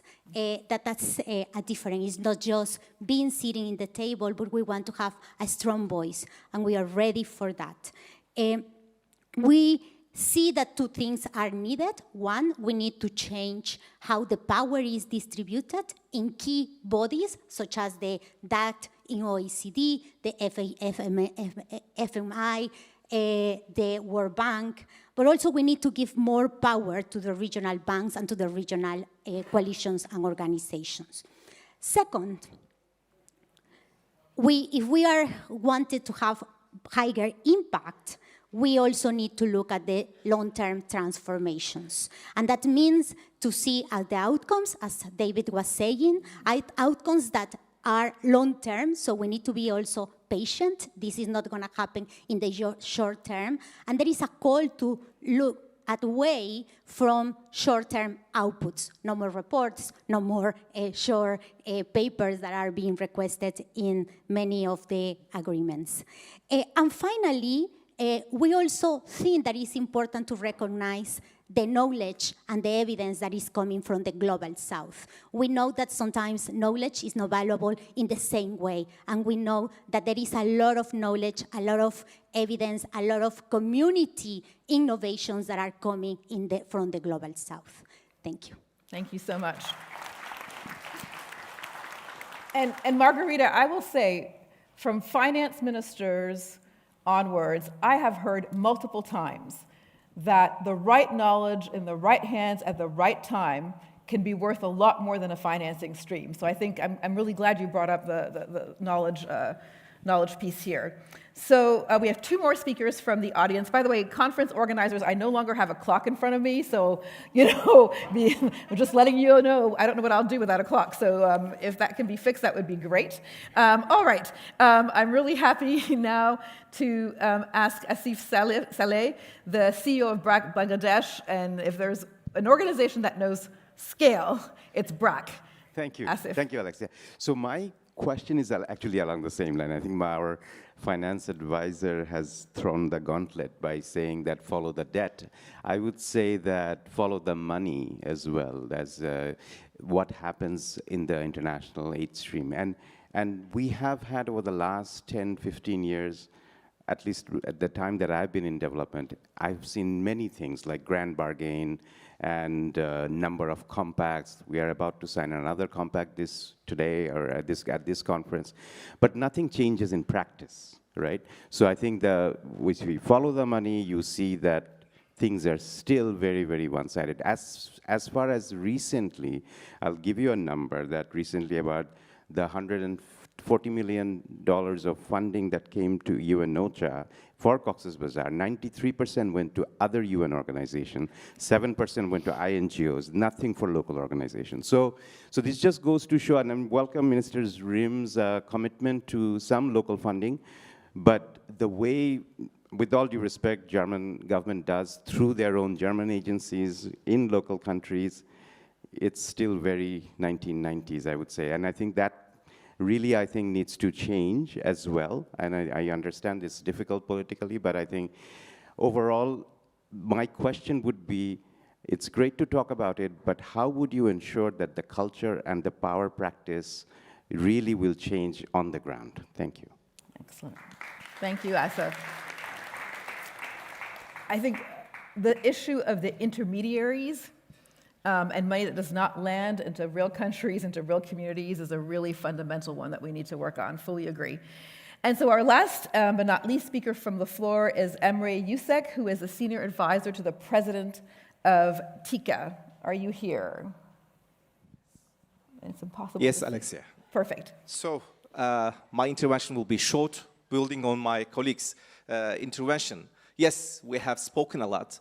And these terminology, buzzwords, fuzzy words were circulated in the last 20 years. But I think as a kind of a bilateral donor point of view, we have to, when we are talking about shifting power, we need to be very cautious to be seen as shifty actors, that moving beyond project to project, but we need to sustain the gains that we have achieved on the ground. We need to, particularly on 3 sectors, education, health, and social protection. I think these are the key pillars that can bring other stakeholders that we are talking, private sector, philanthropies, civil society organizations, but as bilateral donors, we have still the commitment, and we need to keep the commitment, as Norway mentioned very in a bold way, that we have to create alliances and we need to show the deliverables to the communities who are benefiting from that. So I think these terminology needs to be translated with the clear actions on the ground,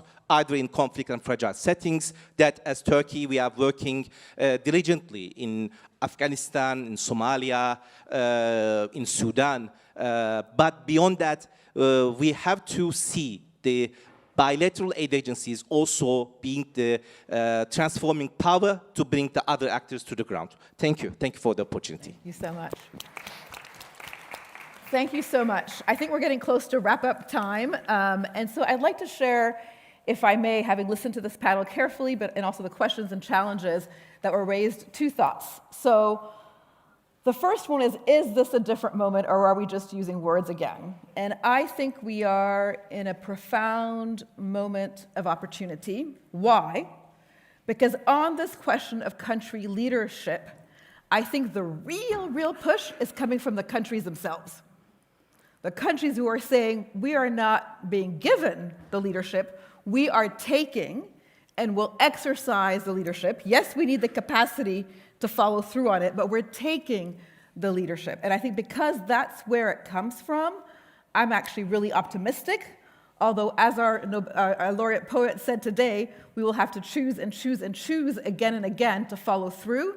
I do think the pull of gravity and the muscle memory, if I'm honest, will be in the opposite direction. And so we need to choose and choose and choose again the shift. Secondly, I often hear the development space has gotten smaller. People say that because of the 23% drop, and we'll hear from Pilar soon, the 23% drop in official development assistance. The coalition adamantly disagrees with that statement.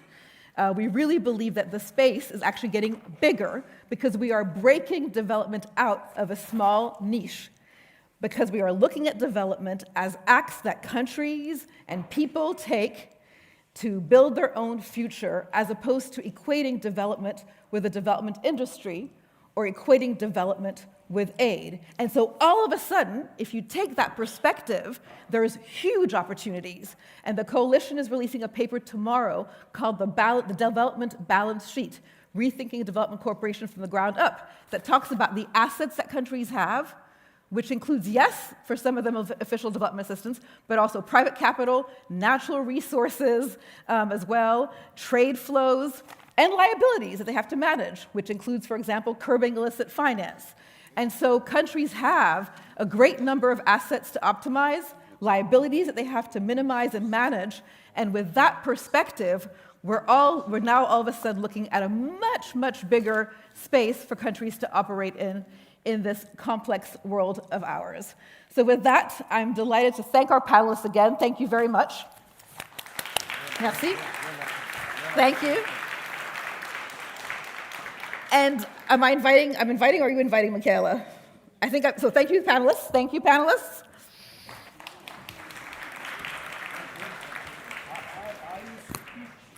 Michaela, are you announcing?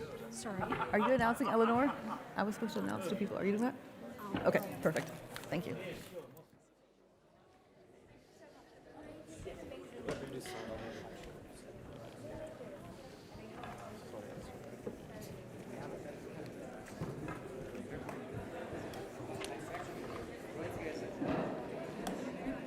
If you want to speak. No, that's okay. Let's just move here.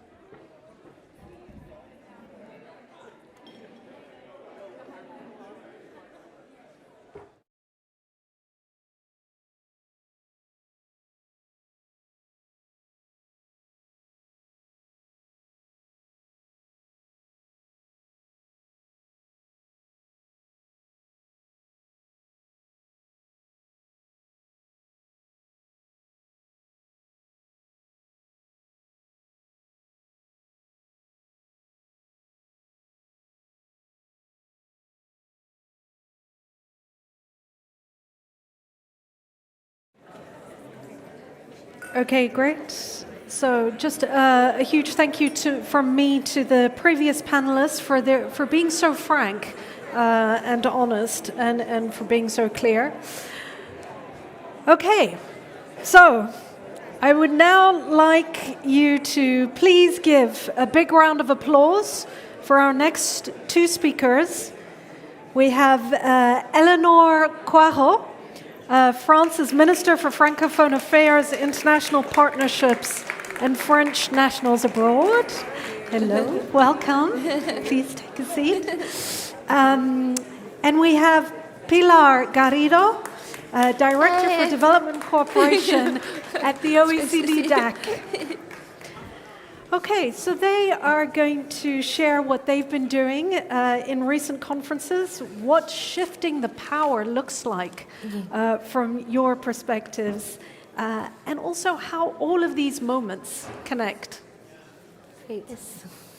So, Minister, last week you were in this Africa Forward Summit, and we just came from the G7. So, from everything you've heard today, from what you heard also in Nairobi to the G7, how do you actually see the whole process coming up, and how to connect the dots? Great. Well, hi everyone. It's a pleasure to be here, and really glad to be following up on. I'm not doing that, by the way. But yeah, no, very happy to be with you, and extremely pleased to be able to continue the conversation after the meetings we had at the G7 ministerial track a few weeks ago, and also last week in Nairobi at the Africa Forward Summit, which was a real success because it allowed us to really embrace and understand how these partnerships were seen by our counterparts. So yeah, very, very happy to have this fireside chat with you, Pilar. Do you want to tell me a bit of your key takeaways from it already? Yeah, sure. So basically, we had a ministerial meeting on development, which at the G7 level, which in it by itself wasn't something evident because obviously, and this is no secret, we have disagreements with some of the G7 members, and in particular with the US that has taken a totally different approach to development. And so being able to gather everyone at a high level and have that discussion was already something that I think says a lot to our capacity to actually find compromises and ways despite the moments we're living in. And then we were also able to reach a communique that was signed and agreed by all of the G7 members. And again, we agree that we disagree on a variety of things. For us, continuing the conversation and the action with regards to climate adaptation and mitigation is essential. It is not necessarily the case for other G7 members.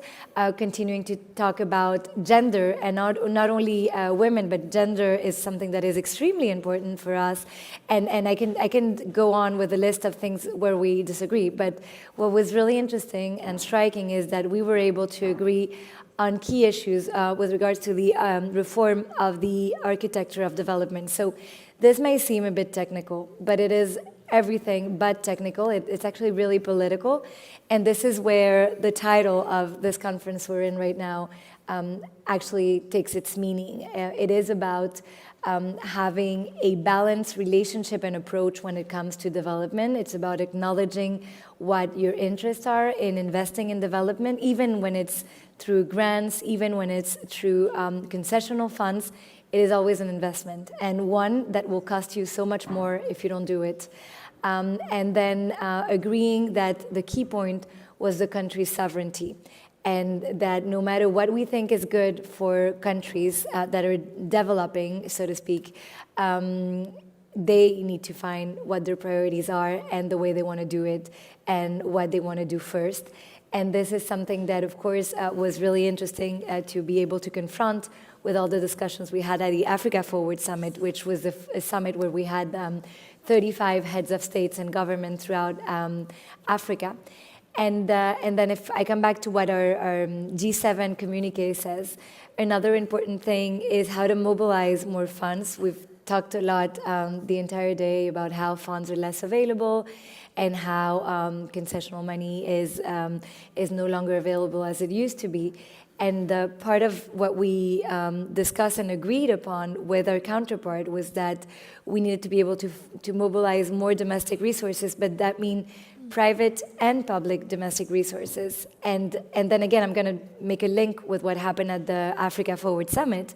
During the Africa Forward Summit, this is exactly what African countries said that they were doing already.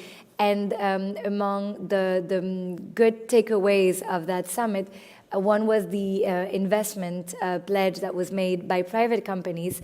23 billion euros were committed 14 billion euros by French companies that wish to invest in development in Africa, but 9 billion, and that's perhaps the most interesting one, those 9 billion euros were committed by African companies that want to invest in African countries, and sometimes not in their country, but in other countries.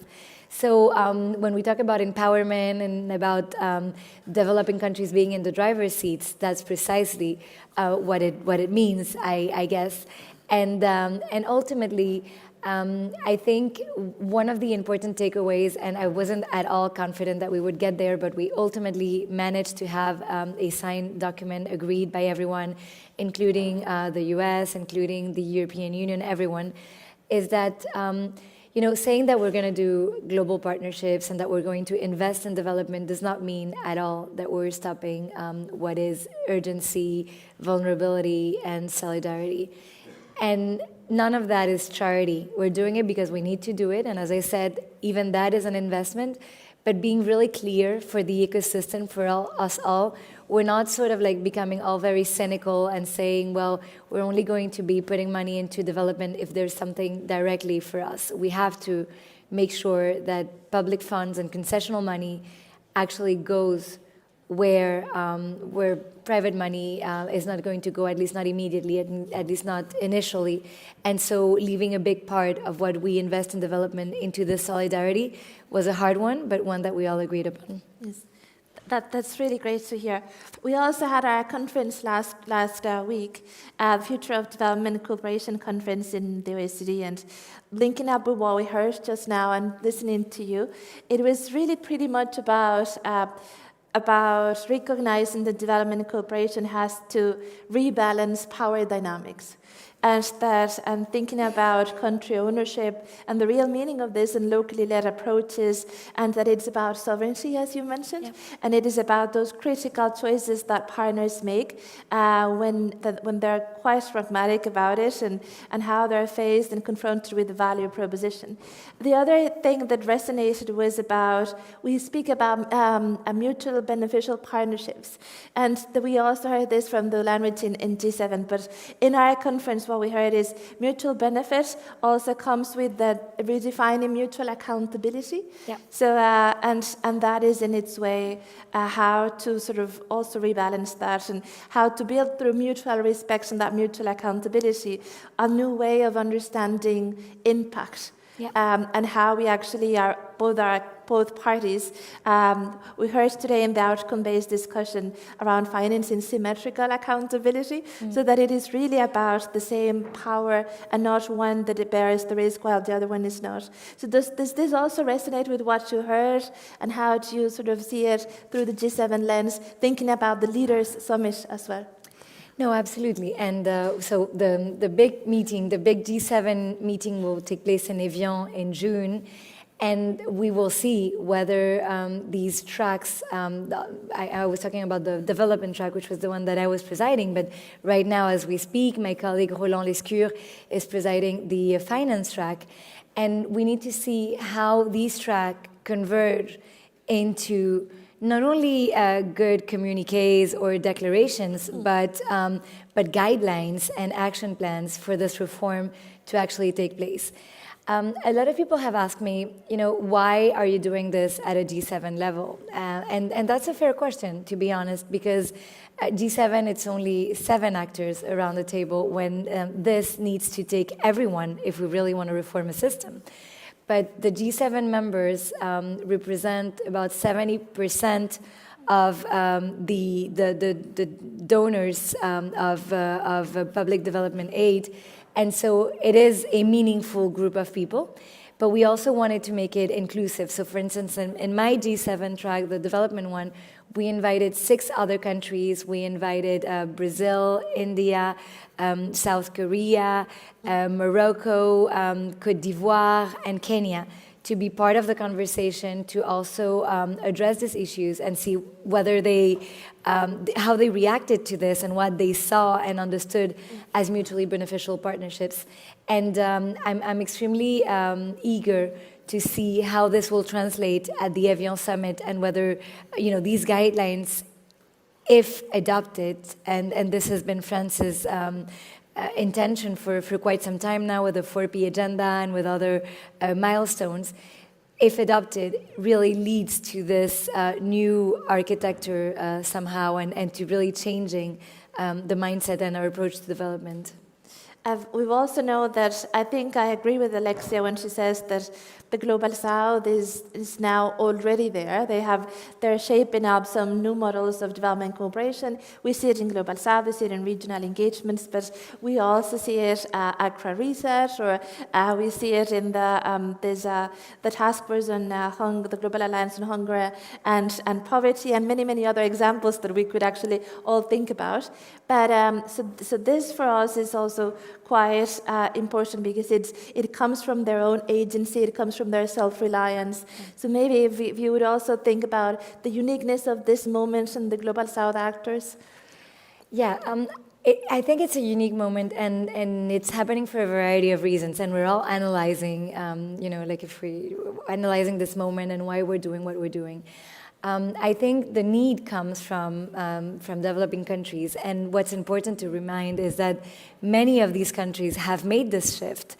And I was speaking with Aki Nishio yesterday from the World Bank, who was reminding us that many of the countries that are now donors of IDA used to be recipients, and that this shift and this evolution does work, and we have the proof that investing in development is a needed investment, and there is a huge return upon investment.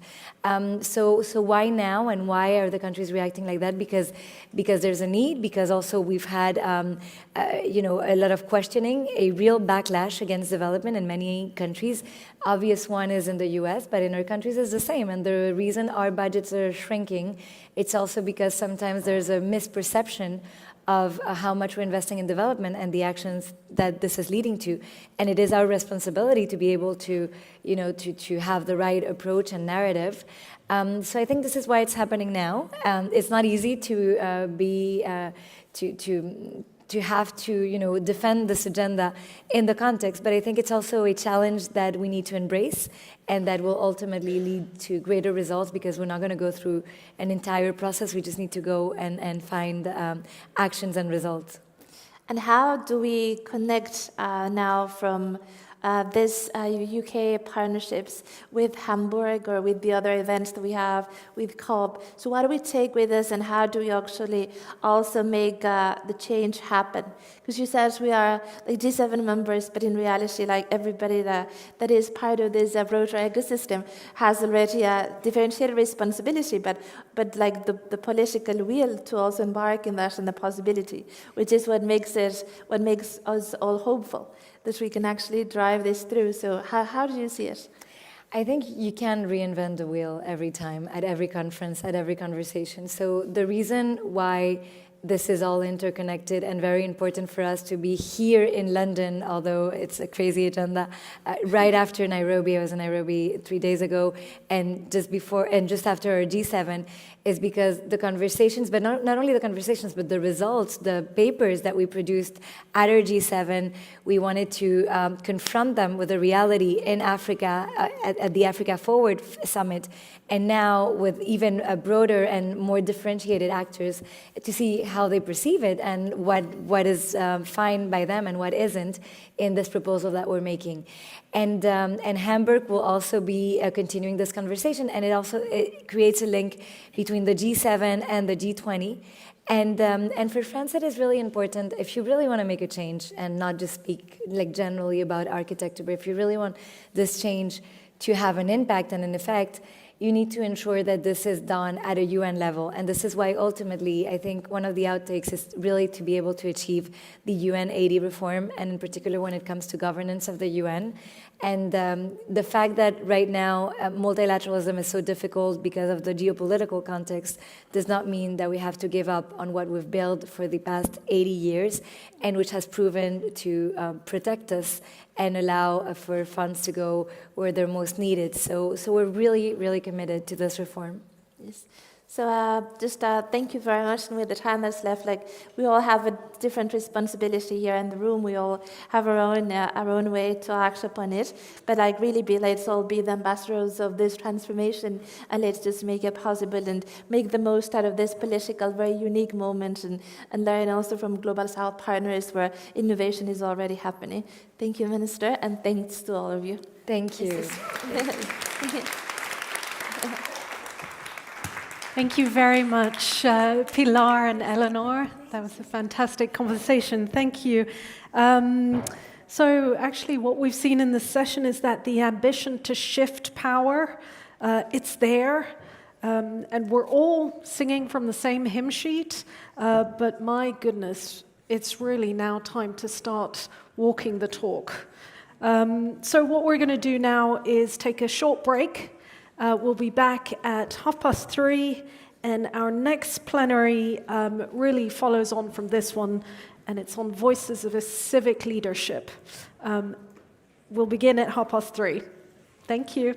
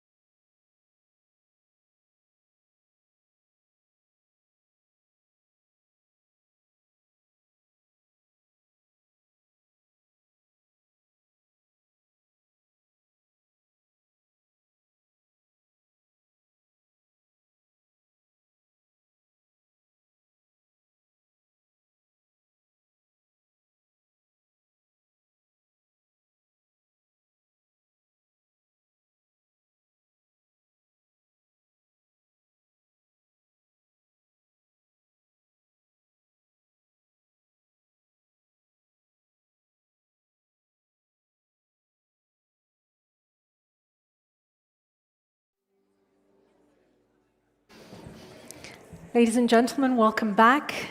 So if the question of this conference is about shifting power, then we have to ask, towards whom?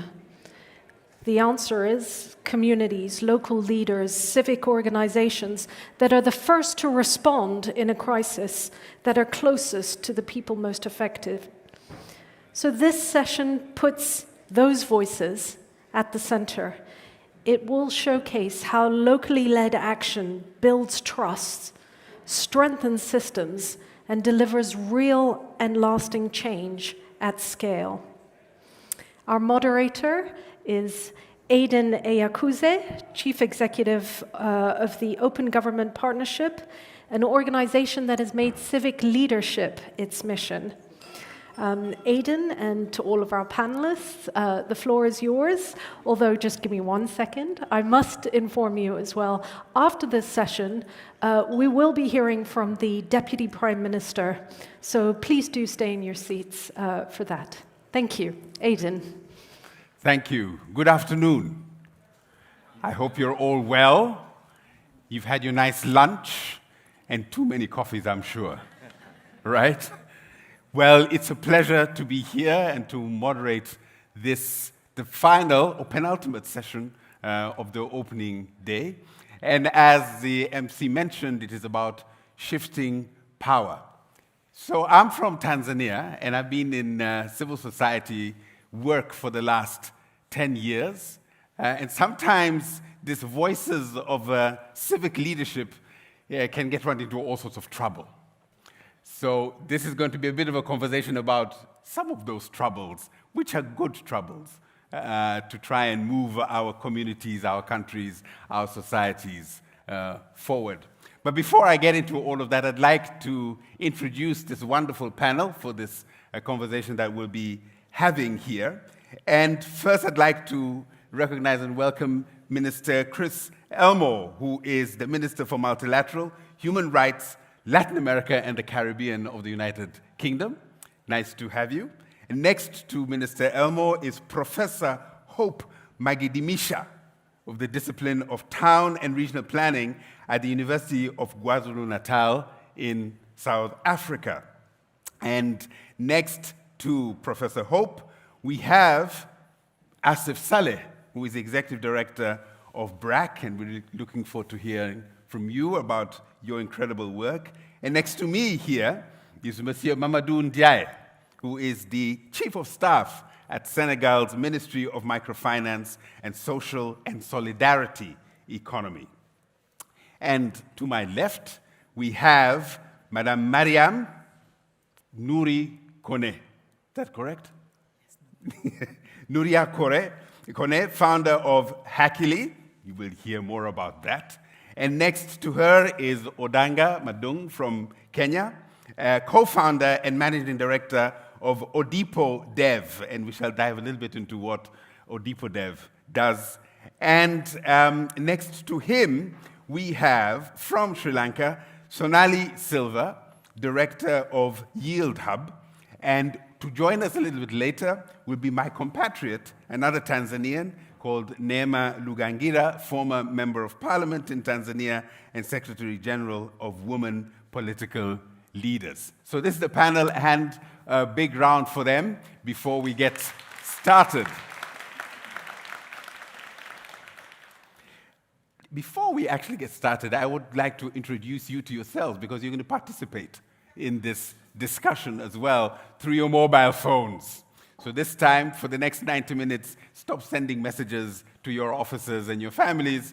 Participate in the polls that we want to be having here. And in fact, the first poll, and this is the sign for the poll to be put up, is for you to answer the question. You'll have to scan the QR code on the Mentimeter. The question is tiny over there if you can't read it.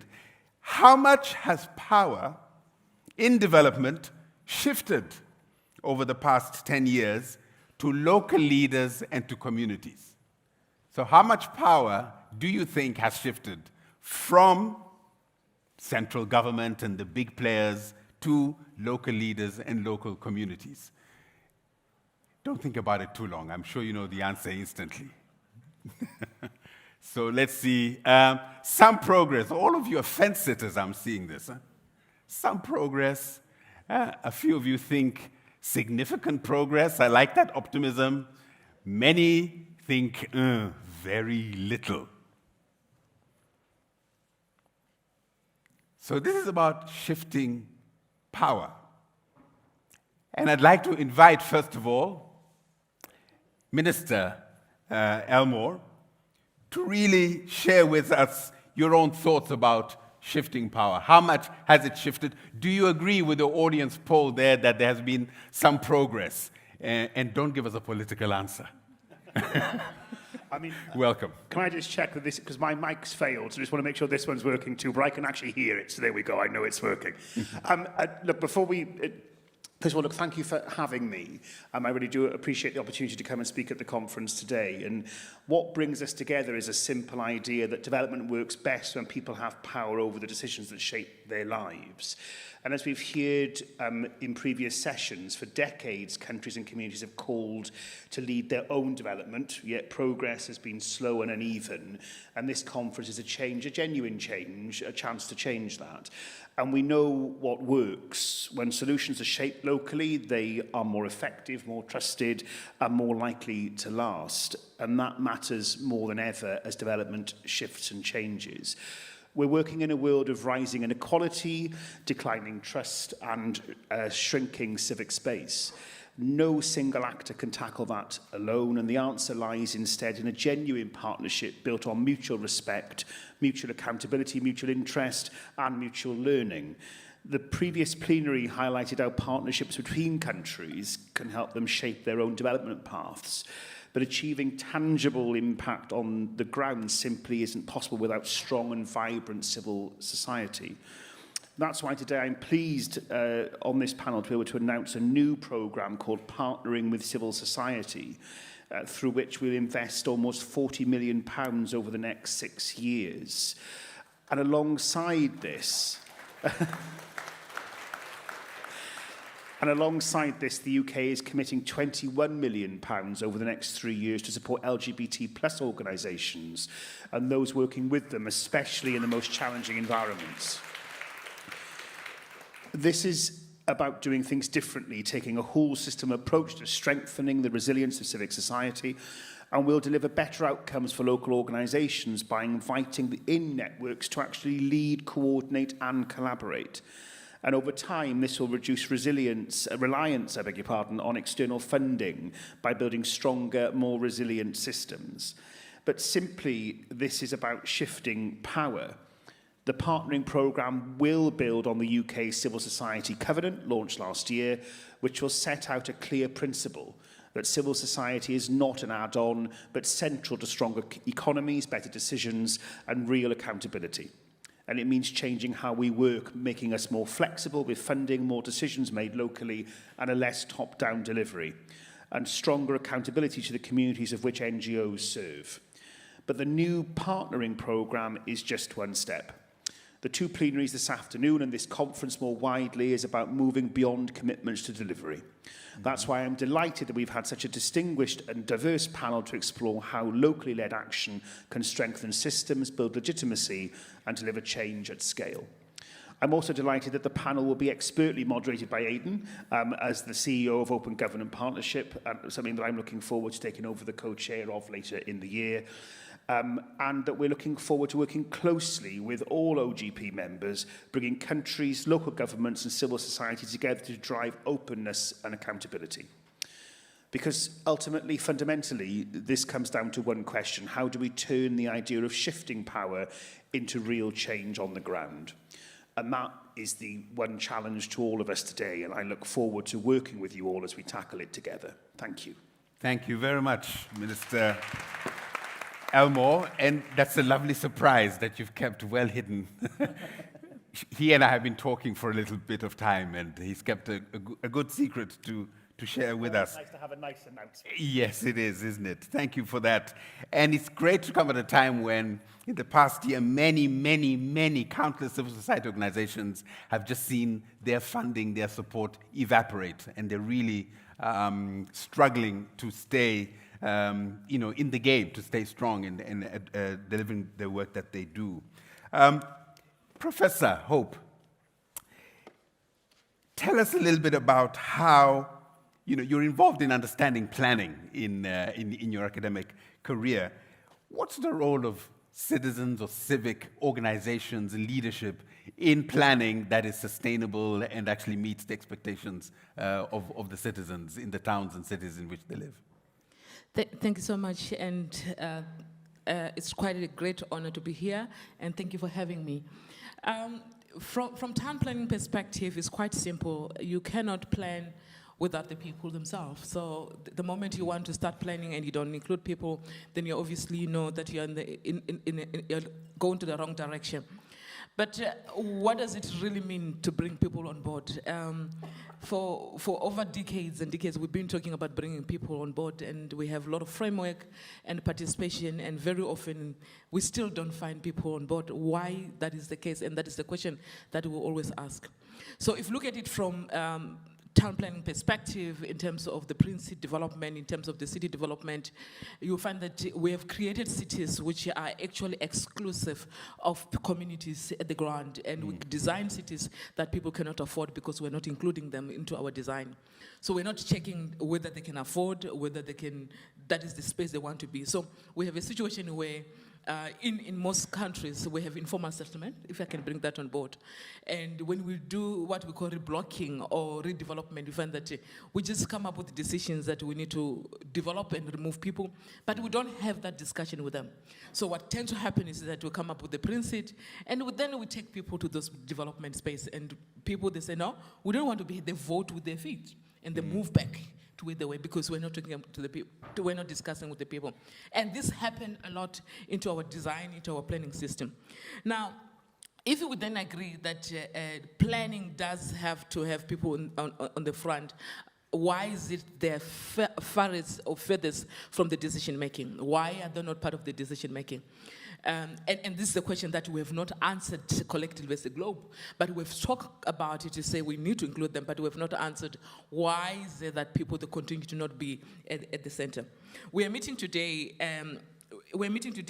in a situation where society is confronted with issues such as climate change, issues around migration pressures, and many other issues.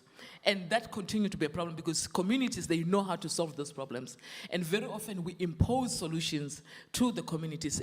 And that is a question that we need to answer. Why is it that we don't bring communities to deal with their own problems and also offer solutions? And so that's some of the issues that we are dealing with on a daily basis from planning space. But governments would say, but the people don't know very much. We need to plan for them. We need to organize their lives. We need to put things in order so that we can deliver services. I come from a country where during the Ujamaa period, under the late President Nyerere, replanned villages, so that services could be delivered to them. And citizens didn't have much to say because, actually, to be honest, we don't know about town planning. So what is the value of engaging, and how do you engage citizens in that planning, that leadership, to shape their own lives? Firstly, is the troubling position that we've taken as technocrat, that people do not know planning. For over decades, people have been planning in their own space using their indigenous knowledge. If you look at what's happening in Africa, most people, before the current status quo that we have in terms of the climate change, people have been surviving heavy weather storms and building sustainable structures compared to what we're having in some mostly in informal settlement. But what needs to happen then, what we need to do in engaging those people is to make sure that we're engaging them at their level. So if I go there and start using planning jargons, urban design jargons, they're obviously not going to hear me. So what you need to do is to able to come up with what I call a community-based curriculum, where you are able to use their language so that they're able to hear you. What do you mean by principle development? What do you mean by densification? What do you mean by 15-minute city? What does that mean, and what does that look like? But not only just what it means, but people, they want to see what you're talking about, and that's why you have to bring the use of technology. How are you going to use technology to make sure that people actually understand what you're talking about. How are you going to do modeling? That's why we talk about modeling cities, where you actually do come up with models and you make sure that you develop that with the community. So the idea is not to completely leave the power to the communities, neither is to leave the powers to the technocrat, but the idea is to collaborate with them. So you take from them based on their knowledge and also use your expert knowledge to say, this is how the city should be designed and this is how cities should look like, and have that discussion, an open discussion with the community. I'll come back to you and ask you what's your favorite success in engaging the citizens where they are in the language using the technology there. You talked about technology, so I'm going to turn to a couple of the people on this panel who know a lot more about technology than I do, and I want to start with you, Mariam. You are a software engineer, right? Who also happens to build tech ecosystems in Ivory Coast and perhaps beyond in that country. Can I ask you just a simple question? Why do you go from coding and with computers to organizing ecosystems and becoming a civic leader with us messy human beings? What's your story? Well, thank you for the question. You know, I grew up in an environment where boys and girls were doing the same things. It's only when I arrived at university that I realized we were 5 girls out of 40 people, and we were considered to be the boys with long hair. Oh. Yes. So it's kind of when my eyes opened to the gap. For me, I was just a human being building solutions for my community. I was not a woman building solutions for my community. That's when I realized. So I started with the computer science club of my school. There were barely any women in it. I joined, and I said, yeah, what's going to happen by next year? We are going to have at least 20% of women in this club. And I joined, and then I became the president of the club. So all the boys elected you. Of course. Okay. I mean, that's the thing. When you become the best at what you do, people have no other choice. But to elect you. Yes. They don't have the choice. Excellent. So, I mean, and still in that journey, I learned different communities, the Google Developers Group, Women Tech Makers, as an ambassador, and then Hakili. So when I came back from the Mandela Washington Fellowship, I realized that I cannot just be, just doing my little impact in my little university. I need to reach out to more. Because at the end of the day, what's the purpose of privilege if we can't impact the people around us? And that's how Hakili was born. And what have you been able to achieve? So you've gone from being a developer, being president of your club, to becoming an activist, a digital activist. What have you been able to achieve? Where have you felt really pushed back in the cold winds, and how are you overcoming them? Well, I definitely hope we had achieved more. When I started Hakili, the very first cohort started in 2019. In 2020, it was COVID. We started with 15 women. We finished with 5 of them. Yes, that's 1 out of 3. But one thing that made me really happy is that those 5 women that went through the whole program and arrived at the end are actually doing things right now everywhere in the world. I remember that one girl who came up at on the very first day. When she spoke, you could barely hear her voice. Like, bonjour, j'espère que vous allez bien. And then 2 years later, I was at an event in Abidjan, and then there's some woman who takes the mic. And she speaks very loudly, very proudly. And I turn around, and I see her face. At that moment, I felt very emotional because I realized that what we were doing was not just teaching women how to code and work in agile project management. It was also leadership.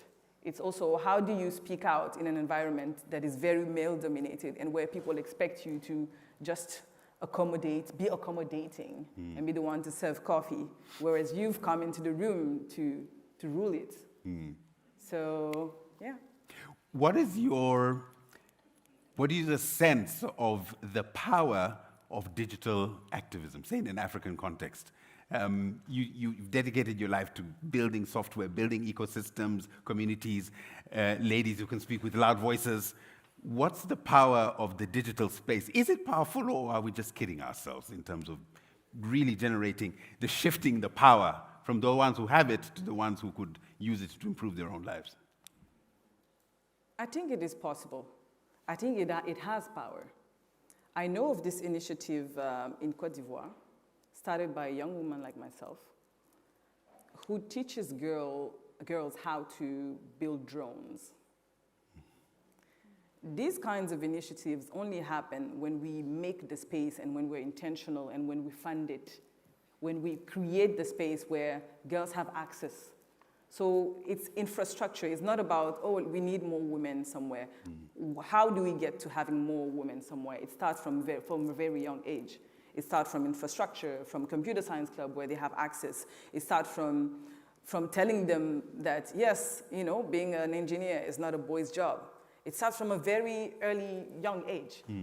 So for me, to be able to be in a room where I'm seeing young girls playing with drones that they've built is proof that when we are intentional and when we put our money where our mouth is, then we can actually have an impact. Me being on this stage, being a young girl from Côte d'Ivoire and nobody knows me, means that when you're intentional, purposeful, and you actually want to have a change, then you can do it. It can happen. It's possible. You just need to be proactive and be intentional. What resistance did you meet along your journey? The first one would be, most times I'm always the youngest in the room, so people don't take me seriously. They see black girl, hijabi, Muslim, oh, she must be very dumb. Or maybe she's just here for the quota. You know, we need like a number, minorities. So maybe that's why she's in that room. So the biggest challenge is how I shift that into respect. So I get to train a lot of people from different backgrounds, different age and genders. And at first, they are very skeptical. And by the time we finish the very first day of training, they're like, oh my God, I'm really hoping my daughter becomes like you. And that's when I realized that if I get discouraged and step back because I'm not welcomed in a room, then I'm actually closing the door for the girls who are coming behind me. Well, we'll come back to your great story.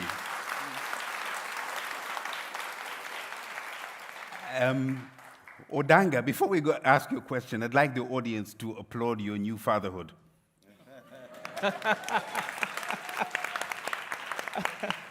And to appreciate the fact that he's operating on very little sleep.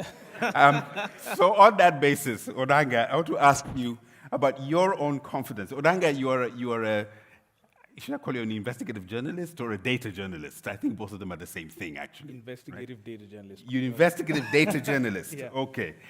Causing all kinds of consternation in the work that you do, but you have a firm belief in digital tools and in those platforms, in expanding voice, in digging into the real truth, exposing it, and hopefully making a difference. Why? Why do you think that is a good way to spend your time? Well, I'm not really sure it's the best way for me to spend my time. I should be at home and trying to. But I'm very grateful, by the way, for this week because it's like this is the first week I'm actually getting a full night of sleep the past 2 weeks. But I think for me, the most important thing about why I think these civic tools make a lot of sense is that something interesting has been happening across the world in the past 2 years. I'm sure many of you are aware of the Gen Z agitations that have been mushrooming across the world. And that what many people don't know is that there have been almost 20 of these types of agitations that have been manifesting. And I think this is actually this graphic. I don't know if this graphic is showing behind. You can show the image on the screen. Yeah, but I think one of the interesting things that has been moving me has been trying to understand that actually not since the Arab Spring have we actually seen this kind of level of agitation and, or rather shift of power largely being enabled by online means. And so over the past 2 years, I've actually been spending a lot of time covering these movements across different parts of the world and speaking to a lot of the leaders of these movements, trying to understand what actually drives them to action, what actually motivates them, And at the base of it, of course, you find that you get what we would usually expect, which is that a lot of these people feel that the systems in which society operates does not work for them. Economic growth has not led to increase in wages or an increased supply of jobs for them. Corruption has, in essence, actually locked them out of their dreams, right? And representation does not actually drive the will of the people, right? But what actually surprised me most about it was that a lot of the people in these countries that are there up on the screen were actually watching each other. And that every time I spoke to a lot of them, they would say the kid in Nepal would say that I was inspired by the things that I saw in Bangladesh. The one in Indonesia would say that I was inspired by the things that I saw in Nepal, right? The one that would have spoken about what they did in Mozambique would say that I was inspired by what I saw in Kenya, right? And so what you're beginning to realize is that these things are basically a lot of the agitations and a lot of the ways in which power is shifting is largely because a lot of these habits are now contagious, right? We tend to think about power shifts as a vertical thing. We design our organizations even in the same way.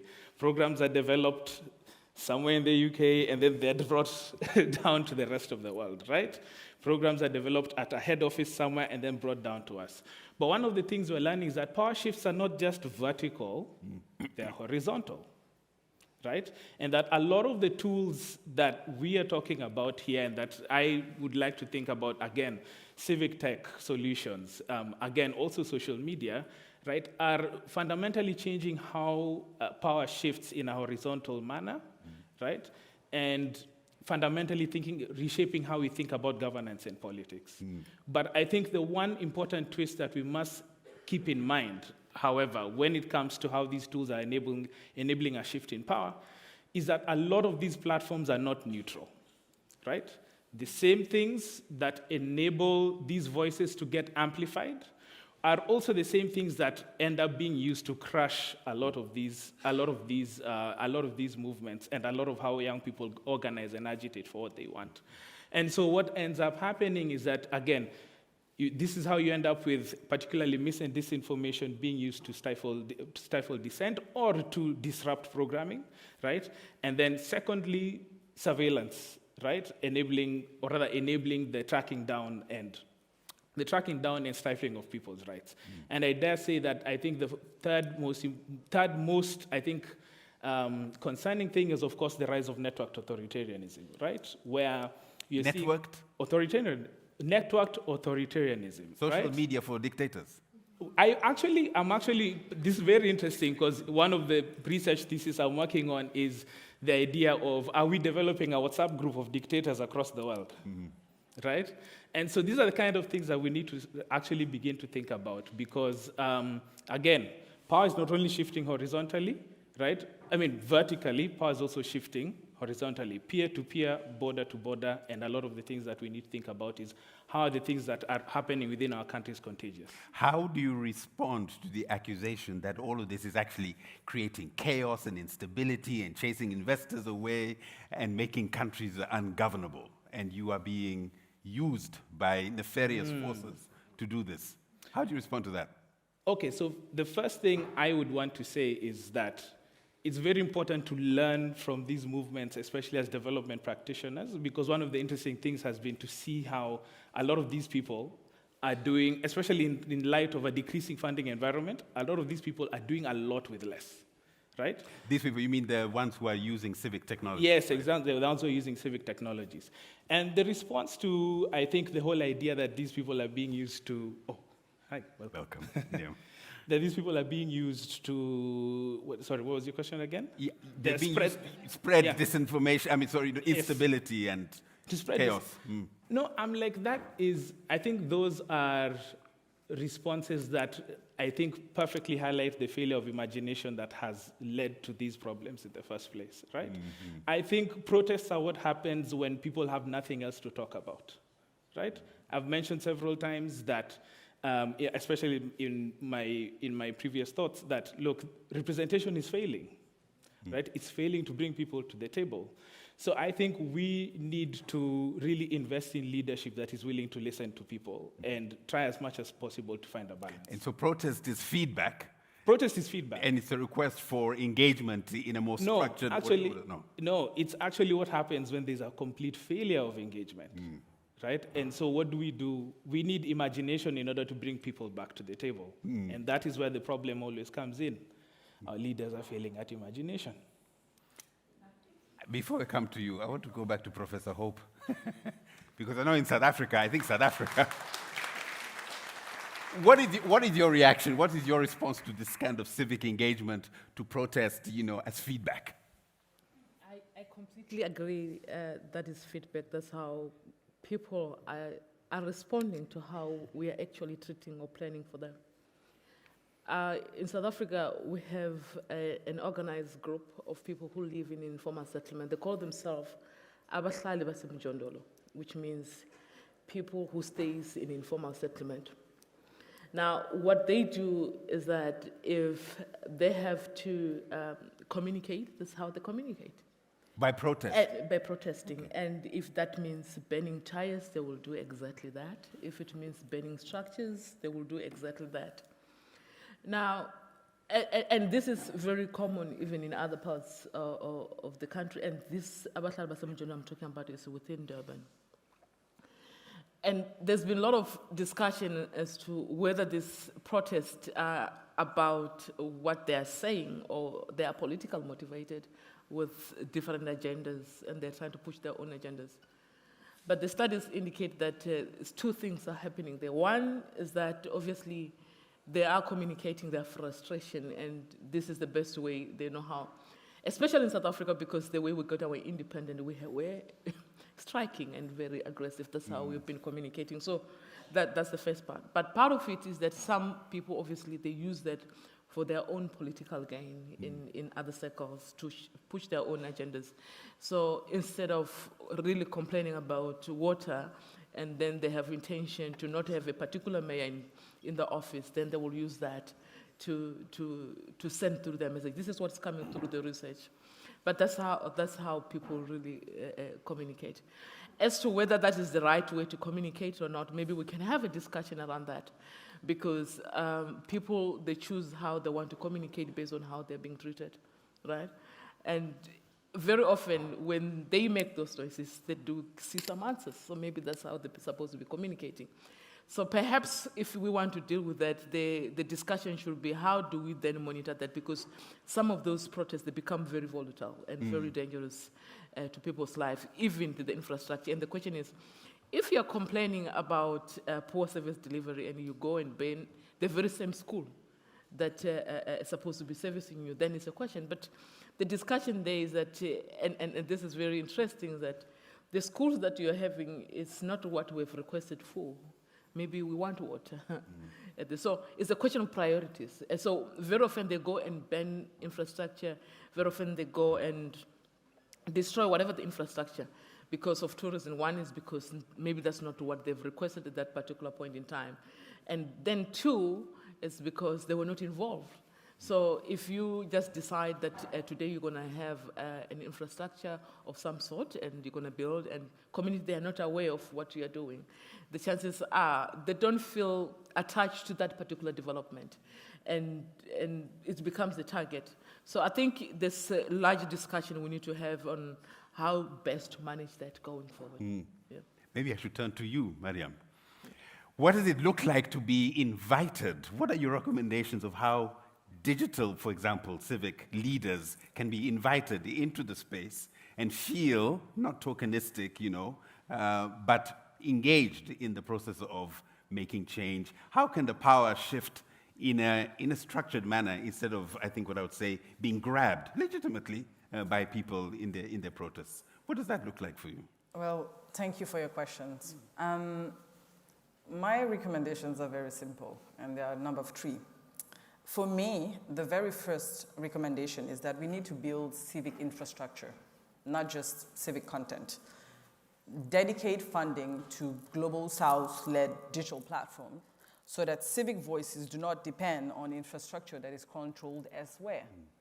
right now. A lot of activists in Africa, for example, are advocating on social medias that are not hosted in Africa, which means we don't have full control over whatever it is that is shared over there, which means we are exposed.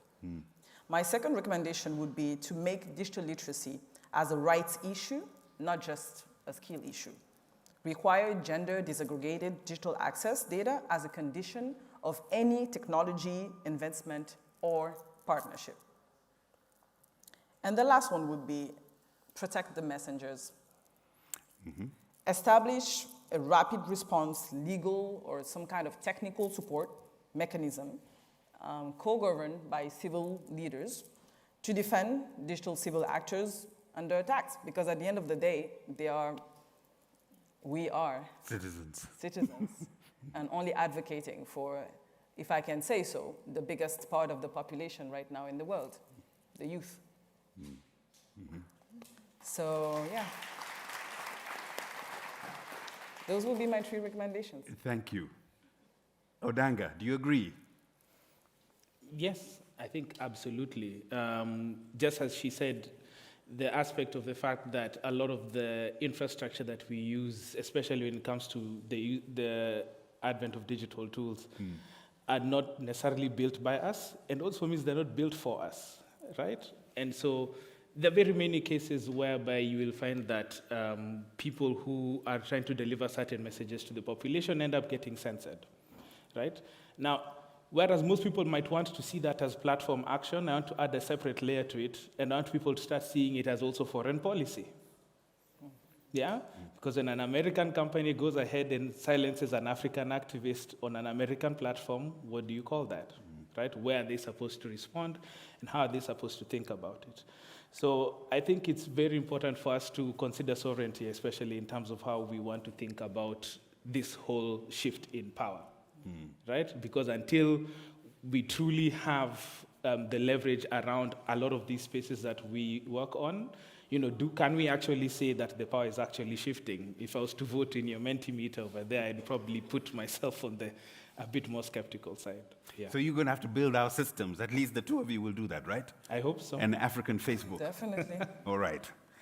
Thank you. So let's look at a slight shift to growing local solutions and scaling local solutions. And I want to start with you, Asif. We've heard about the digital civic leadership, which really is, I'm going to summarize it as, of necessity, grabbing power, right? Because it's not shifting in a structured way. However, you are engaged in, I think, social innovations there that are shifting power in a different sort of way.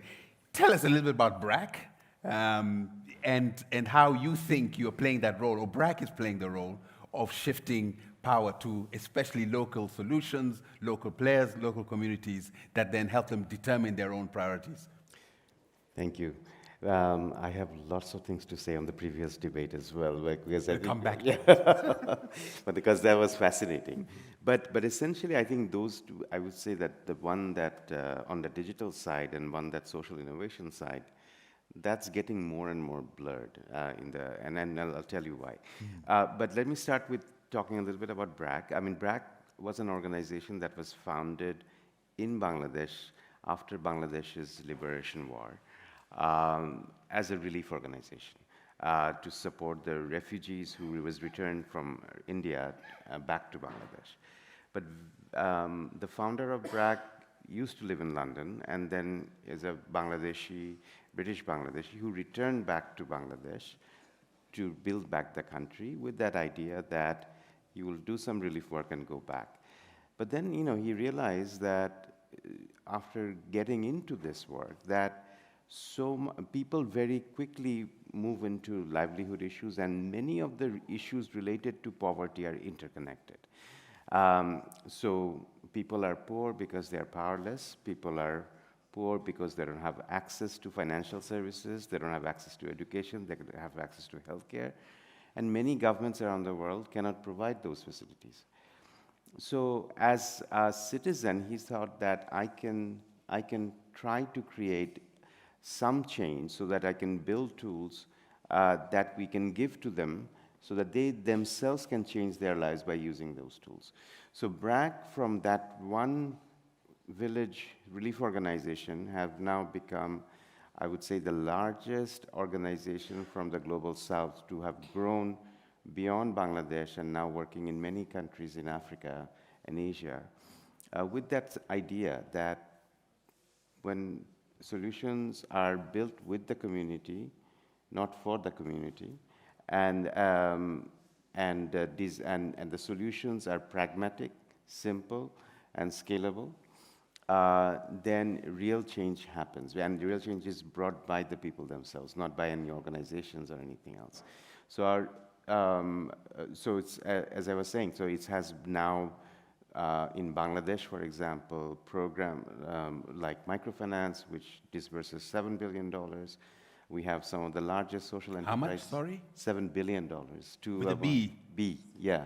Oh, wow, okay. Yeah, so scale is a bit. So we at Bangladesh, we ran 64,000 schools at one point in 2009. So then when the government didn't have any schools. So scale was a big part of the DNA of BRAC. And essentially, we have 40,000 healthcare workers who actually go door to door, and people, and these models were designed in such a way that, you actually are with the community's women. They themselves actually get trained to deliver these services. Some of the, and when you look at the base, you heard of the word base of pyramid, right? Yeah. And when you go to private sector, they say that, okay, so base is a very important one because, there's a volume there. Big. And so you need to sell to them by sachets and small packets. So BRAC looked at the base as not as consumers, as producers of products and services. So, and then they played the role of the aggregator to connect them to the market. So for example, the rural artisans, women who were working from their homes, designing products, we provided them good quality input, like the clothings and access to financing. Then we linked them up to the urban market and also provided them contemporary design. So, and then we did scale them up. So 85,000 artisans are linked. Now the brand that we run is the largest lifestyle brand in Bangladesh. So we have the largest dairy company, the seed company, the largest bank, university. So all of them were set up with the people in mind and with the community, right? So just goes to show, I think it is a very interesting model to show what a power of a local idea can do if you think big and if you think ambitiously and bring in both your private sector expertise and social awareness to bring them together. That's on one side. But on the other side, the idea is that oftentimes local solutions of local organizations think small. Ambition is not there. So I do this small store.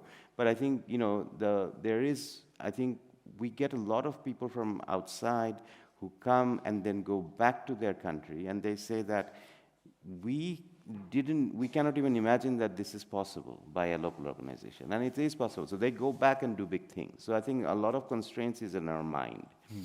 And essentially, how do we harness more of this? How do you claim back the power, as you said? It's very interesting. I was saying at the last session that follow the money, right? How the money flows. You hear a lot of nice things in these conferences, but actually on the ground, when things happen, because I think all local providers, solution providers, they require resources, access to resources, and oftentimes there's an international responsibility, whether it's the issues of refugees and things like that. There is, with the climate change, there is responsibility by international actors to provide some of those resources. But it is so compliance heavy. It's basically the system is built in a way that, as my friend was saying over there, that one, not only the design comes from outside, but then also system is built in a way that you guys are all crooks, so I'm there to protect you, protect the assets. And that means that, if you look at the numbers, that even international NGOs on average spend 80% more money just on compliance issues than more than multinational companies, the private sector companies. So then you have lots of intermediaries in the between as well. So whether it's the UN or the INGOs and stuff, so they all take a piece of the pie, right? As more and more intermediaries you have, you have, by the time it comes to the ground, that the implementing local organization who actually does the work, there's nothing. So there's very little that is there, right? And then what is said, what is told is that, oh, we don't give you the money because you don't have capacity. And so when I went to Cox's Bazar, I talked to many of the local organizations, and I said that, yeah, so what capacity are they talking about? That they would, first of all, we cannot write good English, we cannot do grant management, we don't have safeguarding policy, this and that. So like, have you built these capacities if you know this? And they said that I get 2% overhead because by the time everything comes down, there is nothing, and they squeeze us on overheads, right? So 2% overhead, and then I build the capacity, and then they get hired by the international NGOs by a higher salary, and my capacity is gone. So the system is so skewed that it's like a chicken and egg situation. So you don't have capacity. So how did BRAC escape that? Because this is a story for many people. So yes, how did BRAC yes, I think a lot of it is built because of our own independence that we have built, because of our own financial. And you built your independence on what? On the social enterprises. I would say that BRAC has been one of the organizations that realized very early that we cannot depend on foreign grants. We have to be independent, and we used market and business in a very clever way, and kind of flipped this idea that doing good and good business has to be mutually exclusive. So I think, since this is fundamentally shows that market can solve problems, and market also can generate revenues as well. So I think that just to say that, we also cracked it for local organization in Bangladesh. So we went to a donor because it was a chicken and egg situation. You don't have capacity, so they don't get the grant, and because you don't have overhead, you cannot build your capacity. So I went to a donor in Cox's Bazar, Government of Canada, and I said that this cycle needs to be broken, right? Because you have signed the grand bargain about 10 years ago, and nothing comes to local organization, where at least 25% is supposed to come to them. So I'll say, we'll take the responsibility as BRAC to support the small organizations, and you can give money because I'm not risky for you, because I'll have all the best practices. And I'll do a diagnostics of what capacity you're talking about, where they don't have, and I'll build those capacities so you can directly fund them.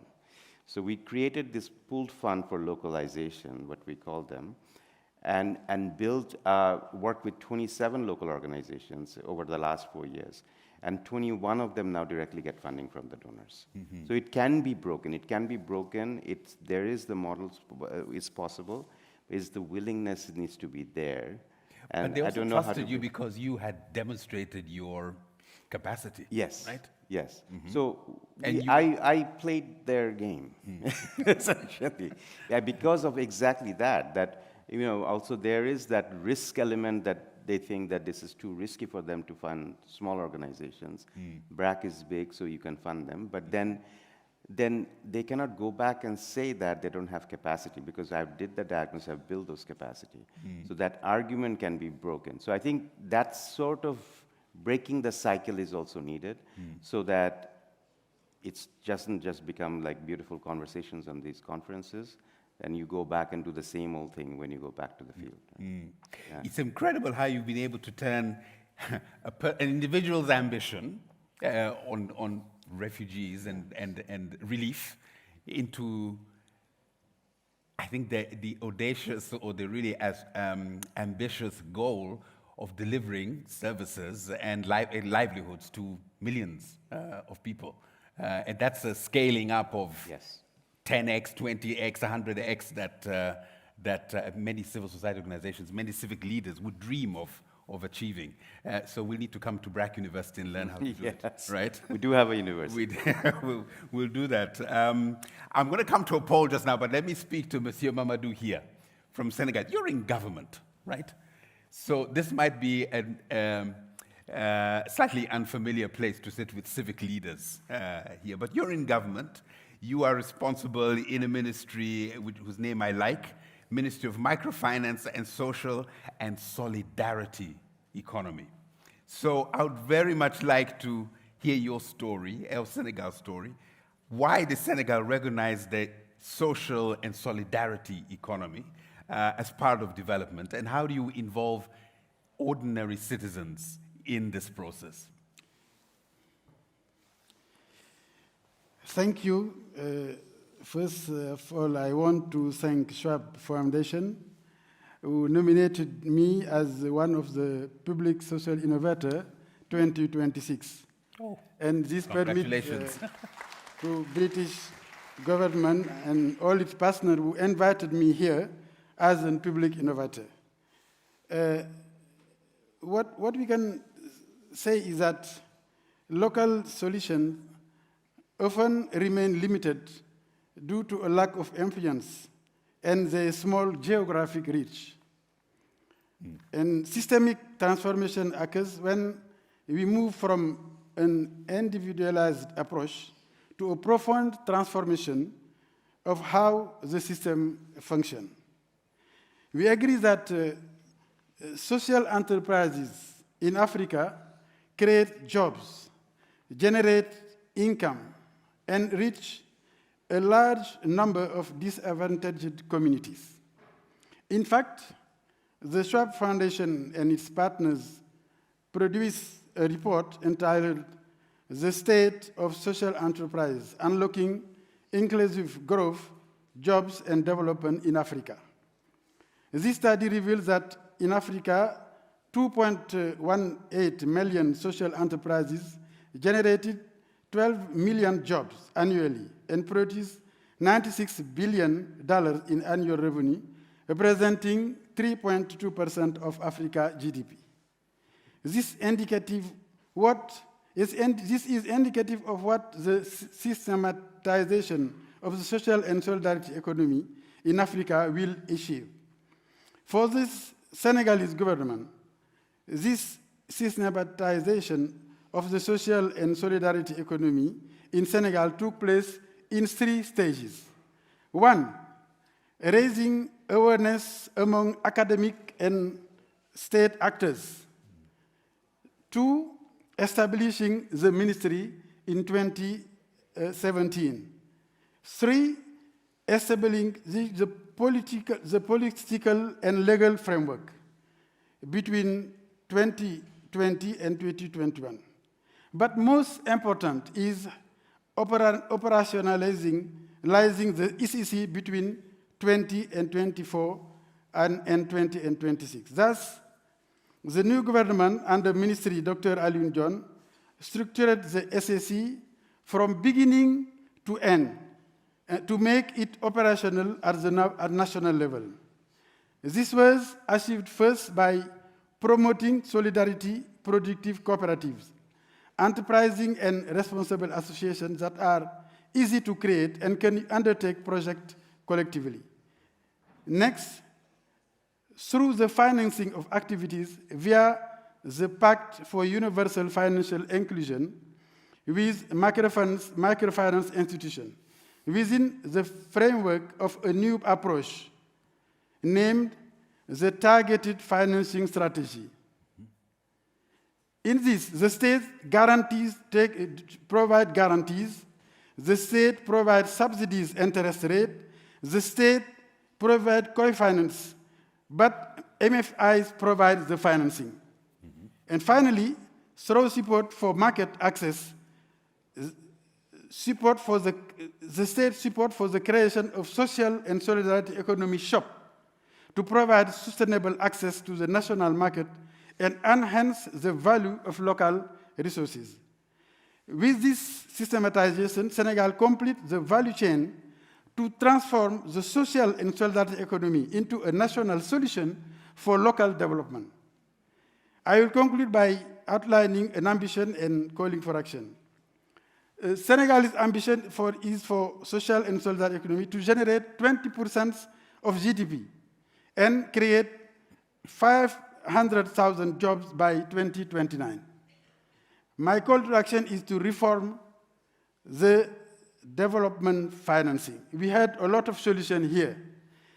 Indeed, we believe that the first condition is we have to address the weak representation of stakeholders by structuring them into a strong organization capable of negotiating the production and marketing of the fruit of their effort. The second condition we expect from this conference is a revolution in development financing. This revolution requires harmonizing financing channels so that every cent invested stems from an harmonized economic approach involving, first, technical and financial partners, two, non-state actors, including philanthropists, three, designated representative of ECC, actors, because this is a problem, there is a representation of actors, and local government, and finally, the national government. If even one of these 5 actors is omitted from the process, the expected impact of development financing will always fall short on expectation. We therefore call for empowerment of stakeholders who place them at the heart of their own destiny. We urge the implementation of this approach initiated by Senegal throughout Africa and support our country's pilot phase with appropriate financial resources that enable these social economy actors to access viable, repayable financing, allowing them to become development entrepreneurs rather than passive beneficiaries in shaping their own future. Thanks for listening. Thank you, Mr. Mamadou.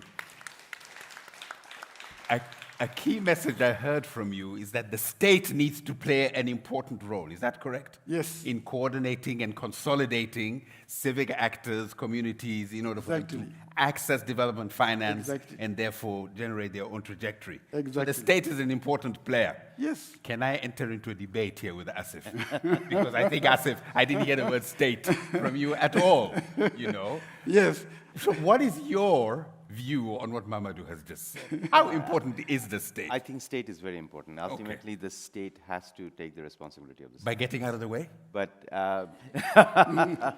in some cases, I think in some cases, I think state needs to facilitate so that actors like civil society, private sector, they can come. Because the way states function, just the bureaucratic system, it's not built for innovation. So innovations... But it's built for scaling up? Yes. Because he's arguing that that's how you scale up through the state.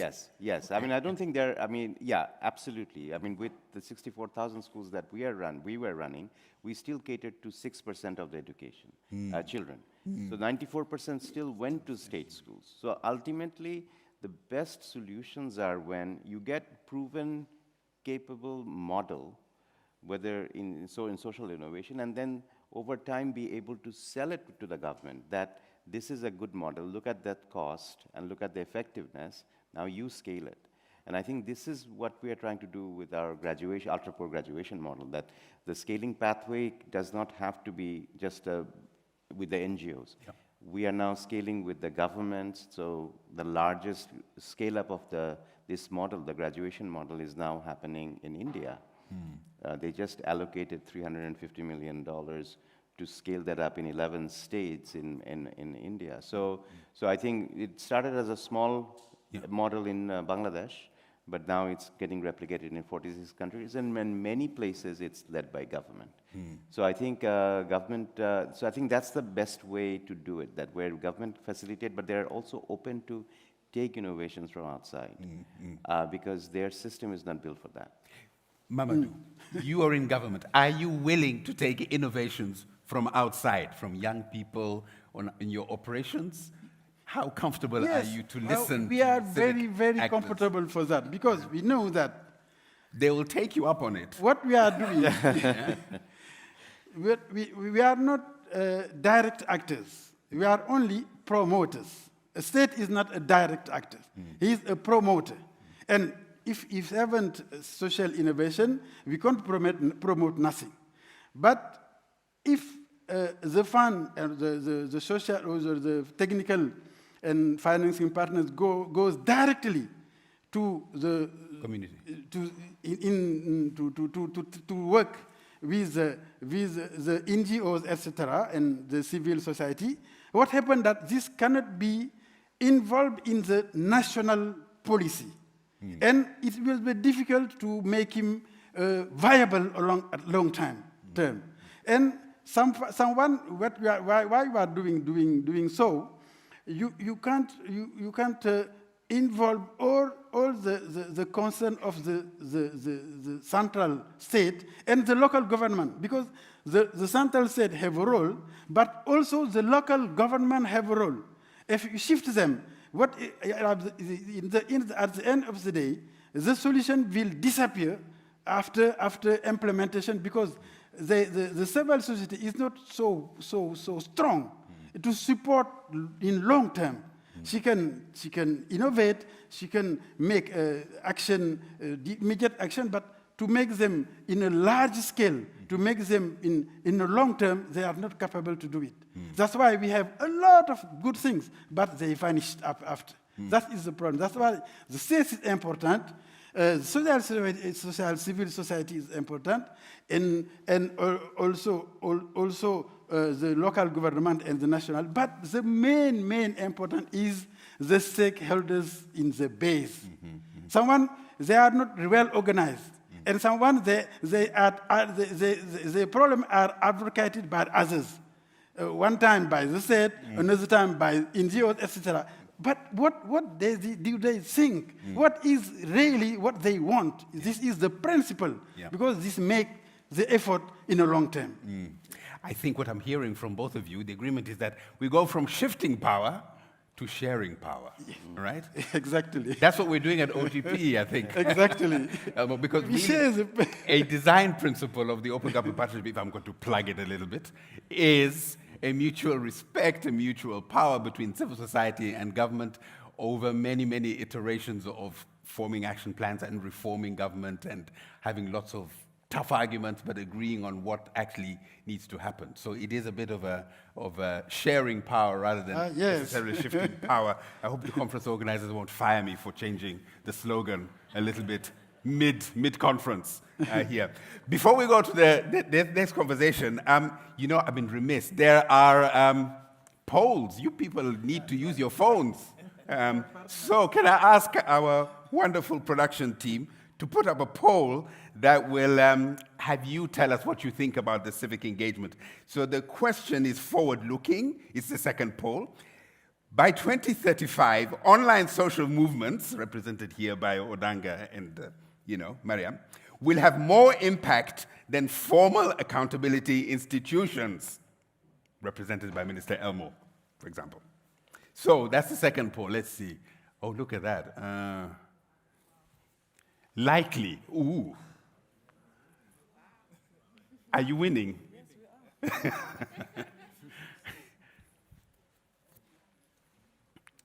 That's very interesting. Likely that in just a mere 9 years, social movements will have more impact than formal accountability institutions. I know now what to tell my daughter to study in university. Minister Elmo, you've been watching quietly here. What do you make of that kind of challenge to the accountability mechanism in which you sit called Parliament? I mean, I might need a career change, I don't know. I mean, I think it's a worry for democracy in the context of trying to make sure that democracy remains relevant in an age of social media and in an age of social movement, because actually you could argue through history, and not that far back, that social movements in the 50s and 60s and 70s meant that democracy adapted and then survived through it. Not in every country in the world, but if you look at social change, often democracy adapts to that. So it's interesting, just off taking a straw poll in a room of people that work in this space, that they think it's likely that social movement will be better than institutions that are democratically accountable. But I think it's also for people like me as ministers and for people who work within those institutions of government, so the civil service, people that work in this space, about how they respond to it. But that is sort of the point, isn't it? It's sharing power. It's being able to understand how you respond to something and not doing it to them. It's the whole point around what's happening with social development. It's the basic principle. There's been many years of saying, well, we think you should have this in this country, and we'll deliver that project. It could then not achieve very much, but then that project is pulled away because of funding cuts or constraints or whatever it might be. And actually what we need is that change, that active change in this idea that it goes to the urbanisation point. You know, I mean, I would agree. I'm a minister, but I'm also a constituency MP, and I have more conversations with constituents about planning and road infrastructure and the need for housing. And in my seat, because I represent a coastal constituency, on sewerage removal into the seas that engulf my constituency. But these things actually need to matter. I worry, though, about the idea that social media influences a lot of this.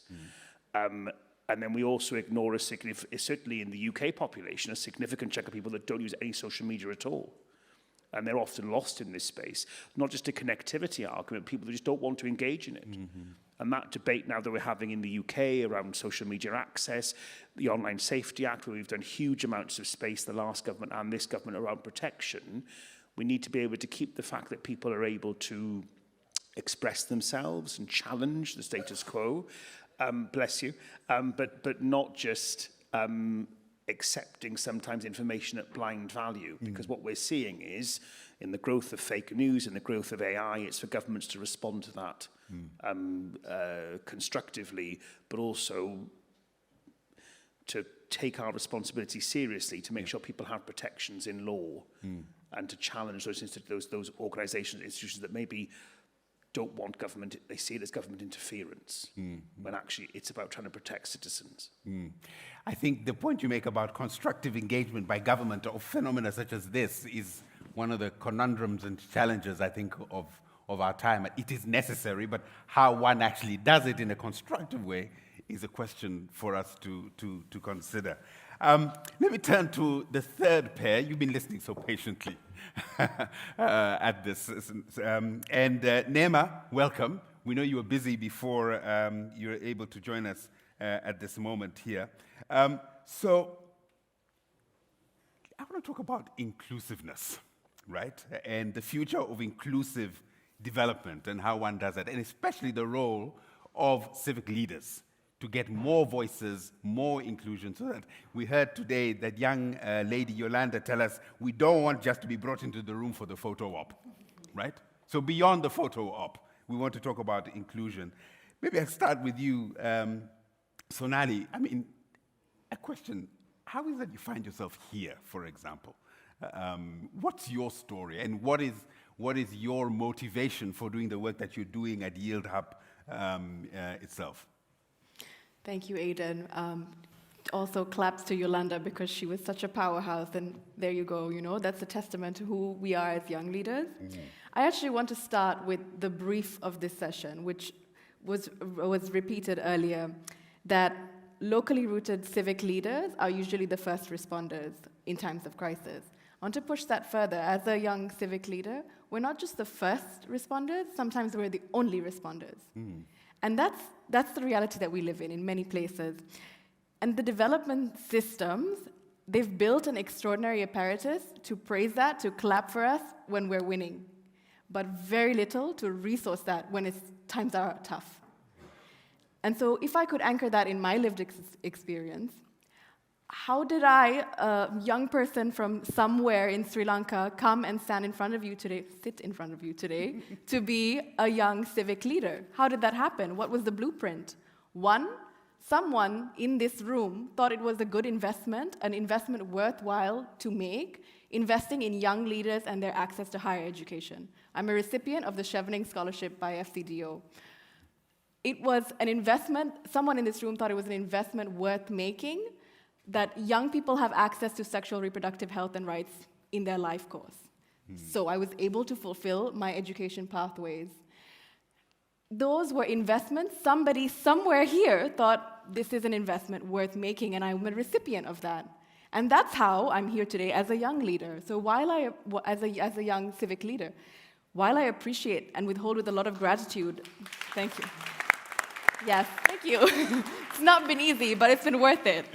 While I hold with a lot of gratitude that you appreciate that this is an exceptional journey, what I have and take issue with, and of course Mariam and Odango can attest to this, it's not easy, and it is an exceptional journey, but what a shame that this is an exception, that this journey, this pathway for young people to become civic leaders is an exceptional journey. It's the exception. At what point are we going to, as a sector, say, no, this should be the norm? And so that's really what I want to, that's how it happened, and that's how we're here. I stand in front of you as a testament that there is a return on investment when you invest in young people, and she's here, you know? The first sort of thing getting into this sector, building Yield Hub, we work with 200 plus organizations across Latin America, Asia, everywhere, globally. My colleague sort of picked at one of the points where, you know, we learn from each other in context. That connective tissue is so crucial. Why? Because we leapfrog over problems. We do things differently. We communicate faster. And that connective tissue is something that you have to build, that network of peers across contexts. What we see is that the same suspects will be funded year after year. 1% of, this is not my statistics, this is your statistics. OECD has said that the ODAs, 1%, 2% of it goes to local actors. Imagine, in my little pocket of the world on youth, how much of that 1% comes to local actors who are youth-led organizations. When you invest in the connective tissue that we were speaking about earlier, sure, when you invest in an organization, you build that organization. But when you invest in the connective tissue, you build the field. And I think that's the perspective that I would like to add to this conversation. And I often get asked, okay, what's the tangible output? If you can't see the tangible output, that's because it's something felt. You're investing in our solidarity to do the work. Not just do the work, but to feel like we belong in the work. I think Minister Elmo already touched onto something that I wanted to say earlier, which is that civic participation should not be an add-on. Okay, so why is it an add-on? Because when we say power sharing, the sort of elephant in the room is that somebody has to give up some power, and they don't want to do that. That's it. I take my slogan back. They don't want to. Power sharing means some people will have to give up a fraction of the power that they have, and they don't like to do that. That's why over the last 15 years, we've had the intention to be exclusive, but the actions have been limited. And I think, I'm looking at the front row, and I know that every donor and foundation here, you have a youth advisory group. You have your reference, you consult with us, and we're happy to do that, but we want more. And let me tell you why, because that's the gap between consultation and co-governance. Are you going to let me be a part of the budget line? Are you going to let me decide where you allocate what? That's not happened. That's the gap, you know? That's already been spoken about by Minister Elmo, and I really appreciate that you recognize that and you're doing that work. The last sort of piece that I wanted to talk about is accountability. And my colleague Asif from BRAC mentioned this earlier. As civil society, we get measured meticulously. Our outcomes, our value for money, our safeguarding, our compliance, our due diligence, there's so much pressure to show that we earn our spot and we're doing the work. Is that accountability there for the institutions that are funding these sort of activities or are dispersing their, fiscal support? No, because they're only measured by their disbursement and their own internal theories of change. So if you want to address that asymmetry and you really genuinely want to power share, that accountability has to go both ways. And this means that you will publish your metrics, you will be accountable to us, to your young leaders in your respective countries. And this is the uncomfortable truth, right? And so I feel like that's why we've been getting away with using the language of power shifting while being able to continue with business as usual. Yeah. I'll stop there.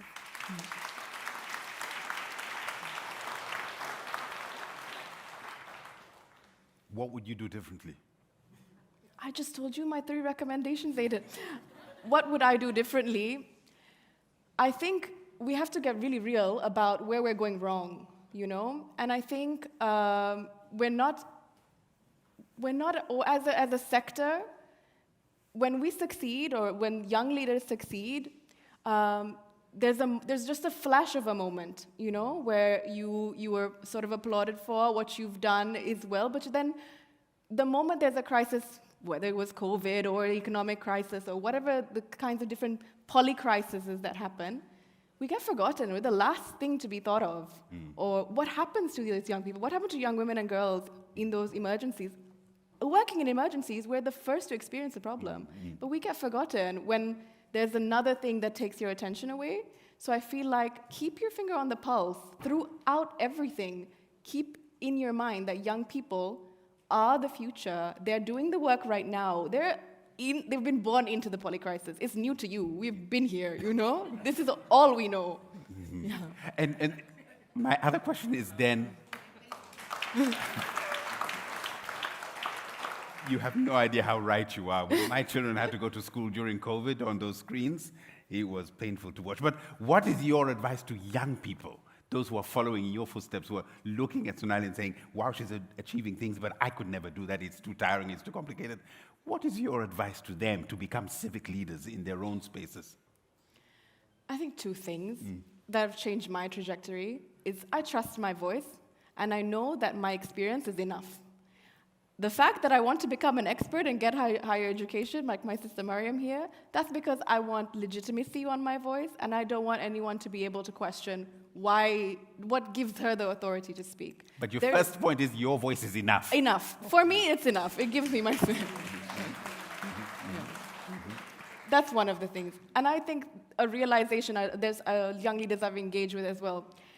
This space will make you feel like proximity to power gives you power, but it doesn't.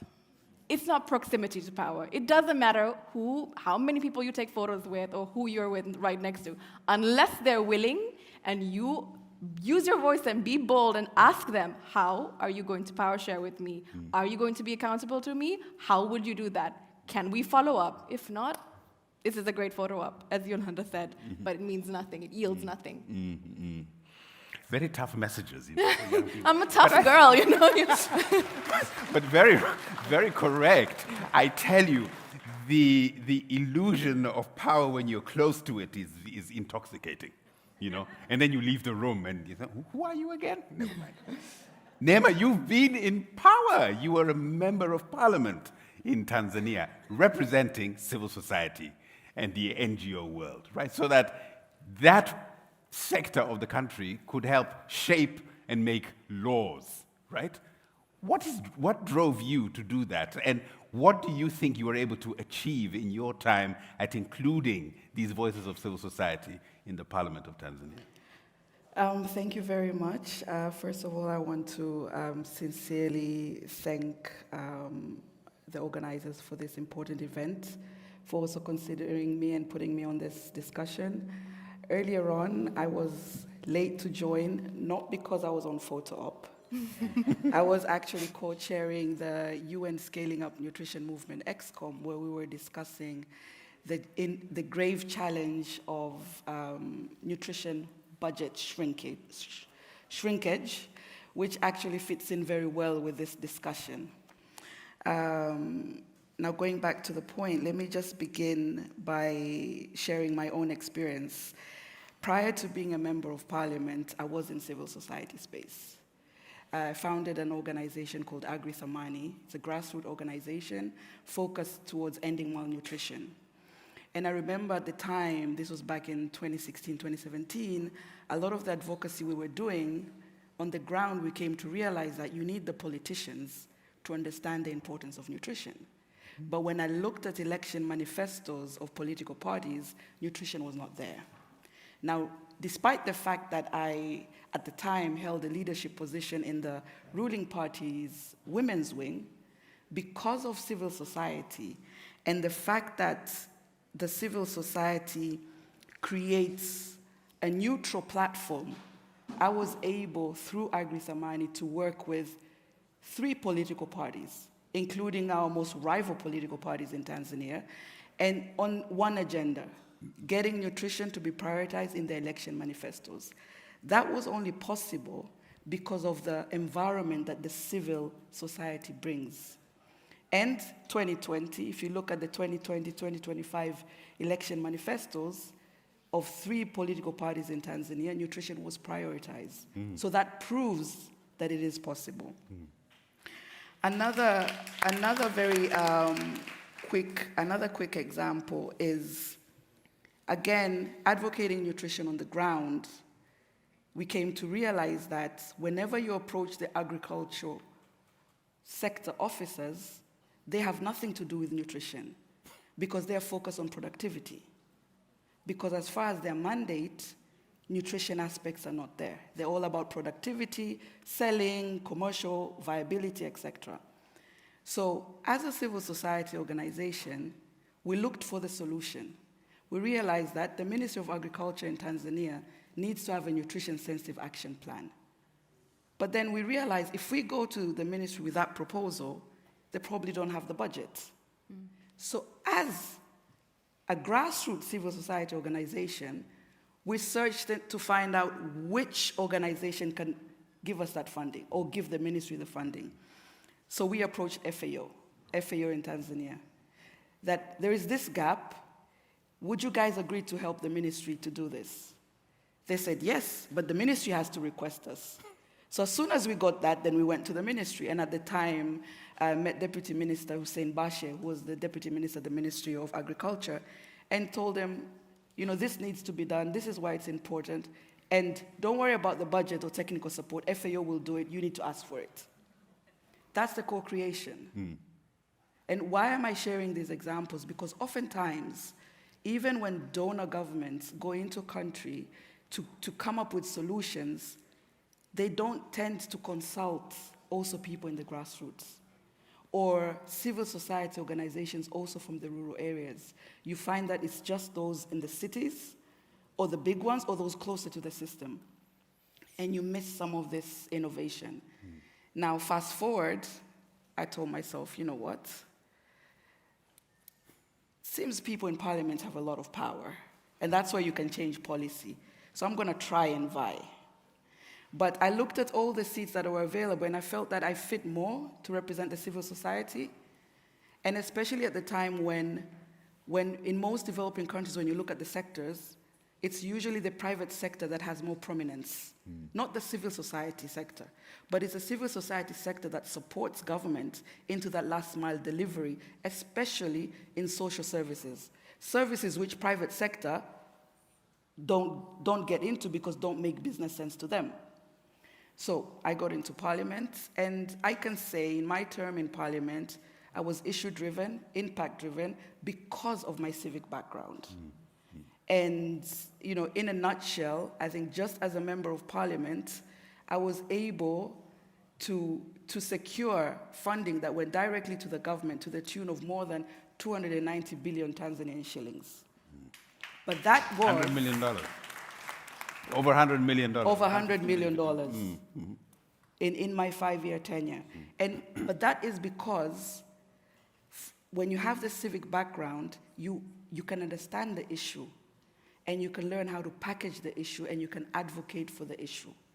However, and it's great that we have Minister Elmore here, one of the challenges is whenever there is funding opportunities, even when it's funding opportunity for civic organizations, civil society organizations, NGOs, etc., the requirements are so stringent such that local organizations, rural organizations, those in peripheral, would never qualify. And in procurement, there is something called unbundling of contracts.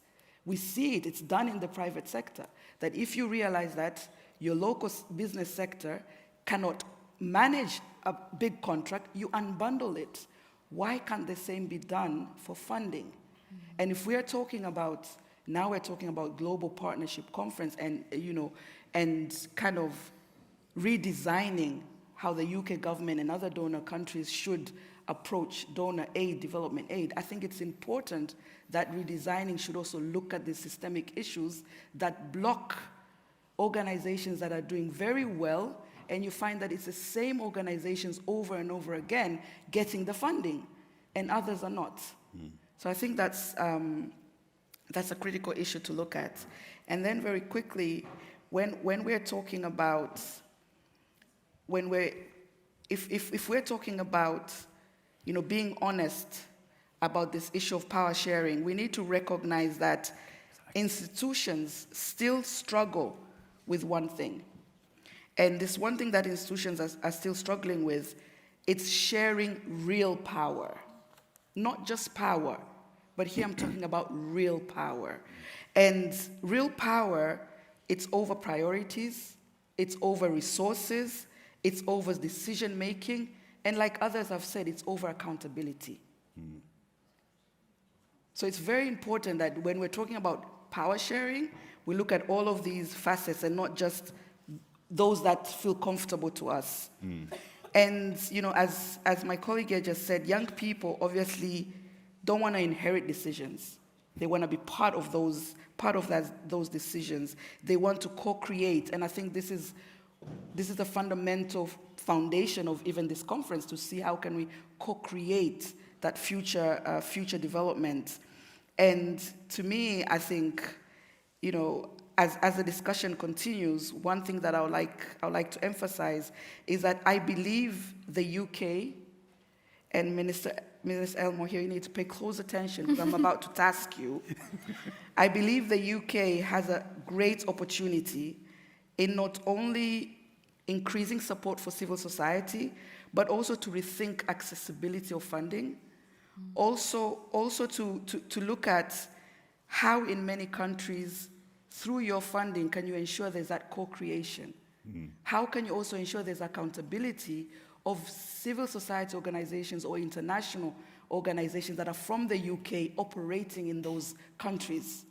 Because that's also a piece that sometimes is left aside, and there's an assumption that they're doing good in those countries. So it's important for the UK government to also look at that. And then finally, as a nutrition champion, I'm going to say one thing, that the UK government needs to be a global leader in nutrition financing.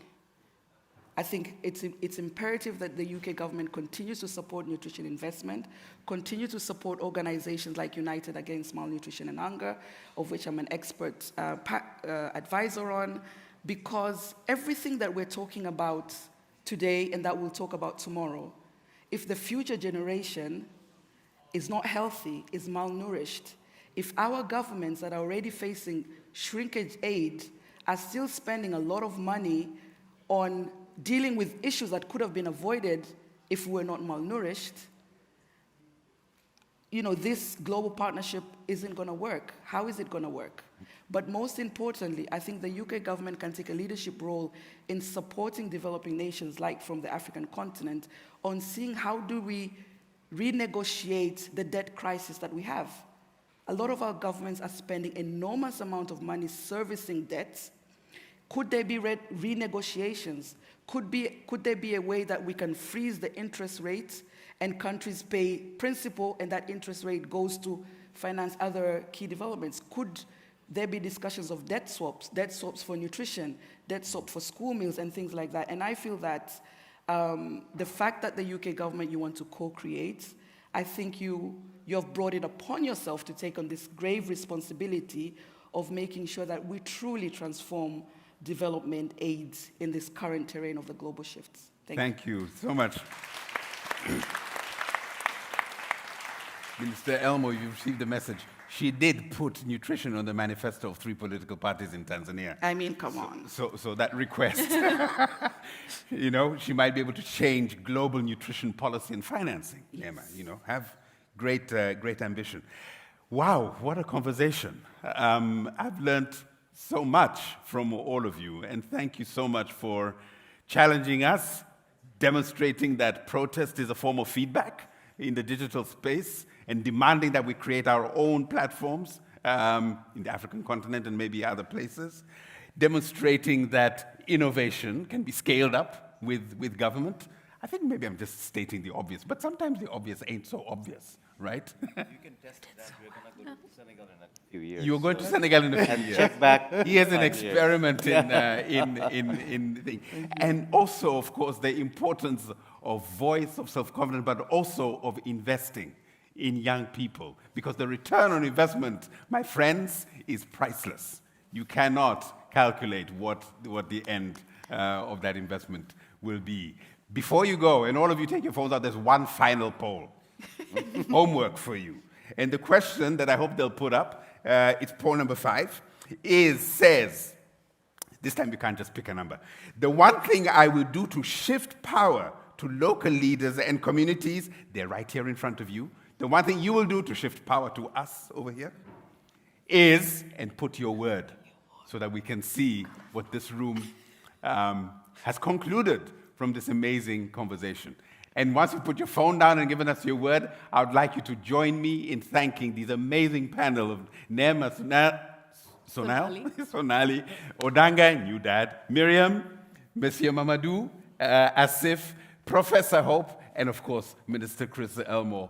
Thank you so much for your attention. Well,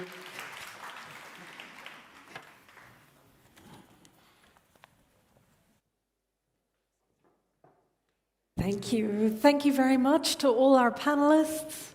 Just come forward. That was a really fascinating and real, grounded conversation. Thank you. So, ladies and gentlemen, the Deputy Prime Minister will be joining us here at 5:30. But in the meantime, I will be handing over to David Saddington, who is going to do a spotlight session here with Octopus Energy. So, ready to go.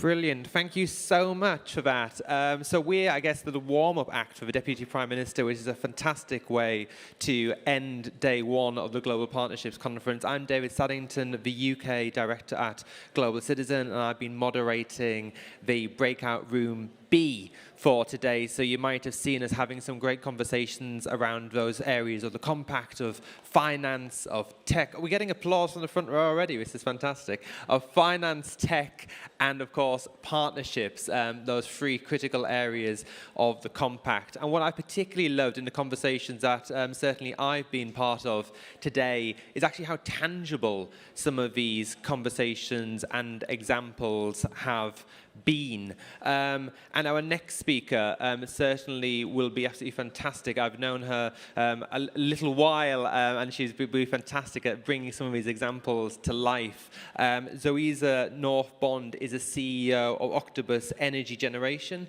She's one of the senior leaders really driving Octopus Energy's global mission to drive cheap, clean power at scale. Octopus Power Africa initiative aimed at mobilizing $450 million of clean energy investment across sub-Saharan Africa. And in this session, what you'll hear in particular is a fantastic example around scaling up renewables in Africa work, and some of the work which Zoisa and Global Citizen did at the G20 in South Africa last year. So we will have 10 minutes of Zoisa, and then she'll be joined by Global Citizen co-founder Mick Sheldrick in conversation. So Zoisa, over to you.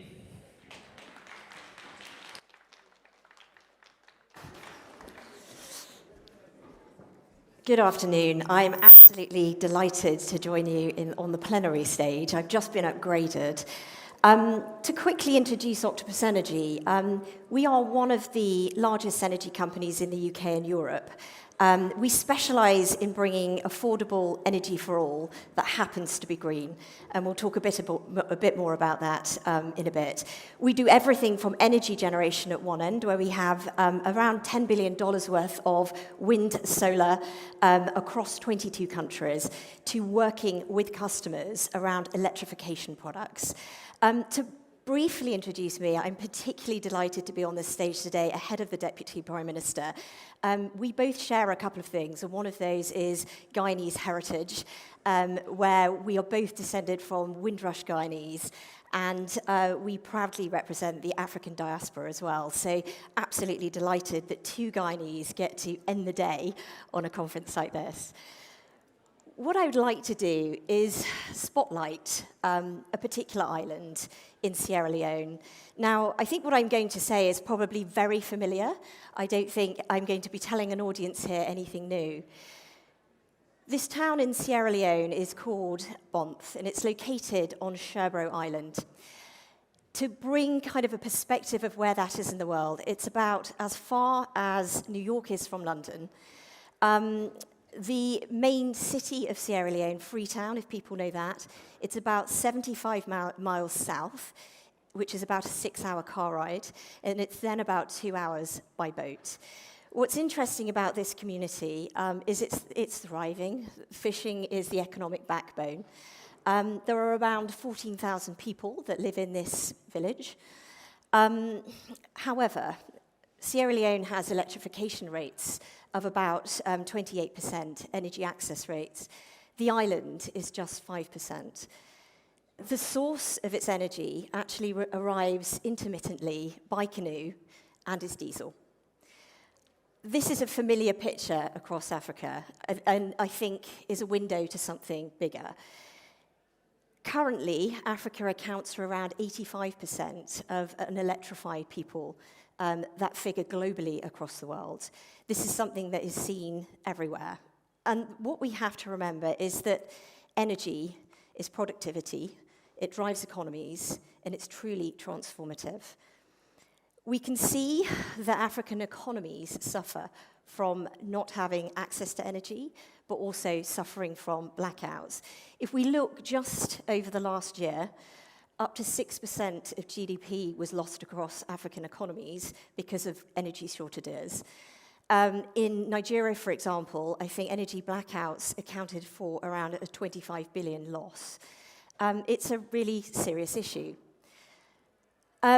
We have to remember that every hour that people are living without power is an hour of output that's lost. It's lost income, and most importantly, it's lost growth for the economy.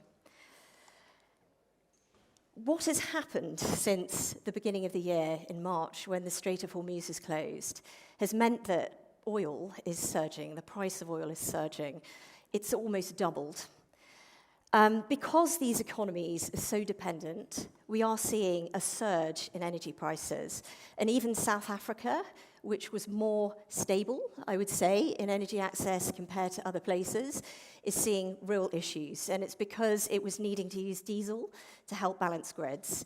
And that's seen energy prices spike by as much as 67%. We see in East Africa the way that people are using transport, so electric motorbikes and motorbikes. The cost of fares has doubled. But if we look back to Sherbro Island in Sierra Leone, we can actually see that it has, unfortunately, those boats that are arriving by canoe with diesel, the prices have gone up 60%. And this is really serious because it means actually businesses aren't running in the way that they could. It means that people cannot take children to the clinics. It means that people can't go out to work. There is, however, a glimmer of hope here. And Africa has been seeing the most incredible innovation and surge in solar in particular. In terms of places across the world where solar can be produced, Africa has 60% of resources, which is absolutely incredible. Before this crisis, the continent was doing incredibly well in terms of harnessing this natural power. We've seen the cost of solar tumble, actually to the point of which Solar is 40 times less than per kilowatt than diesel in certain circumstances. We've seen investment in the last 5 years go up fivefold, and we've seen energy prices in some places topple. It's really, really very important. It's a historic point where actually in 2025, we saw that solar reached an all-time low. It's now just about thinking the technology is there. However, we don't have the partners to bring together the ability to really unlock the catalytic effect that solar can have. I want to go back to Sierra Leone because I think it's an interesting example of how we can look to things like solar to be transformative to economies. But it very much depends on the lens that you choose to apply. Because I think a lot of criticism comes on renewables in the sense of the fact that people don't see that it's reliable. You know, it's intermittent. The sun doesn't always shine and the wind doesn't always blow. Actually, what we had done working with that community is sit back and think, how do we apply a systems lens? And it's this systems lens that I think is missing most of the time, where we're saying it's not just about investing in an infrastructure asset like solar, a solar farm, which is quite commonly understood, or wind. It's about saying, what's the connective tissue to be able to get those green electrons to a community? So it's about making sure that we have the grid, and it's making sure that actually we're designing the right types of installation for use. I was absolutely delighted to meet Sir Idris Elba once, and we started to talk about his passion for Sierra Leone, which was where his background was from. He's deeply rooted within Sherbro Island and bringing economic transformation. We also met in partnership with the government of Sierra Leone, who we weren't asking for really anything from them other than to open the market to wind energy, because wind farms, for example, are something that hadn't been built before. We wanted to bring solar, and that is something that I think is very well understood, but wind was something new. And they had the incredible innovative leadership to be able to create a policy environment whereby we could accelerate our investment into wind energy. What we've created at Sherbro is an installation that is 5 wind turbines. They are about the size of the Statue of Liberty, if you can imagine that, but not with the podium underneath, so from her toes to her crown. It's about 35 meters. There is also a solar installation, and most importantly, a battery. And it means that we can, on average, bring at least 94%. So good, it's not perfect, but 94% reliable energy. In the summer months, 100%. And this will be truly transformative. We're already seeing that on the island, people are planning new businesses. So one, first and foremost, will be cold storage for fishing. And this means actually that rather than having to sell fish at very low prices on the same day, they can be stored, refrigerated, and sold on to other markets, so creating new economies. There is the Bondwi Women's Association that is going to start an ice business. So this will be smaller scale freezers, which will go to food companies, not only on the island, but actually more widely. And this is the economic effect that cheaper green electrons can really, truly create. Renewables is so different from the fossil fuels that many African countries are dependent on currently. And this is because it directly puts power back in the hands of the people. It's so important because we see, looking at past history, the economies that have done the best in the world are driven by green power. We look at places like the growth of China and India, for example. We look at the rapid rates of electrification and EVs and storage and all of the abilities that these have to balance grids and really create a different system. And now is the time where we need to bring partners together, very much like with Sir Idris Elba's association, Elba Hope, which is a charitable organization. The government's opening markets so that we can invest, and then investment coming in. What has been extraordinary is, as a result of this, we have seen so many innovative entrepreneurs on the continent, so many investable opportunities come to us as a result of this small project in Sherbrooke. And actually, we stood back and said, what we now need to be doing is designing a financial product that looks at the systems lens that enables true catalytic economies to be unlocked. So last year at the G20, working together and in partnership with Global Citizen, Octopus Energy will be raising 450 million in institutional capital to invest in more projects like this, starting in Southern Africa and the opportunity that that represents. Because what we see from our lens is that the most secure electrons and the cheapest electrons that we can create are those which are close to home. And in Africa, a country that's abundant with solar and wind, we absolutely have to start there. Now, what I'm going to do is invite the co-founder of Global Citizen, who is Mick Sheldrick, to come and join me on the stage. Global Citizen was very much responsible for the Scaling Up Renewables in Africa campaign, which headlined at the G20. And we're going to discuss a little bit more about the Octopus story, but that also. So please join me, Mick. Thank you.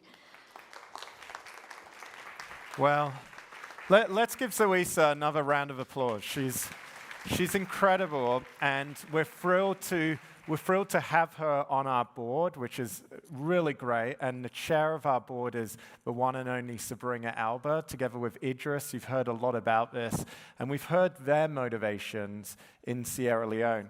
But what I want to ask you, Zoisa, what is your motivations? And I don't mean just the Octopus motivation, because the affordability, the stats you showed is clear. This is the best way, electrification, to provide low-cost energy and scale energy access right across the continent.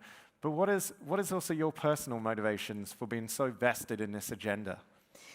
I would say energy, for me, is the most transformative power, and it's the easiest thing that we can possibly harness.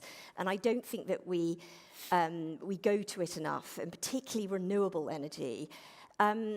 Looking at the opportunity that could be the African continent and working together with local partners, it's extraordinary. And I would say personally, coming from a family that very much proudly represents the African diaspora as well, looking at where my grandfather grew up in South America, energy was something that would have been transformative for his education.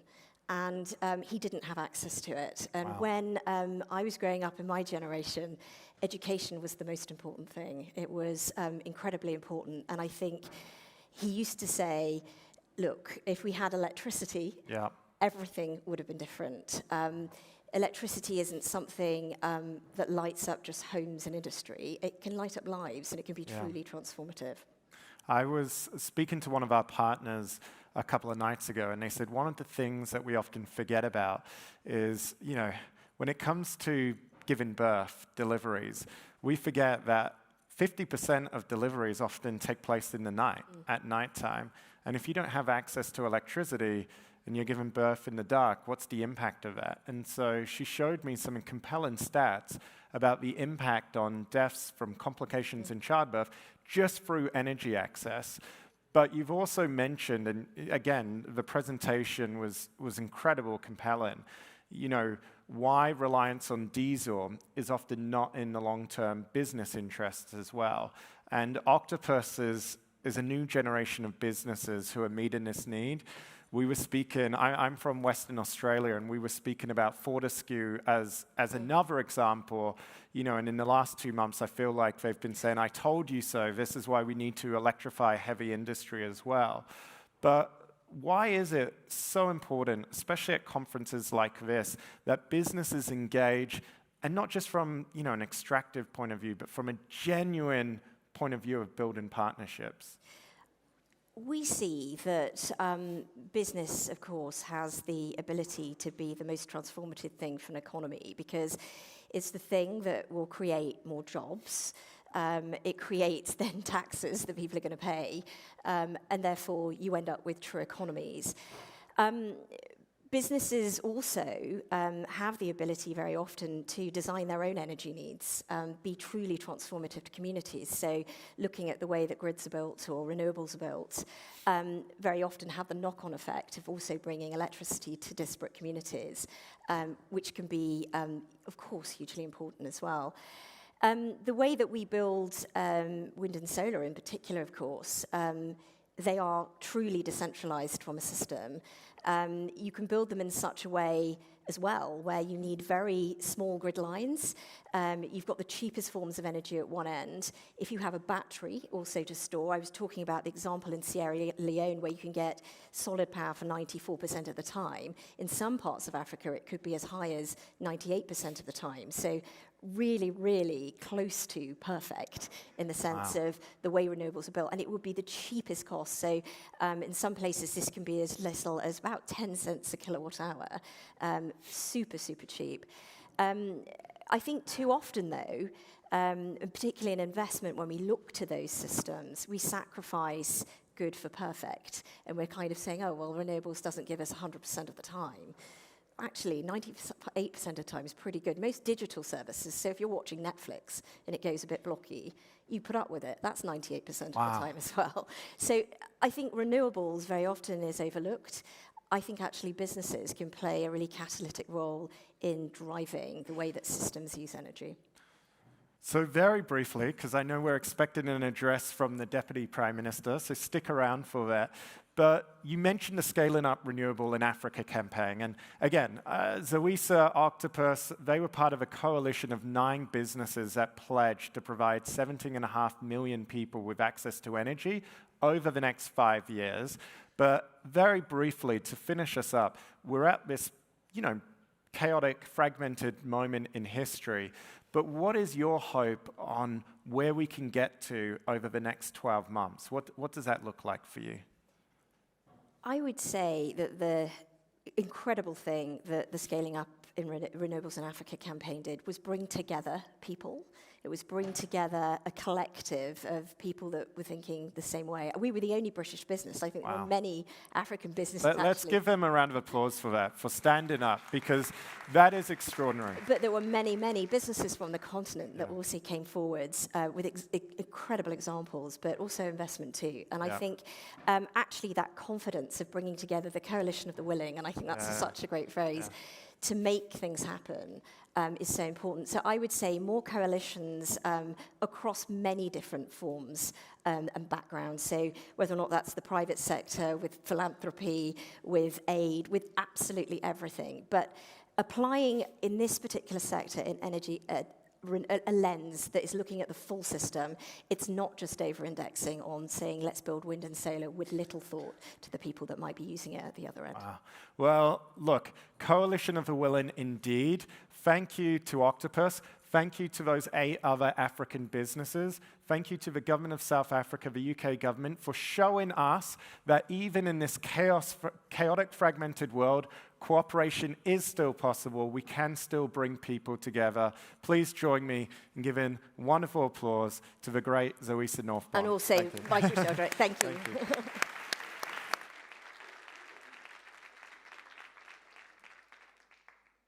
Thank you. Thank you both so much for that. Ladies and gentlemen, we're just going to show you a very short video while we prepare the stage. So please bear with us. Back in a moment.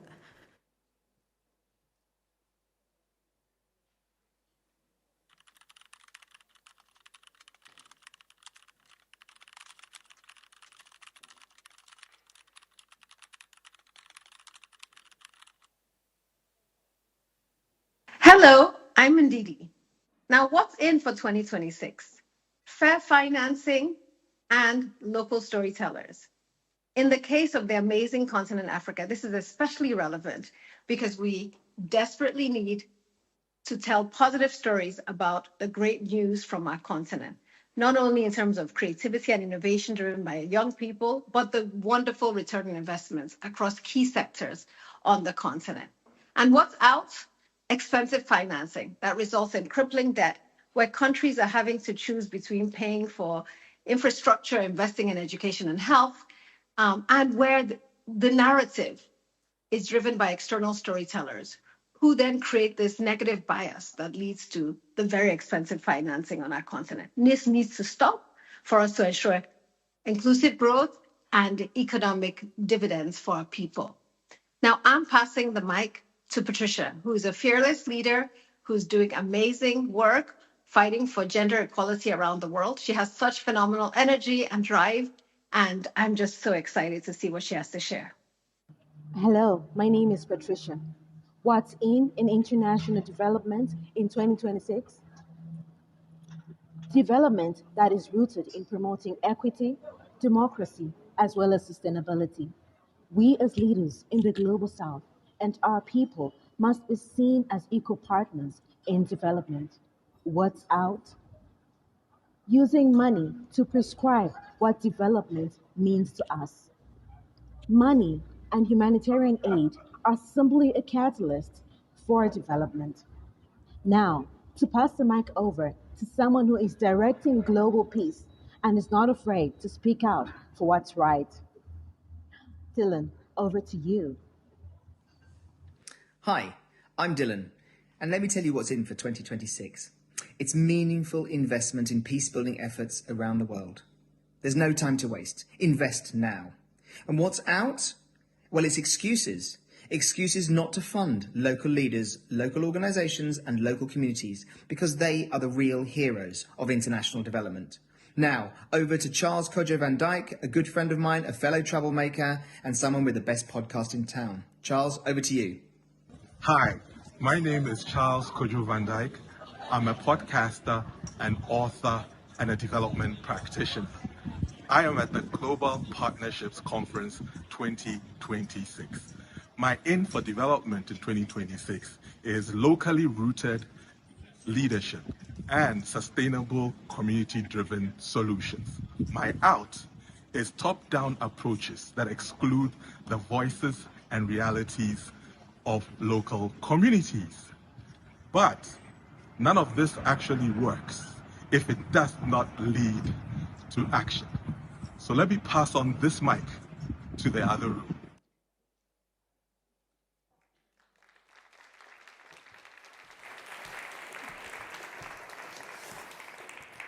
So our final speaker today has been a consistent and outspoken champion, both as Foreign Secretary and in his current role, of exactly what this afternoon has been about: shifting power to countries and communities so that they can lead their own development. To close our two Shifting the Power plenaries, please welcome the Deputy Prime Minister, the Right Honourable David Lammy.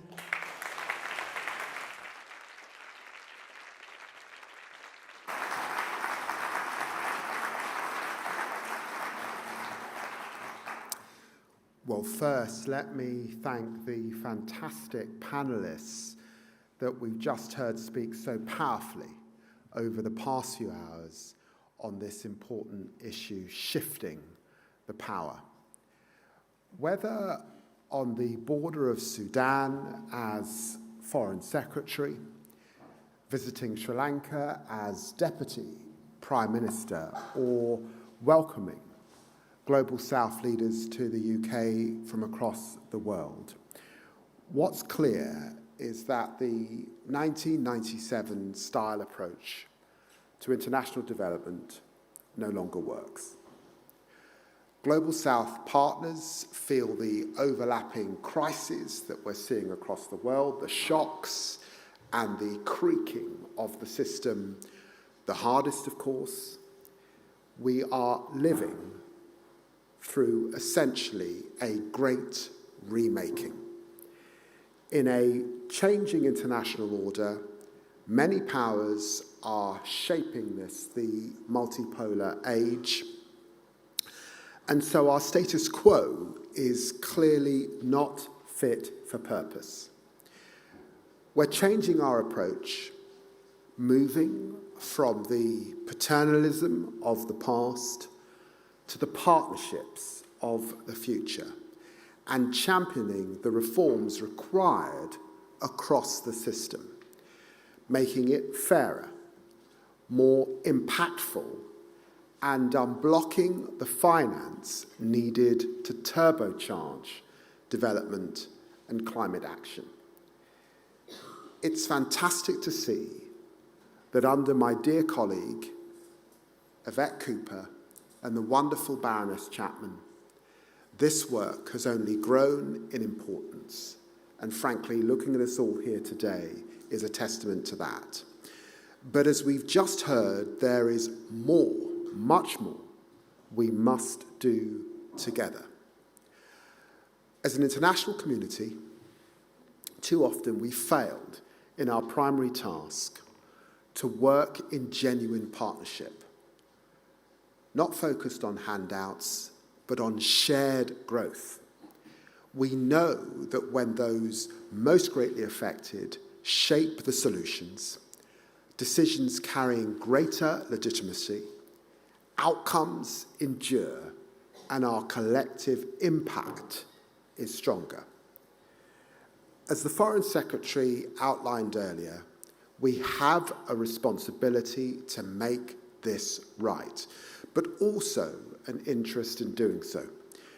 As Deputy Prime Minister, I know all too well that growth, tackling the climate crisis, and the health of our citizens cannot be separated from international shocks and crises.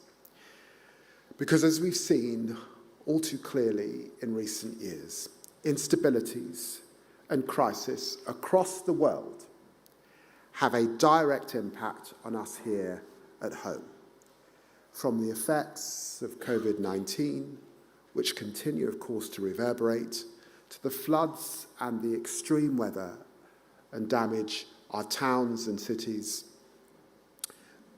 all of it costing billions of pounds, to the impacts of global economic shocks on the cost of living.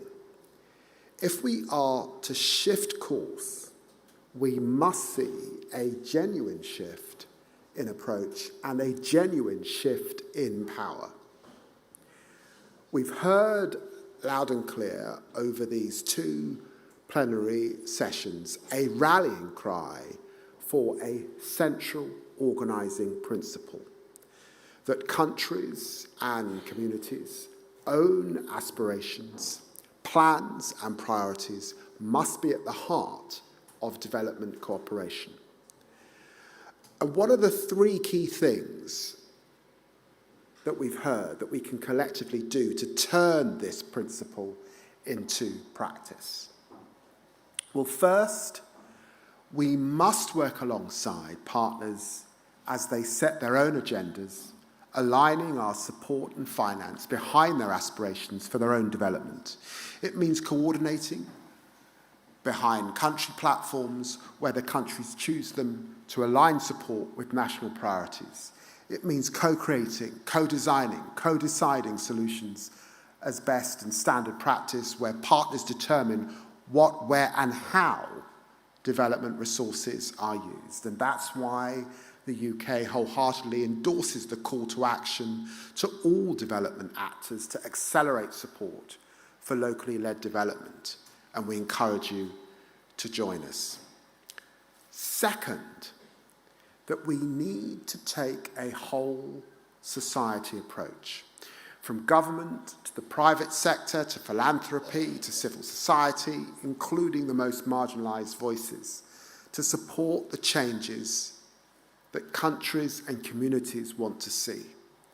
This government has always believed in a feminist approach to international development and foreign policy, women and girls in all their diversity, and women's rights organisations as drivers of change and progress, essential to growth, peace and stability. That's why I commend the work of Yvette Cooper. With her leadership, the UK has made this a standalone foreign policy priority. And finally, to deliver this, we must support partners in building self-sufficiency and fiscal resilience. We need to redouble our efforts to ensure countries can mobilise their own finance, spend well, borrow responsibly, and manage shocks effectively to build sustainable economies. Control over finances is control over sovereignty, and this means tackling illicit finance and corruption, which I see as one of the great progressive causes of our times. Illicit financial flows are estimated to total between $800 billion and $2 trillion every year. That's around 2 to 5% of global GDP. This is money that should be in the hands of citizens, ordinary people, supporting their public services. Instead, it lines the pockets of kleptocrats, their cronies, and funds their luxury homes in capitals like this one, here in London. Together, we must move beyond an agenda simply focused on transparency and end the era of impunity for those exploiting developing nations for their own ill-gotten gains. It also means mobilizing more private capital, and the City of London is a hub of green finance, and we want to become a hub of global development finance too. So we're working with senior leaders from across the investment community to address practical barriers to scaling investment in developing countries. And this, to me, exemplifies a move towards building genuine new partnerships, new coalitions that deliver growth and opportunity for citizens here and abroad. But none of this will be enough if we don't also work together to change the global development system. You will have heard from many leaders and those championing reform initiatives over the course of today, and it's clear that there are already some key areas of momentum. First, that we must address the injustice at the heart of the system for ensuring a global South voice that's representative and has influence and a meaningful seat at the table. Again, Yvette Cooper set out earlier today how the UK is working in partnership to champion the shift across the system, whether that's ensuring greater voice across the debt architecture through the new borrowers platform, co-chairing the current World Bank shareholding review, reforming the United Nations Security Council to include permanent representation for the continent of Africa, for India, for Germany, Brazil, and Japan, or ensuring the OECD debt reform review keeps pace with the scale of the changes to the development partnership and finance landscape. We are proud, then, to play our part. Second, it's clear that institutions and actors must work better as a system to get behind the aspirations of countries and communities. Working together should be the starting point, systemic and not ad hoc. That means going further and faster on essential reforms to support genuine collaboration between development banks, climate funds, and other institutions, bringing together finance, expertise, and implementation at scale. And third, we must prioritise and protect the parts of the system that protect us. There is no development without climate action, and no climate action without development. These are two sides of the same coin. At all levels of government, the United Kingdom remains relentlessly focused on addressing the defining global challenge. The transition to a resilient, nature-positive, clean-powered global economy is the growth opportunity of the 21st century. We will not succeed in tackling the climate and nature crisis or deliver resilient, sustainable growth without reforming the full development and climate ecosystem. We need a climate and nature finance architecture that works faster, smarter, and more effectively. And we need to mobilise more finance from all sources whilst delivering a step change in access to ensure funding reaches the poorest and the most vulnerable. And we need to ensure that funding reaches communities on the ground and that marginalised groups are at the centre of decision-making. This is proven to deliver stronger, more effective resilience. It needs to be the core in shifting the power. And that's why we've always supported the vision of least development countries to get more finance and decision-making power flowing to locally led climate action and to communities on the front line. Finally, that we must look ahead to the system we need for the future and define that future together. We as politicians, as leaders, must take greater responsibility to set out a common vision, to re-inspire hope that we can tackle the collective challenges that we face for the betterment of my citizens and of yours.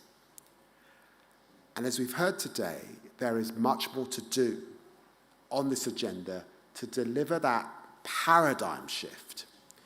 But we are committed as partners, as reformers, to stay the course. And what do we know? We know that relationships grounded in old hierarchies no longer work, and instead we need to base our relationships on mutual respect as equals. So how do we get there? We know there's more to do, but when I look around this room, I see people, governments and organisations that are committed to do the work to realise our ambitions. We're not all the same, of course. We don't agree on everything, but together we can build new coalitions which give us a seat at the table, all of us. And we must take the discussions of this week and turn them into concrete actions. It's about restoring confidence that cooperation can deliver, and this is what shifting the power means in practice: more trust, more legitimacy, more impact. I'm so pleased that this global partnership and this gathering has come together and that you're all here today. Thank you very much indeed. Thank you.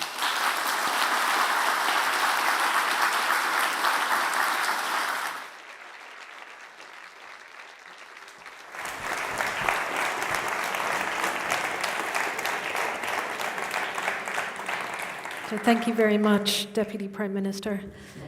Ladies and gentlemen, as I listened to the conversations today, I kept thinking back to Ayan Aden's poem.